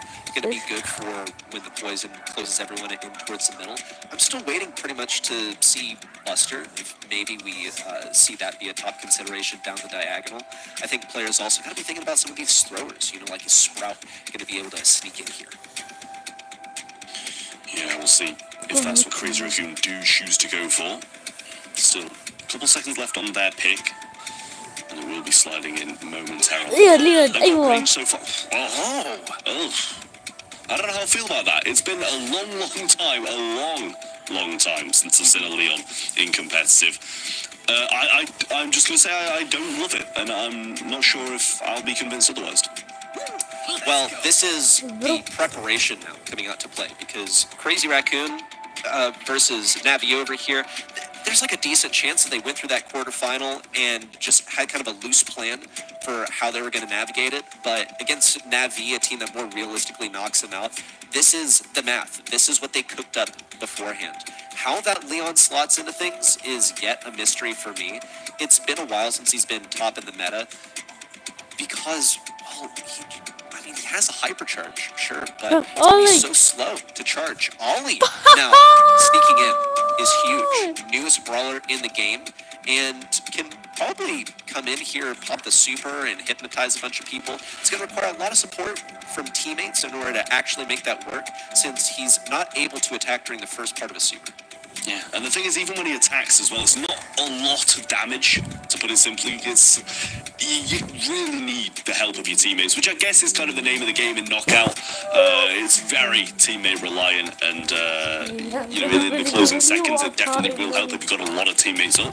But if you're on your own, I feel like it can quite heavily go against you as well. More on the Ollie discussion, I think his range is going to be pretty good for getting him that super. It's usually tough for a tank to earn things when they don't auto-charge it, especially like off of taking damage. So we'll see Ryohi now peeking around that left side. Tensai's off to go for the lollipop drop. He's going to be playing this lane. This is so unusual how this map is being played. I think just based off of the couple of compositions, both teams assessed that, well, they were going to be able to play this one in 3 separate lanes. We'll see if there's a return to normalcy. Milk Rio on the Brock over here is getting sort of isolated by Kuru and Choppy, now cornered in. Moya and Tensai need to come in for the support. And it looks like Milkra has actually just managed to escape by going to the back right corner without too much pursuit from Navi. Yeah, very good assistance there from Moira, I will say, to be able to kind of come in and pinch and make sure that his teammate's not going to go down out of his poor positioning to start with. The chop is going to get hit very hard. Rain comes down from the Rockets, and 170 just clips him. And Ryohei not able to get the connection on the super either. Moira with his super placed on the ground. Ryohei is going to be burning down. Tensai's going to come swoop in and get the kill, and Milkra will clean up top. Crazy Raccoon looked at a bit of a perilous spot to start with, but did come back in the end. All silent on the eastern front that last time because Navi just didn't really seem like they had an answer. At some point, they did have Milkreo cornered in the back right, but the side just wasn't worth it to go for it. Then started using their abilities, especially looking at Ryohei on this Ollie over here, just wasn't really able to do much. Popped a super to stay alive, didn't have it for the last few moments. Wasn't able to get Angelo, who can escape. Milkreo also is out of gadget, so maybe he's a vulnerable target. It's just a tough one to read what exactly Ollie is going to do here. Thankfully, we have at least one more game, and Crazy Raccoon close out this round right here. But it looks like it's going to be yet another slow round that culminates when the poison starts to make everyone engage. Yeah, I mean, these walls going down, you'd think is going to help Crazy Raccoon. They do have the RT and the Eve on the other side, which have some range, but not really comparing to the Brock and the Angelo's abilities. There's the super from Ryohei, not going to be able to catch it just yet. Milkreo's going to get the kill there somehow. Not sure how that happened, but Tensai with the invis comes through, gets one. Lollipop drop placement is going to be running into the gas, and Tensai coming in, trying to clean up, but that's a lot of damage he's got to go through now. Hypercharge used as well, but he is hypnotized, not able to do anything just yet. Ryohei can't escape that. Not enough damage, nowhere near enough to get the down, especially winning that super, and that's going to be a Crazy Raccoon game. That was a slow and painful final 1v1 right there. You see Ryohei pick up the kill on the second to last brawler remaining, and then it's just Leon versus Ollie. And Ollie, yeah, he has all three shots, but he does like no damage. Use a super, sure, hypnotize Leon for a moment, awesome. You've managed to reload like half an ammo that's going to deal what, like in the range of 700 damage? It's basically nothing. He had no chance of winning that against a Leon in close range. So is this what Crazy Raccoon were anticipating when they go for the Leon? I don't think it's too bold to say no, but it worked. Ooh, there's a little hypnotize there. Ryohei has the super again. Going to use the Shrug run away for now, but might be able to pick him all. 100 HP. Moya goes for the extra shot. Can't find Ryohei. That didn't reset his healing, and the jump comes over. Moya gets one shot in, but that's not going to be enough. It's just Milkreo surviving on the right-hand side, and in a 3v1, he might be going for the gas. Milkreo's also trying to get this hypercharge. Having the equivalent of a max speed is paramount. No, it's just like you said, going straight for the gas and trying not to feed any abilities to any enemies. It's a round for Navi. It's more than we could ask of them in game number one. And we see where the Ollie is actually hitting his stride. He's using his gadget to jump over walls, and a lot of times it's actually not the gadget that we see him running. There is like kind of a better gadget, you know, the free hypnotize is huge, but having that mobility to get up in the face of Angelo, who cannot out DPS you realistically if you're playing the Ollie. Now, into the Leon, different story. We already saw that one happen in game number one. Ryohei's trying to take this opportunity to get his super farmed up. Instead, just getting pinched by Moya and Tensai. Ryohei peppered down now at range by Tensai, and they both choose to back off. Live to fight another day as we're now playing left to right with the Eve just up top, but all three members of Crazy Raccoon not looking in a bad spot. There's the super as well from Moya. Burn down damage on Takuru. Now can they find the killing blow? Not yet. He's juking so well, and Tensai's going to go down to the gadget. Ryohei comes in with the super. Moya going to get hypnotized and Milkreo. What's going to do in a 3v1 against this competition? Absolutely nothing. He accepts his fate, and Navi even the score. What a turning point. Ollie with the kickflip just pops a sick trick, and then what do you even do into that if you're Angelo? We saw it be such a shutdown for this brawler, who was picked so early on in the draft as well. So kudos, the good kind, you know, not the kind that you give to your random who went 0-6. Over here to Navi for picking up the Ollie and making it work, because as far as the discussion surrounding this brawler, he doesn't usually, he doesn't fit the archetype that the newest brawler usually does, where they're just so strong that you have to pick them. This is our first time seeing him picked in the monthly final this year, which, okay, it's the first one, but still, we've gotten through several matches already. Early takedown on Nakuru from long range from the Leon. I mean, it's brilliant from Tensai. I wasn't expecting him to do so much damage at range, but what a start from Crazy Raccoon. Couldn't have really asked for a better one. All should be fairly close to the supers now as well. Angelo already has that. Well, Tensai, after a lot of peppering down, shouldn't be too far off getting his. Once again, long-range matchup down the diagonal. Boy, trying to keep his distance from Ryohi. Sneaking down.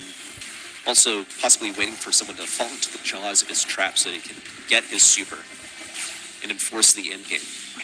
Crucial mistake for Navi was allowing Kuru to be taken down early on. Should just be keeping the distance. He wasn't even really backed up all the way into spawn. So it was quite avoidable. Ended up forcing a 2v3 for the remainder of the team. You're just not winning that realistically. But it's drive time. One more round for Craig. They take the entire set. Moya going to be able to pick it up with Tensai. Nice stuff from him. Now the super's on the floor too. Achabe has to jump to avoid that shot, but Ryohei put himself in a beautiful position now. Has to super away, but still going to go down. 3v1 for the set. And Crazy Raccoon will not falter there. They take that, they take the set, and they're ahead against a tough opponent. Overcooked, really, I think, with the Ollie. It just might have been too much, because when Angelo is able to avoid that, then he can't really do his job. You know, Reddy, you called that out in the beginning, the Ollie, and I'm just so much interested in you unpacking this further for us. I mean, I know newest brawler, you said, a little untested in battle here, but what do you think made the difference? What attracted him to picking Ollie? I'm going to guess it was into the Angelo matchup specifically. Angelo is just such a good brawler for this mode where the objective is kill but don't get killed. And that's like the thing that Angelo is the best at. But he settles into this archetype of a sniper. He's not really able to do much in close range. He doesn't have like incredible DPS. He just does good like high damage shots at long range. Ryohi gets up close and personal. And Moya's not able to reload the damage to deal with Ollie, even though Ollie has quite lackluster damage. In come game number 3, we see pretty much Angelo just keeping his distance from Ryohi the entire time, shifting, lane swapping away at every opportunity. In both rounds that Crazy Raccoon won were because Angelo took down the RT early, and you're just not winning a 2v3. Impressive. I'm so glad you called that out right at the beginning. It was a joy to watch that kind of play out here. You think we're witnessing maybe a little birth of a new meta, some changes, something that might catch on? Well, I mean, it didn't win, so no, maybe at least halfway. They look like who's having fun. We check those player cams as we pan over our players, and that's what's important here. There is a lot of money on the line this season, though. So let's keep that in mind, too, as we think about the stakes in this battle, because both of these teams are teams that could theoretically have their eyes on these huge prize pools, and they have yet another map ahead of them to prove who deserves it more this month and all months future. How do you think it's going to go, Trav? I mean, this is seeming like Crazy Raccoon are the team that should be winning this. Like, after that first set, Navi's draft really did not seem on point for me. Ollie, it's optimistic, but I just don't think it's going to work in this meta until we see some changes to him. The ban's coming in, though, for Shooting Star, Bounty, similar vibe. As Rick said, kill and try not to be killed is the aim of the game for Knockout, and pretty much the same in Bounty. Piper, Juju, and Gene bands from Crazy Raccoon. On the other side, we see the Gus, the Piper, and the Bell bands. We see RT coming down as a first pick as they reclaim that brawler once more. We've said it all day long. Safe first pick. Give yourself a launch pad for as many things as possible, but I would say that RT leans more into the realm of, well, I don't want to commit to anything too hard. I want to be good into stuff that gets up in my face, but I want to also be playable into things that are at long range. So I think that's the mentality going with that selection. 8-bit now coming out from Crazy Raccoon. Take a look at the bans over here. So with Bell banned by Navi, I think that makes this quite possible. I just have to wonder if Navi are going to be tempted to play something like Colette over here, maybe. Especially with Crazy Raccoon having this last pick. It could safeguard them against something a little up close. Now, with Angelo, they're going to be firing off some super high-powered shots. I don't think RT is going to be able to deal with that too effectively. He doesn't do that great of DPS unless you're following up the shots reliably, which often is not what happens on Shooting Star. You're kind of poking back and forth. I'm definitely liking this Crazy Raccoon comp so far. RT is the first pick. Usually doesn't sit too well with me, especially on Shooting Star, where it's quite hard to find those long-range connections with that Brawler. And Carl going to swoop in as well. I do like that. First star should be going their way thanks to that. And it's also a good mid-brawler. You can pinch in pretty well with these walls. As they're not going to be breaking, you're kind of never going to be left without walls, which is a good thing for Carl, especially. And when he finds those moments, use the flying hook in, spin, and get some kills, then it's going to be a big, big thing for Navi to have. Gina's also been banned, which is just one of the number one biggest issues for Carl. See Nanny come in, the sniper's sniper, pretty much. The ability to reflect damage with Nanny is crucial. It's like the main reason that she shuts down Piper so hard, but also with the ability to use his head, get pretty much remote damage on the enemy team, should be able to threaten some of the squishier targets. That probably means that Milkrio might want to lean more towards stinging flight, get the jump away, instead of the ability to shoot through walls. Squeak! As a final selection from Crazy Raccoon. So I'm trying to find out how this one is going to slot in. I think you can keep like some pretty good control on a single lane. Squeak actually is quite tanky as well, so might be able to weave up a lane. But honestly, I mean, I have to call on you, Trav, for if you have any math for this. I don't really, to be honest. Like, for me, I just think Crazy Raccoon have just got a pretty well-rounded comp overall, and Navi, I don't mind theirs at all. I think the Nanny definitely kind of resurrected. بس أذكركم يا أصحاب 7 أيام هسه اليوم سكواد أبتيد حسه يا جماعة السكواد أبتيد. There's surely better things, but to me it seems a little bit susceptible to Carl going in and getting some damage. Well, we see Ryohi actually forced to back up quite a lot. Navi start things with that blue star, but in terms of control, they've let it all go to Crazy Raccoon. They're facing serious damage long-range. Ryohi also dropped to pretty low health, cannot keep up any of that pressure. But Tensai Moya also dropped pretty low thanks to the efforts of Kuru and a Choppy on the mid and right lanes. Milkrio and Moya just keeping up the pressure. It's kind of tough for Moya. He's not really able to dodge or juke shots well, but he does have good range. He has a lot of health, so he can take quite a bit of punishing. See, Milkrio now has to deal with his head, opts to tank it. Didn't even have to use a gadget if he had one to jump away. Yeah, I mean, to be honest, I think he probably wants to keep it away from the Squeak, just because if your Squeak gets hit with a Nanny head, Ryohei goes in, and that's going to pretty much be a guaranteed killer. Preemptive return to sender there used by a Chopper, which does seem like a bit of a waste, but they do still have the lead. Pinned against this back wall, though, and a slowed Carl is not going to be a good thing for them. Super comes in. No connections on the Super, though, from the Squeak there. And after all that work to get it, it didn't do too much. He should be able to find the secure on this kill here, but he's not getting the hits. Man, Ryohi's getting tortured back there on the back left. Finally, Tensai made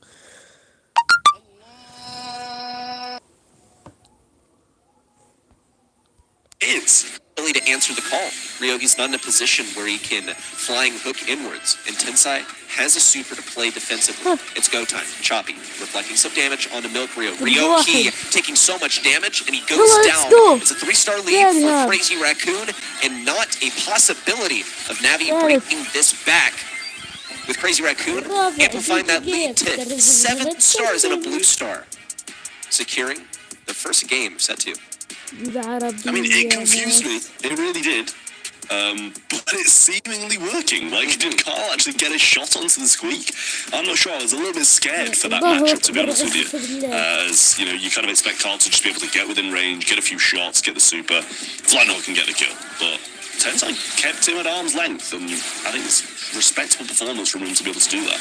And I think this really speaks to the emergent gameplay that comes out of just the mechanical level. I mean, I know we talk about this a lot, but mechanical level of the players in this region, where you're able to trust in yourself and say, I don't need this matchup that wins 100%, because what if I just like never gave Ryohi a super? What if I'm that good that I can never allow him to have any damage? And hey, that works. It's harder to execute, but look at the benefit of that. How much zoning Kuru has been locked in this back left corner. He's not able to support. It leaves Ryogi completely vulnerable to a kill from Milkreo. Kuru still taking damage. A kill on a choppy.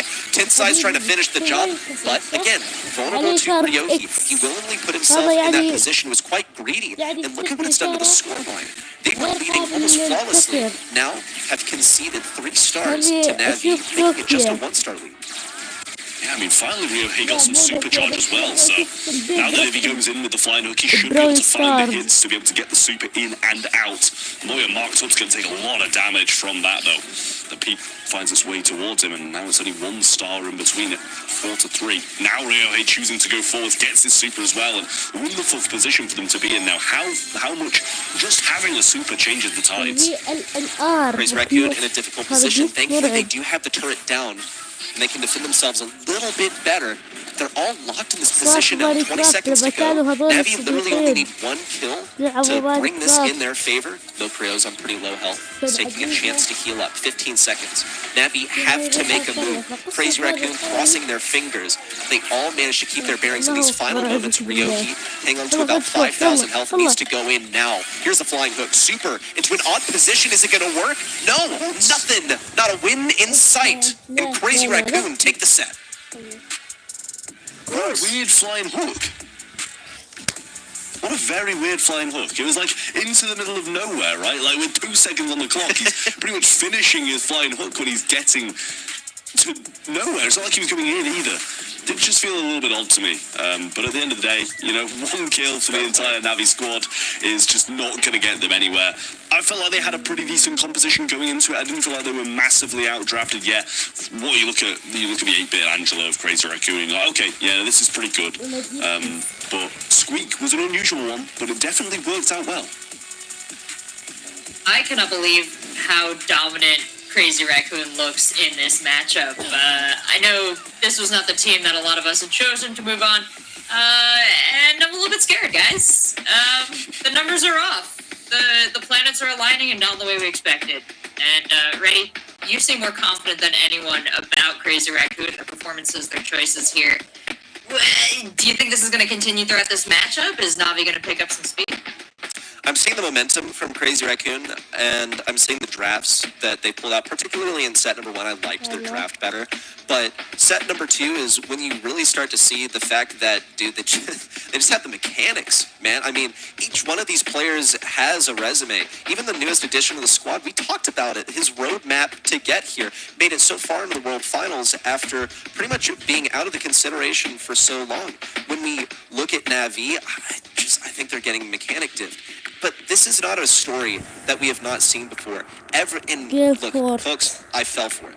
Again, after so many years of doing this region, everyone always says, coming into the beginning of the season, oh yeah, you know, Tensai, Moya, Crazy Raccoon, whoever might be playing for the roster at the time, they're not as good. They're losing scrims. I don't think they'll win it. And then they just kind of do. And it happens so frequently. And Trav, I think we might be witnessing that happen. Of course, it's too early to call. We got at least 1 more set until history possibly repeats itself. Yeah, I mean, this is just unfortunate for Navi. First set is down to draft. Second set, I felt like they had a fine draft and they were just outskilled. We'll see which way it goes for set number 3, whether or not this is going to be the last time we see Navi in the month of February and Crazy Raccoon move on, or if we'll actually see them bounce back, because that's what I'd like to see. I don't want to see this go 3-0 when this should be an extremely close game. But the bounce on Gen 4, the Gus, the Otis, and the Melody, and Crazy Raccoon and Navi get rid of the Janet, the Lou, and the Gus as well. So a double down on the Gus shows how strong that brawler is, and the Stu rolls in for Crazy Raccoon. It's been a great pick all day, and I don't see it stopping there. Yeah, previously we saw it actually be quite successful. Arc really left this one into the Frank, and I think Frank is a real threat anywhere. Definitely more on gym grab than something like knockout, for instance. So we're finally getting a taste of a different sort of mode. We saw control aspects when we watched down. Here's the Poco. Okay. So I'm already seeing 2 remnants of a draft that we saw on Open Business earlier. Now look, it's only a couple brawlers, but Poco isn't a brawler you really see every other day. As far as hypercharges go, his is definitely one of the weakest. But you're going to be pairing up this Poco with, alright, with the Buster. And look, Trav, just going back on what we've seen, could mean that a kit is waiting in the wings. Let's be cooking. Honestly, it probably means that it definitely is. Because, like, this is just lining up perfectly for that, and especially this region, they love it. They just love it. For whatever reason, it shows up near enough every draft if they get a chance. But Crazy Raccoon might actually kind of account for that and play very, very anti-kit comp, but along with the Stu, they're going to go with the Berry, a healer. And in the mid, definitely very good to be able to play behind these walls and kind of have a big lockdown on mid, heal your teammates, and the Draco along with it as well, Tensai on that. So I like what Crazy Raccoon have got. The heals that Draco's going to be able to receive from the Berry is going to be a very, very good pairing. It's going to be nutty. I think that they can have a lot of control here. Barry and Draco is just an insane combo. When we talk about... There's a Frank, by the way. So, I mean, should we really be surprised? Though, okay, let's finish up the Barry and Draco discussion. On, say, like, Hot Zone, Draco has emerged as a top pick because of his ability to just stay in an area, and Barry is so good for helping him do that. Now, here on Gym Fort, you do have Indestructibles to work with. Frank obviously going to be breaking them down, and Stu might also opt to break some of them down. This is the first thing that came into our heads when we saw that Stu is like, are they considering the Frank? And then the Poco appears, and yes, the Frank is here, except he's going to be playing with another tank at the same time. And honestly, maybe I should hit myself a little bit for not seeing this happen with the Buster being one of the good ways to deal with potential Franks. Well, a good start for Navi, and Crazy Raccoon kind of just stood watch. Oh, what a super that is from Milkro, though. One of the rare instances you see it go kind of just solo aggressive into what could have been 3 people if Ryohei was in a better position. Milkro got 4 now, and Ryohei just in the back looking to try and take down Moya. Gets the stun onto, and 3 members of Navi collapse onto it. 4 gems for Crazy Raccoon so far on the safest brawler that they can... Well, actually, it would be a bad shout to have it with Stu instead. But Milkreo is going to have quite a lot of movement to deal with here. We'll see the Hypercharge in from Ryohei, going straight for the back lines. And the Gadget in, punished by Moya. Thankfully, a Choppy stays alive. There's a slow-mo replay. That's a Hypercharge popped by Tensai. Milkreo in to snag the gems. And what's Tensai doing? I don't know. He's just scooting around. Gotta show off a little bit as they bring in the countdown. Unless Navi interrupt this, it's gonna be Crazy Raccoon bringing this in for a match point, completely subverting expectations. One last chance. Ryohei in with the interruption. Moya still alive. Kuru just fighting for his life all alone. The Poco, what's supposed to be the support, has been left completely estranged. Yeah, some of Tensai was just dancing on the faces a bit when he got the kills, but now Ryohei's coming in, trying to look for revenge. Almost getting the shots through, but it's just going towards Moya, and Navi not getting a look in. What a turnaround that was from CR. It seemed like Navi were in control of the mid, but this double tank Poco is just not working out for them at range, where Berry can play and Draco can get a bit more range on them when he's kind of spurting out that fire, and Stu just too good at getting out of those sticky situations. Dude, how did I not even realize this is Poco double tank in the modern age? Folks, if you've been watching Brawl Stars since the era of blind picks and bans, this used to be such a shutdown strategy. You're playing rock, paper, scissors, you're on Poco double tank. If they don't have the counters, if they don't have tank counters, then they're absolutely cooked. And it's happening again. But Navi have managed to get a good hold on this point to boot. I think it's going to hinge a lot on supporting Ryohei here, because he's really the team's main chance against the Draco. Not much Draco can really do against the Frank. The double pull in there as well from the Frank. Nice stuff from Ryohei, but taking some damage along the way. Moya looking around the back to try and get a pinch in, and all it's going to take is one turnaround from CR to be able to flip this game on its head, and they're getting a lot of damage in now. Around the flank is Tensai, who's trying to clean up, but Kuru keeping them nice and healed. Frank's still looking a little low, but Moya on the lower side, so has to retreat all the way back, but switching into this form will give him some heals along the way. Milkreo in with a hypercharge. Could be a massive destruction. Tensai trying to encircle and trap his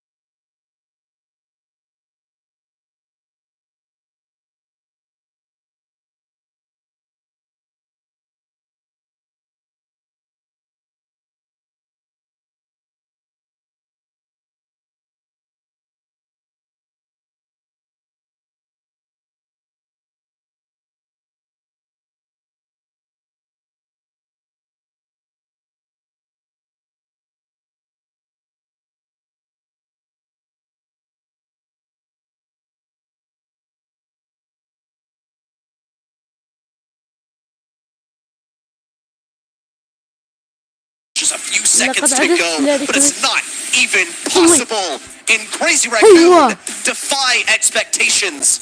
Sweep 3-0. I played this game before. Honestly, what a game that was. I mean, it might have been 3-0 to Crazy Raccoon, but we saw some great moments from Navi. I just feel like the drafts went a little bit wrong in certain game modes, and it does result in a Crazy Raccoon sweep of one of the strongest teams in the region. After a pretty shaky start, Crazy Raccoon wanting to prove themselves worthy. And they have done just that. I mean, looking at the statistics, Chappie doing such a good job with 10 kills. Real good work from him. But Tensai, 9 kills, 518 DPS. Both of you shouted out the mechanics here. We've talked about some questions in the drafts that you both have, but what ultimately came together for Crazy Raccoon here? It looked like Navi was a completely different team from who we saw play against Frenzy Gaming.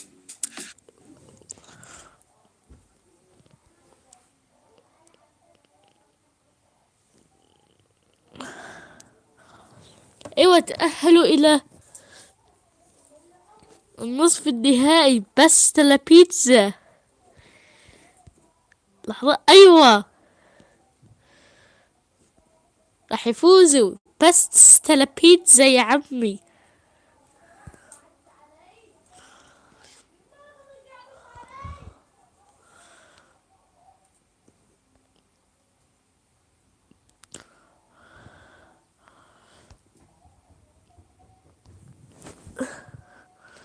والله فوت على اليوتيوب.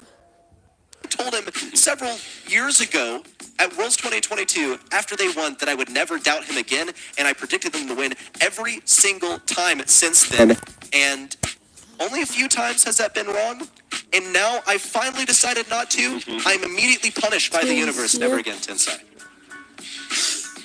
I thought you were about to drop the biggest lie I've ever heard. Honestly, I thought you were about to drop the biggest lie, but we're like, we don't move the predictions off the screen. Move them. فتت على الإبل.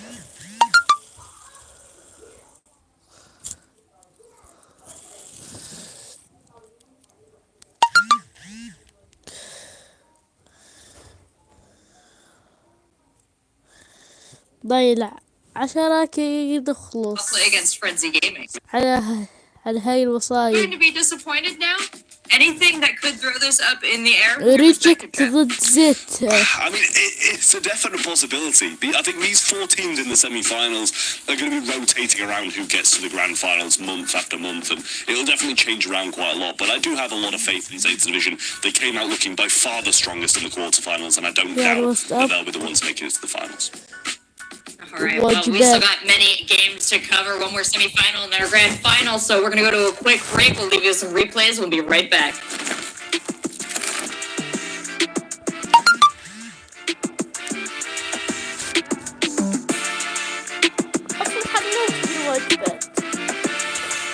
هذا يستغني عنه.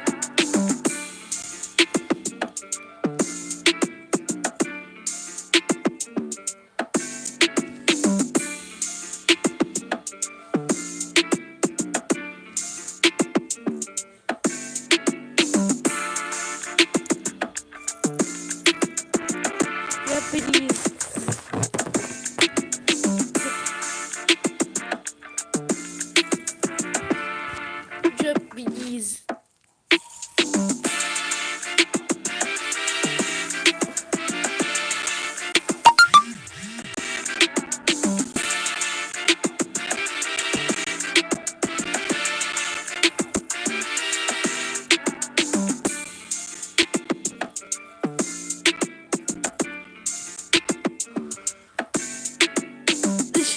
بعث هير خيار الهيرة يحب الخيار.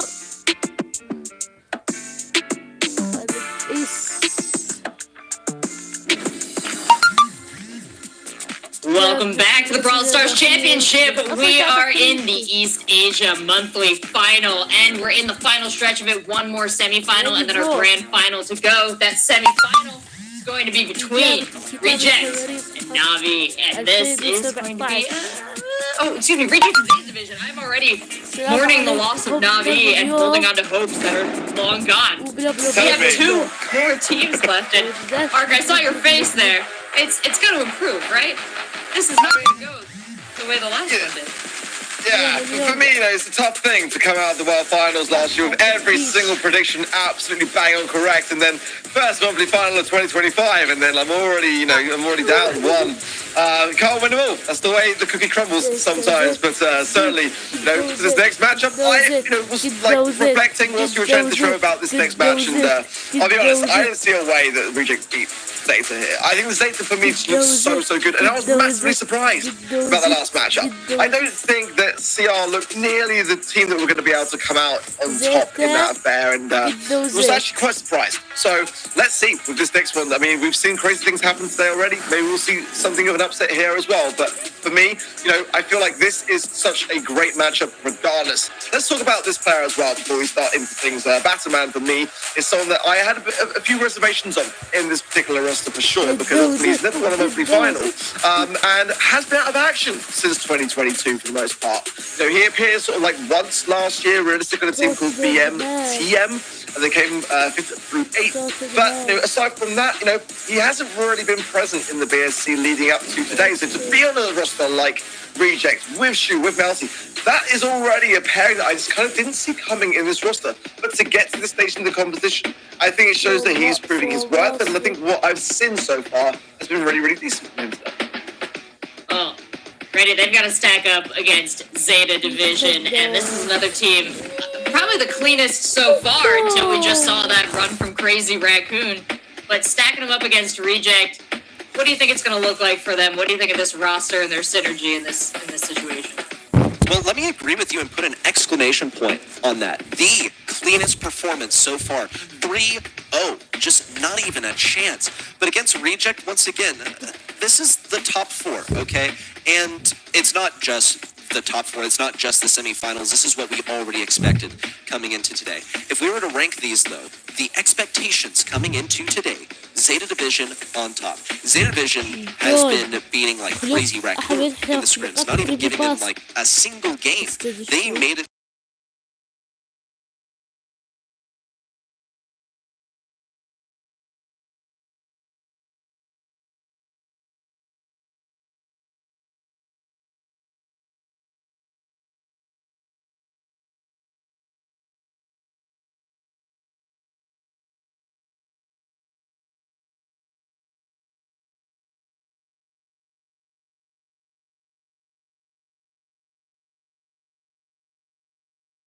I'm loving your confidence in them here for this next matchup. And actually, we can check in with Zeta Division, see how they're feeling about their confidence and what's ahead.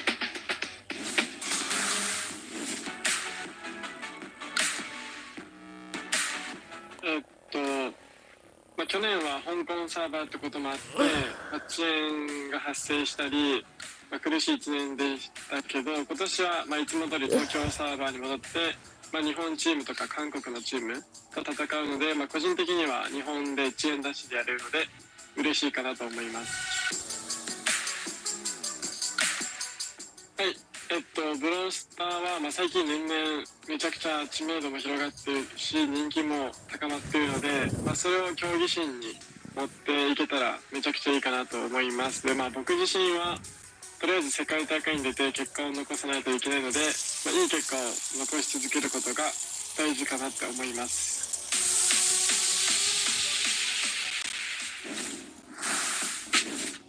Hoping that competitive Brawl Stars becomes more recognized, and then hoping he wins a tournament. I'm assuming so he can go out and live that famous Brawl Star Pro life. He's on the path, though, here. A sight to see, and this is Zeta Division and their appearances at all those championships. A scary roster. We saw them play clean, like Reddy said. Ark, we're getting ready to see them dive in once again against Reject here, another team that's been looking pretty amazing. We've got the maps and the modes that they're going to be playing. But any thoughts you have about this head-to-head as it sits in our bracket this month? Yeah, whilst I was just like watching from the sidelines, I was in the Twitch chat just mentioning a couple of things that I was thinking on the way, and people are asking me, what do I think about this region? Who do I think is the team to beat in this region? I think it is 8th Division. I know it's very early days. We're only in the semi-finals. It is the first monthly final of this season. But, I mean, they just look very, very good for a team that have come together in the circumstances as such, because normally when we see a big roster separation like Tampo branching away, it takes a lot of time to get real synergy together with each other. And so far today, I'm the most convinced by what I've seen by his 8th Division. So let's see how things fare. Obviously, of course, our predictions didn't go away in the last matchup. So I was expecting Crazy Raccoons to take the ball there and to see Navi in those grand finals. So we're going to all be going with Zeta here, guys. No pressure at all. What could possibly go wrong? I might be bigging up a little bit too much here, but I do feel like it's fair to say that I'm going to stay solid with Zeta here. They look great. They look fantastic. And also, the drip. Can we talk about the drip? They look so cool in that drip, man. That team has everything. They've got insane aura, and I'm all about it. Oh, it's a battle of the auras, actually. Both teams looking pretty cool and ready. You hyped us up for this match. We're heading into now our first map. Take it away. It's looking pretty bleak as far as the audience predictions go. You can submit your own at event.brawlstars.com. There's still time to get rewards and work your way towards some in-game rewards and exclusive cosmetics. But let's talk about Zeta Division over here. Now, we have seen...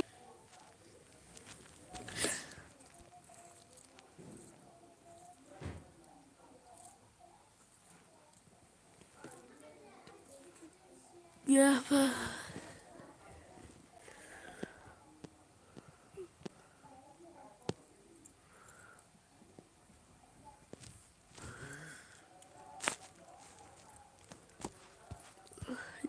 قربت اجيب هذا البخاخ.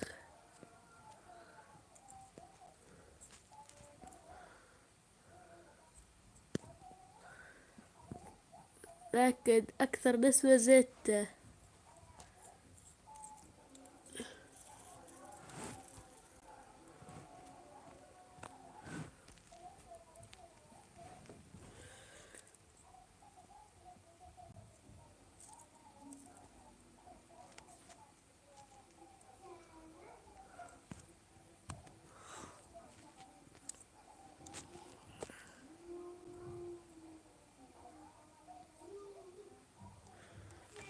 كي جبت بنطلع هون. اصبر شوي.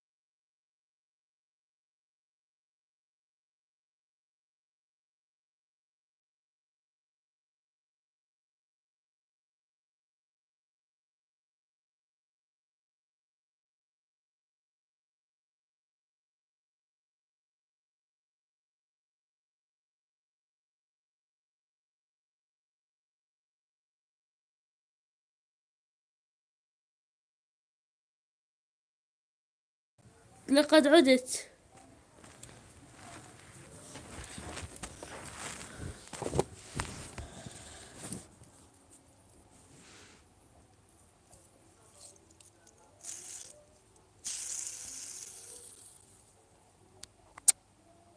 Upon their prey.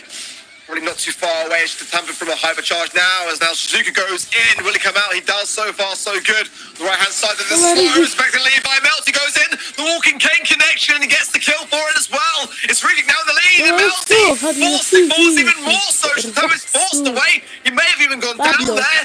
But it is Reject that are bang in front in the driving seat here, ready.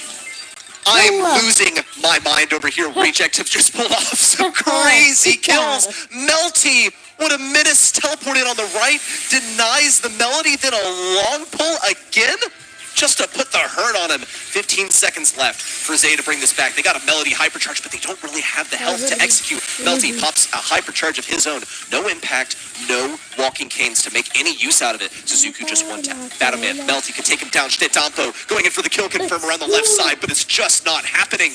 And Reject get the lead, just one game, sure, but the momentum is in their hands.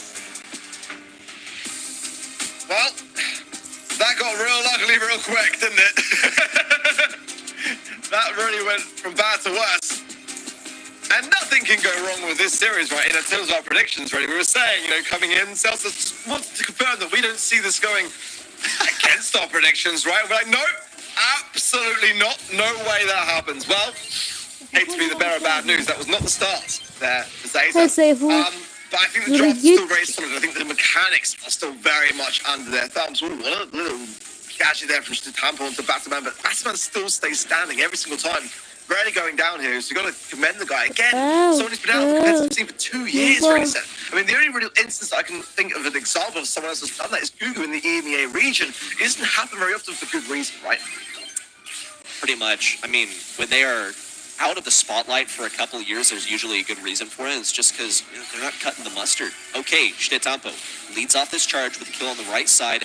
Zeta Division denying even a single star to Reject, but they are not going to stop that pressure. Shitetampo in with a hypercharge. There's one. Doesn't really need to get another one on Shu, and he doesn't have the gadget to confirm it onto him either, but it's all good. Zeta Division now have this opening to bring things back to their home front. Obviously want to cover their retreat. They'll have more terrain that they can play around here. Suzuki also, with the reposition to the left side, gets his hypercharge off of that. That's crucial. But he's marked and taken down. Actually, good interaction there in favor of Suzuku, because he wants to be able to use his hypercharge and super without being marked. Now, going for Shu. Looking for the kill. There's one. Doesn't have enough gas in the tank to go for another, but he's got another 3 supers at his disposal. Still going in by Shu as well on the bottom side. He's out of position here and slowed. The nest egg from the bell, but let's see, can he get out of this position? The shield comes in yet again. Clutch, but goes down 6-11. Oh, that was almost Lever going into a perilous spot as well. It's still 14-20. Oh my word, that's just turning so quickly. It's still in favor of Zayta, though, and allows Suzuki to go really on the aggressive. It's not going to matter if he goes down. They're still going to be out in front, tying things up. Oh, I can tell this is going to be a spicy, spicy match for this grand finals, Roddy. I love it. Yes, entire match, just based off of this set so far. It has looked so even. The back and forth has been incredible between these two. Blue Star, Zeta Division, most likely, but Suzuki doesn't want to get pulled. Already tapped up twice, punished. Melty looking for the kill confirmed. Shots really not going where they needed to, but he has an opportunity to get Levi. Shu lines up the final shot. He was able to push up mid and apply that pressure because he'd done so much damage to Suzuku earlier on, even though he didn't get the kill. Another hook on Suzuku. Teleport behind you. Nothing personnel kid to advance the lead to 5 stars and a blue star. Oh, the tap exchange there was beautiful. Statamba still came out on top, but it could have gone either way between himself and Shu, and comes back in immediately with a takedown there of Suzuku, bringing more stars over. Reject have the lead and the blue star. They're ahead by 2. Off of the nest egg by Levi, over the misswalking cane from Melty. Might prove costly there as well. Could have been a potential for disaster there, but it wasn't capitalized on effectively enough by Reject. Hypercharge popped by Statamba, but not able to find the super off the back of things. In fact, nothing at all. Every shot missed now, and Zayt are starting to crumble a little bit. They do need a takedown. There is time on their side. They've got just under a minute now. Melty low, but not going to get taken care of whatsoever. Oh, look at that. The Hacks gadget of Bassaman strikes then. Reject got to be gearing up for a big defense, though. In the final 40 seconds. Still plenty of time for Zeta Division to get a good old-fashioned push in.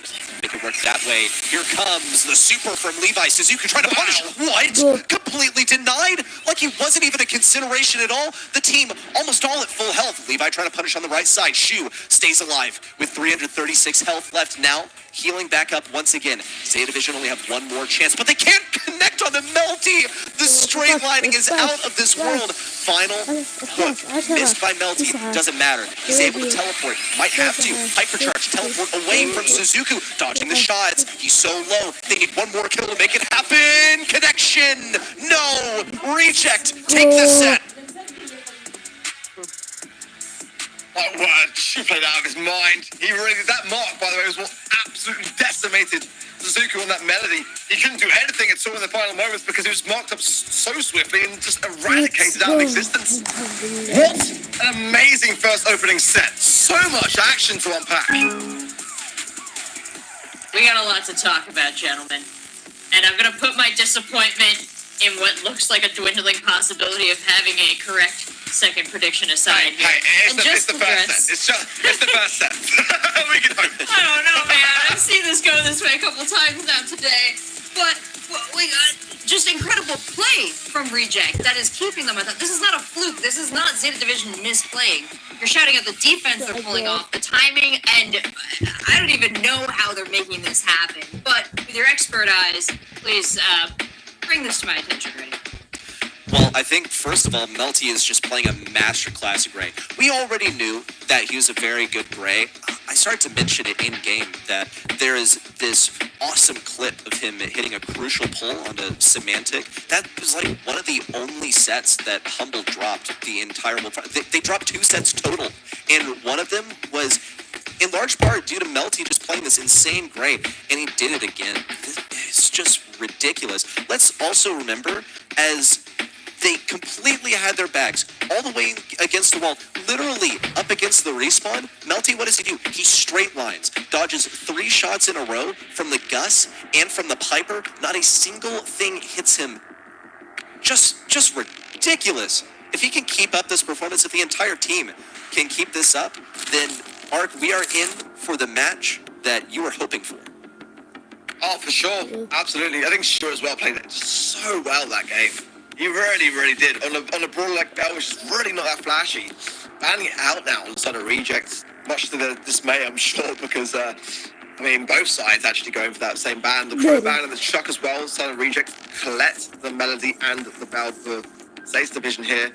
Really good bans across the board. Like it, Angelo, Eve, those brawlers though can still have a really, really good place here for me. I'm kind of surprised actually to see that the Berry was valued so highly on Safe Zone. It is kind of very much out in the open a little bit more on this map than some other maps for Heist, and there's the Angelo. I prefer that as a first pick kind of brawler myself, and 8-bit as well. Slow and sluggish for sure, but if left untouched on the safe, it can absolutely shred it. You really, really have got to be paying close attention. Extra credits gadget got to be there for me for sure. Ultimately, that's how you can really just land as much damage in quick succession if you're able to have an opening for it. I don't mind a Cole here. It's a risky play. I don't think that necessarily anyone's going to go for it, but I really wouldn't mind an Eve. It would be nice to float over that water, keep toe-to-toe with the Angelo, block some of the shots. Okay, Daryl coming in. Let's talk about some of the other earlier portions of this draft.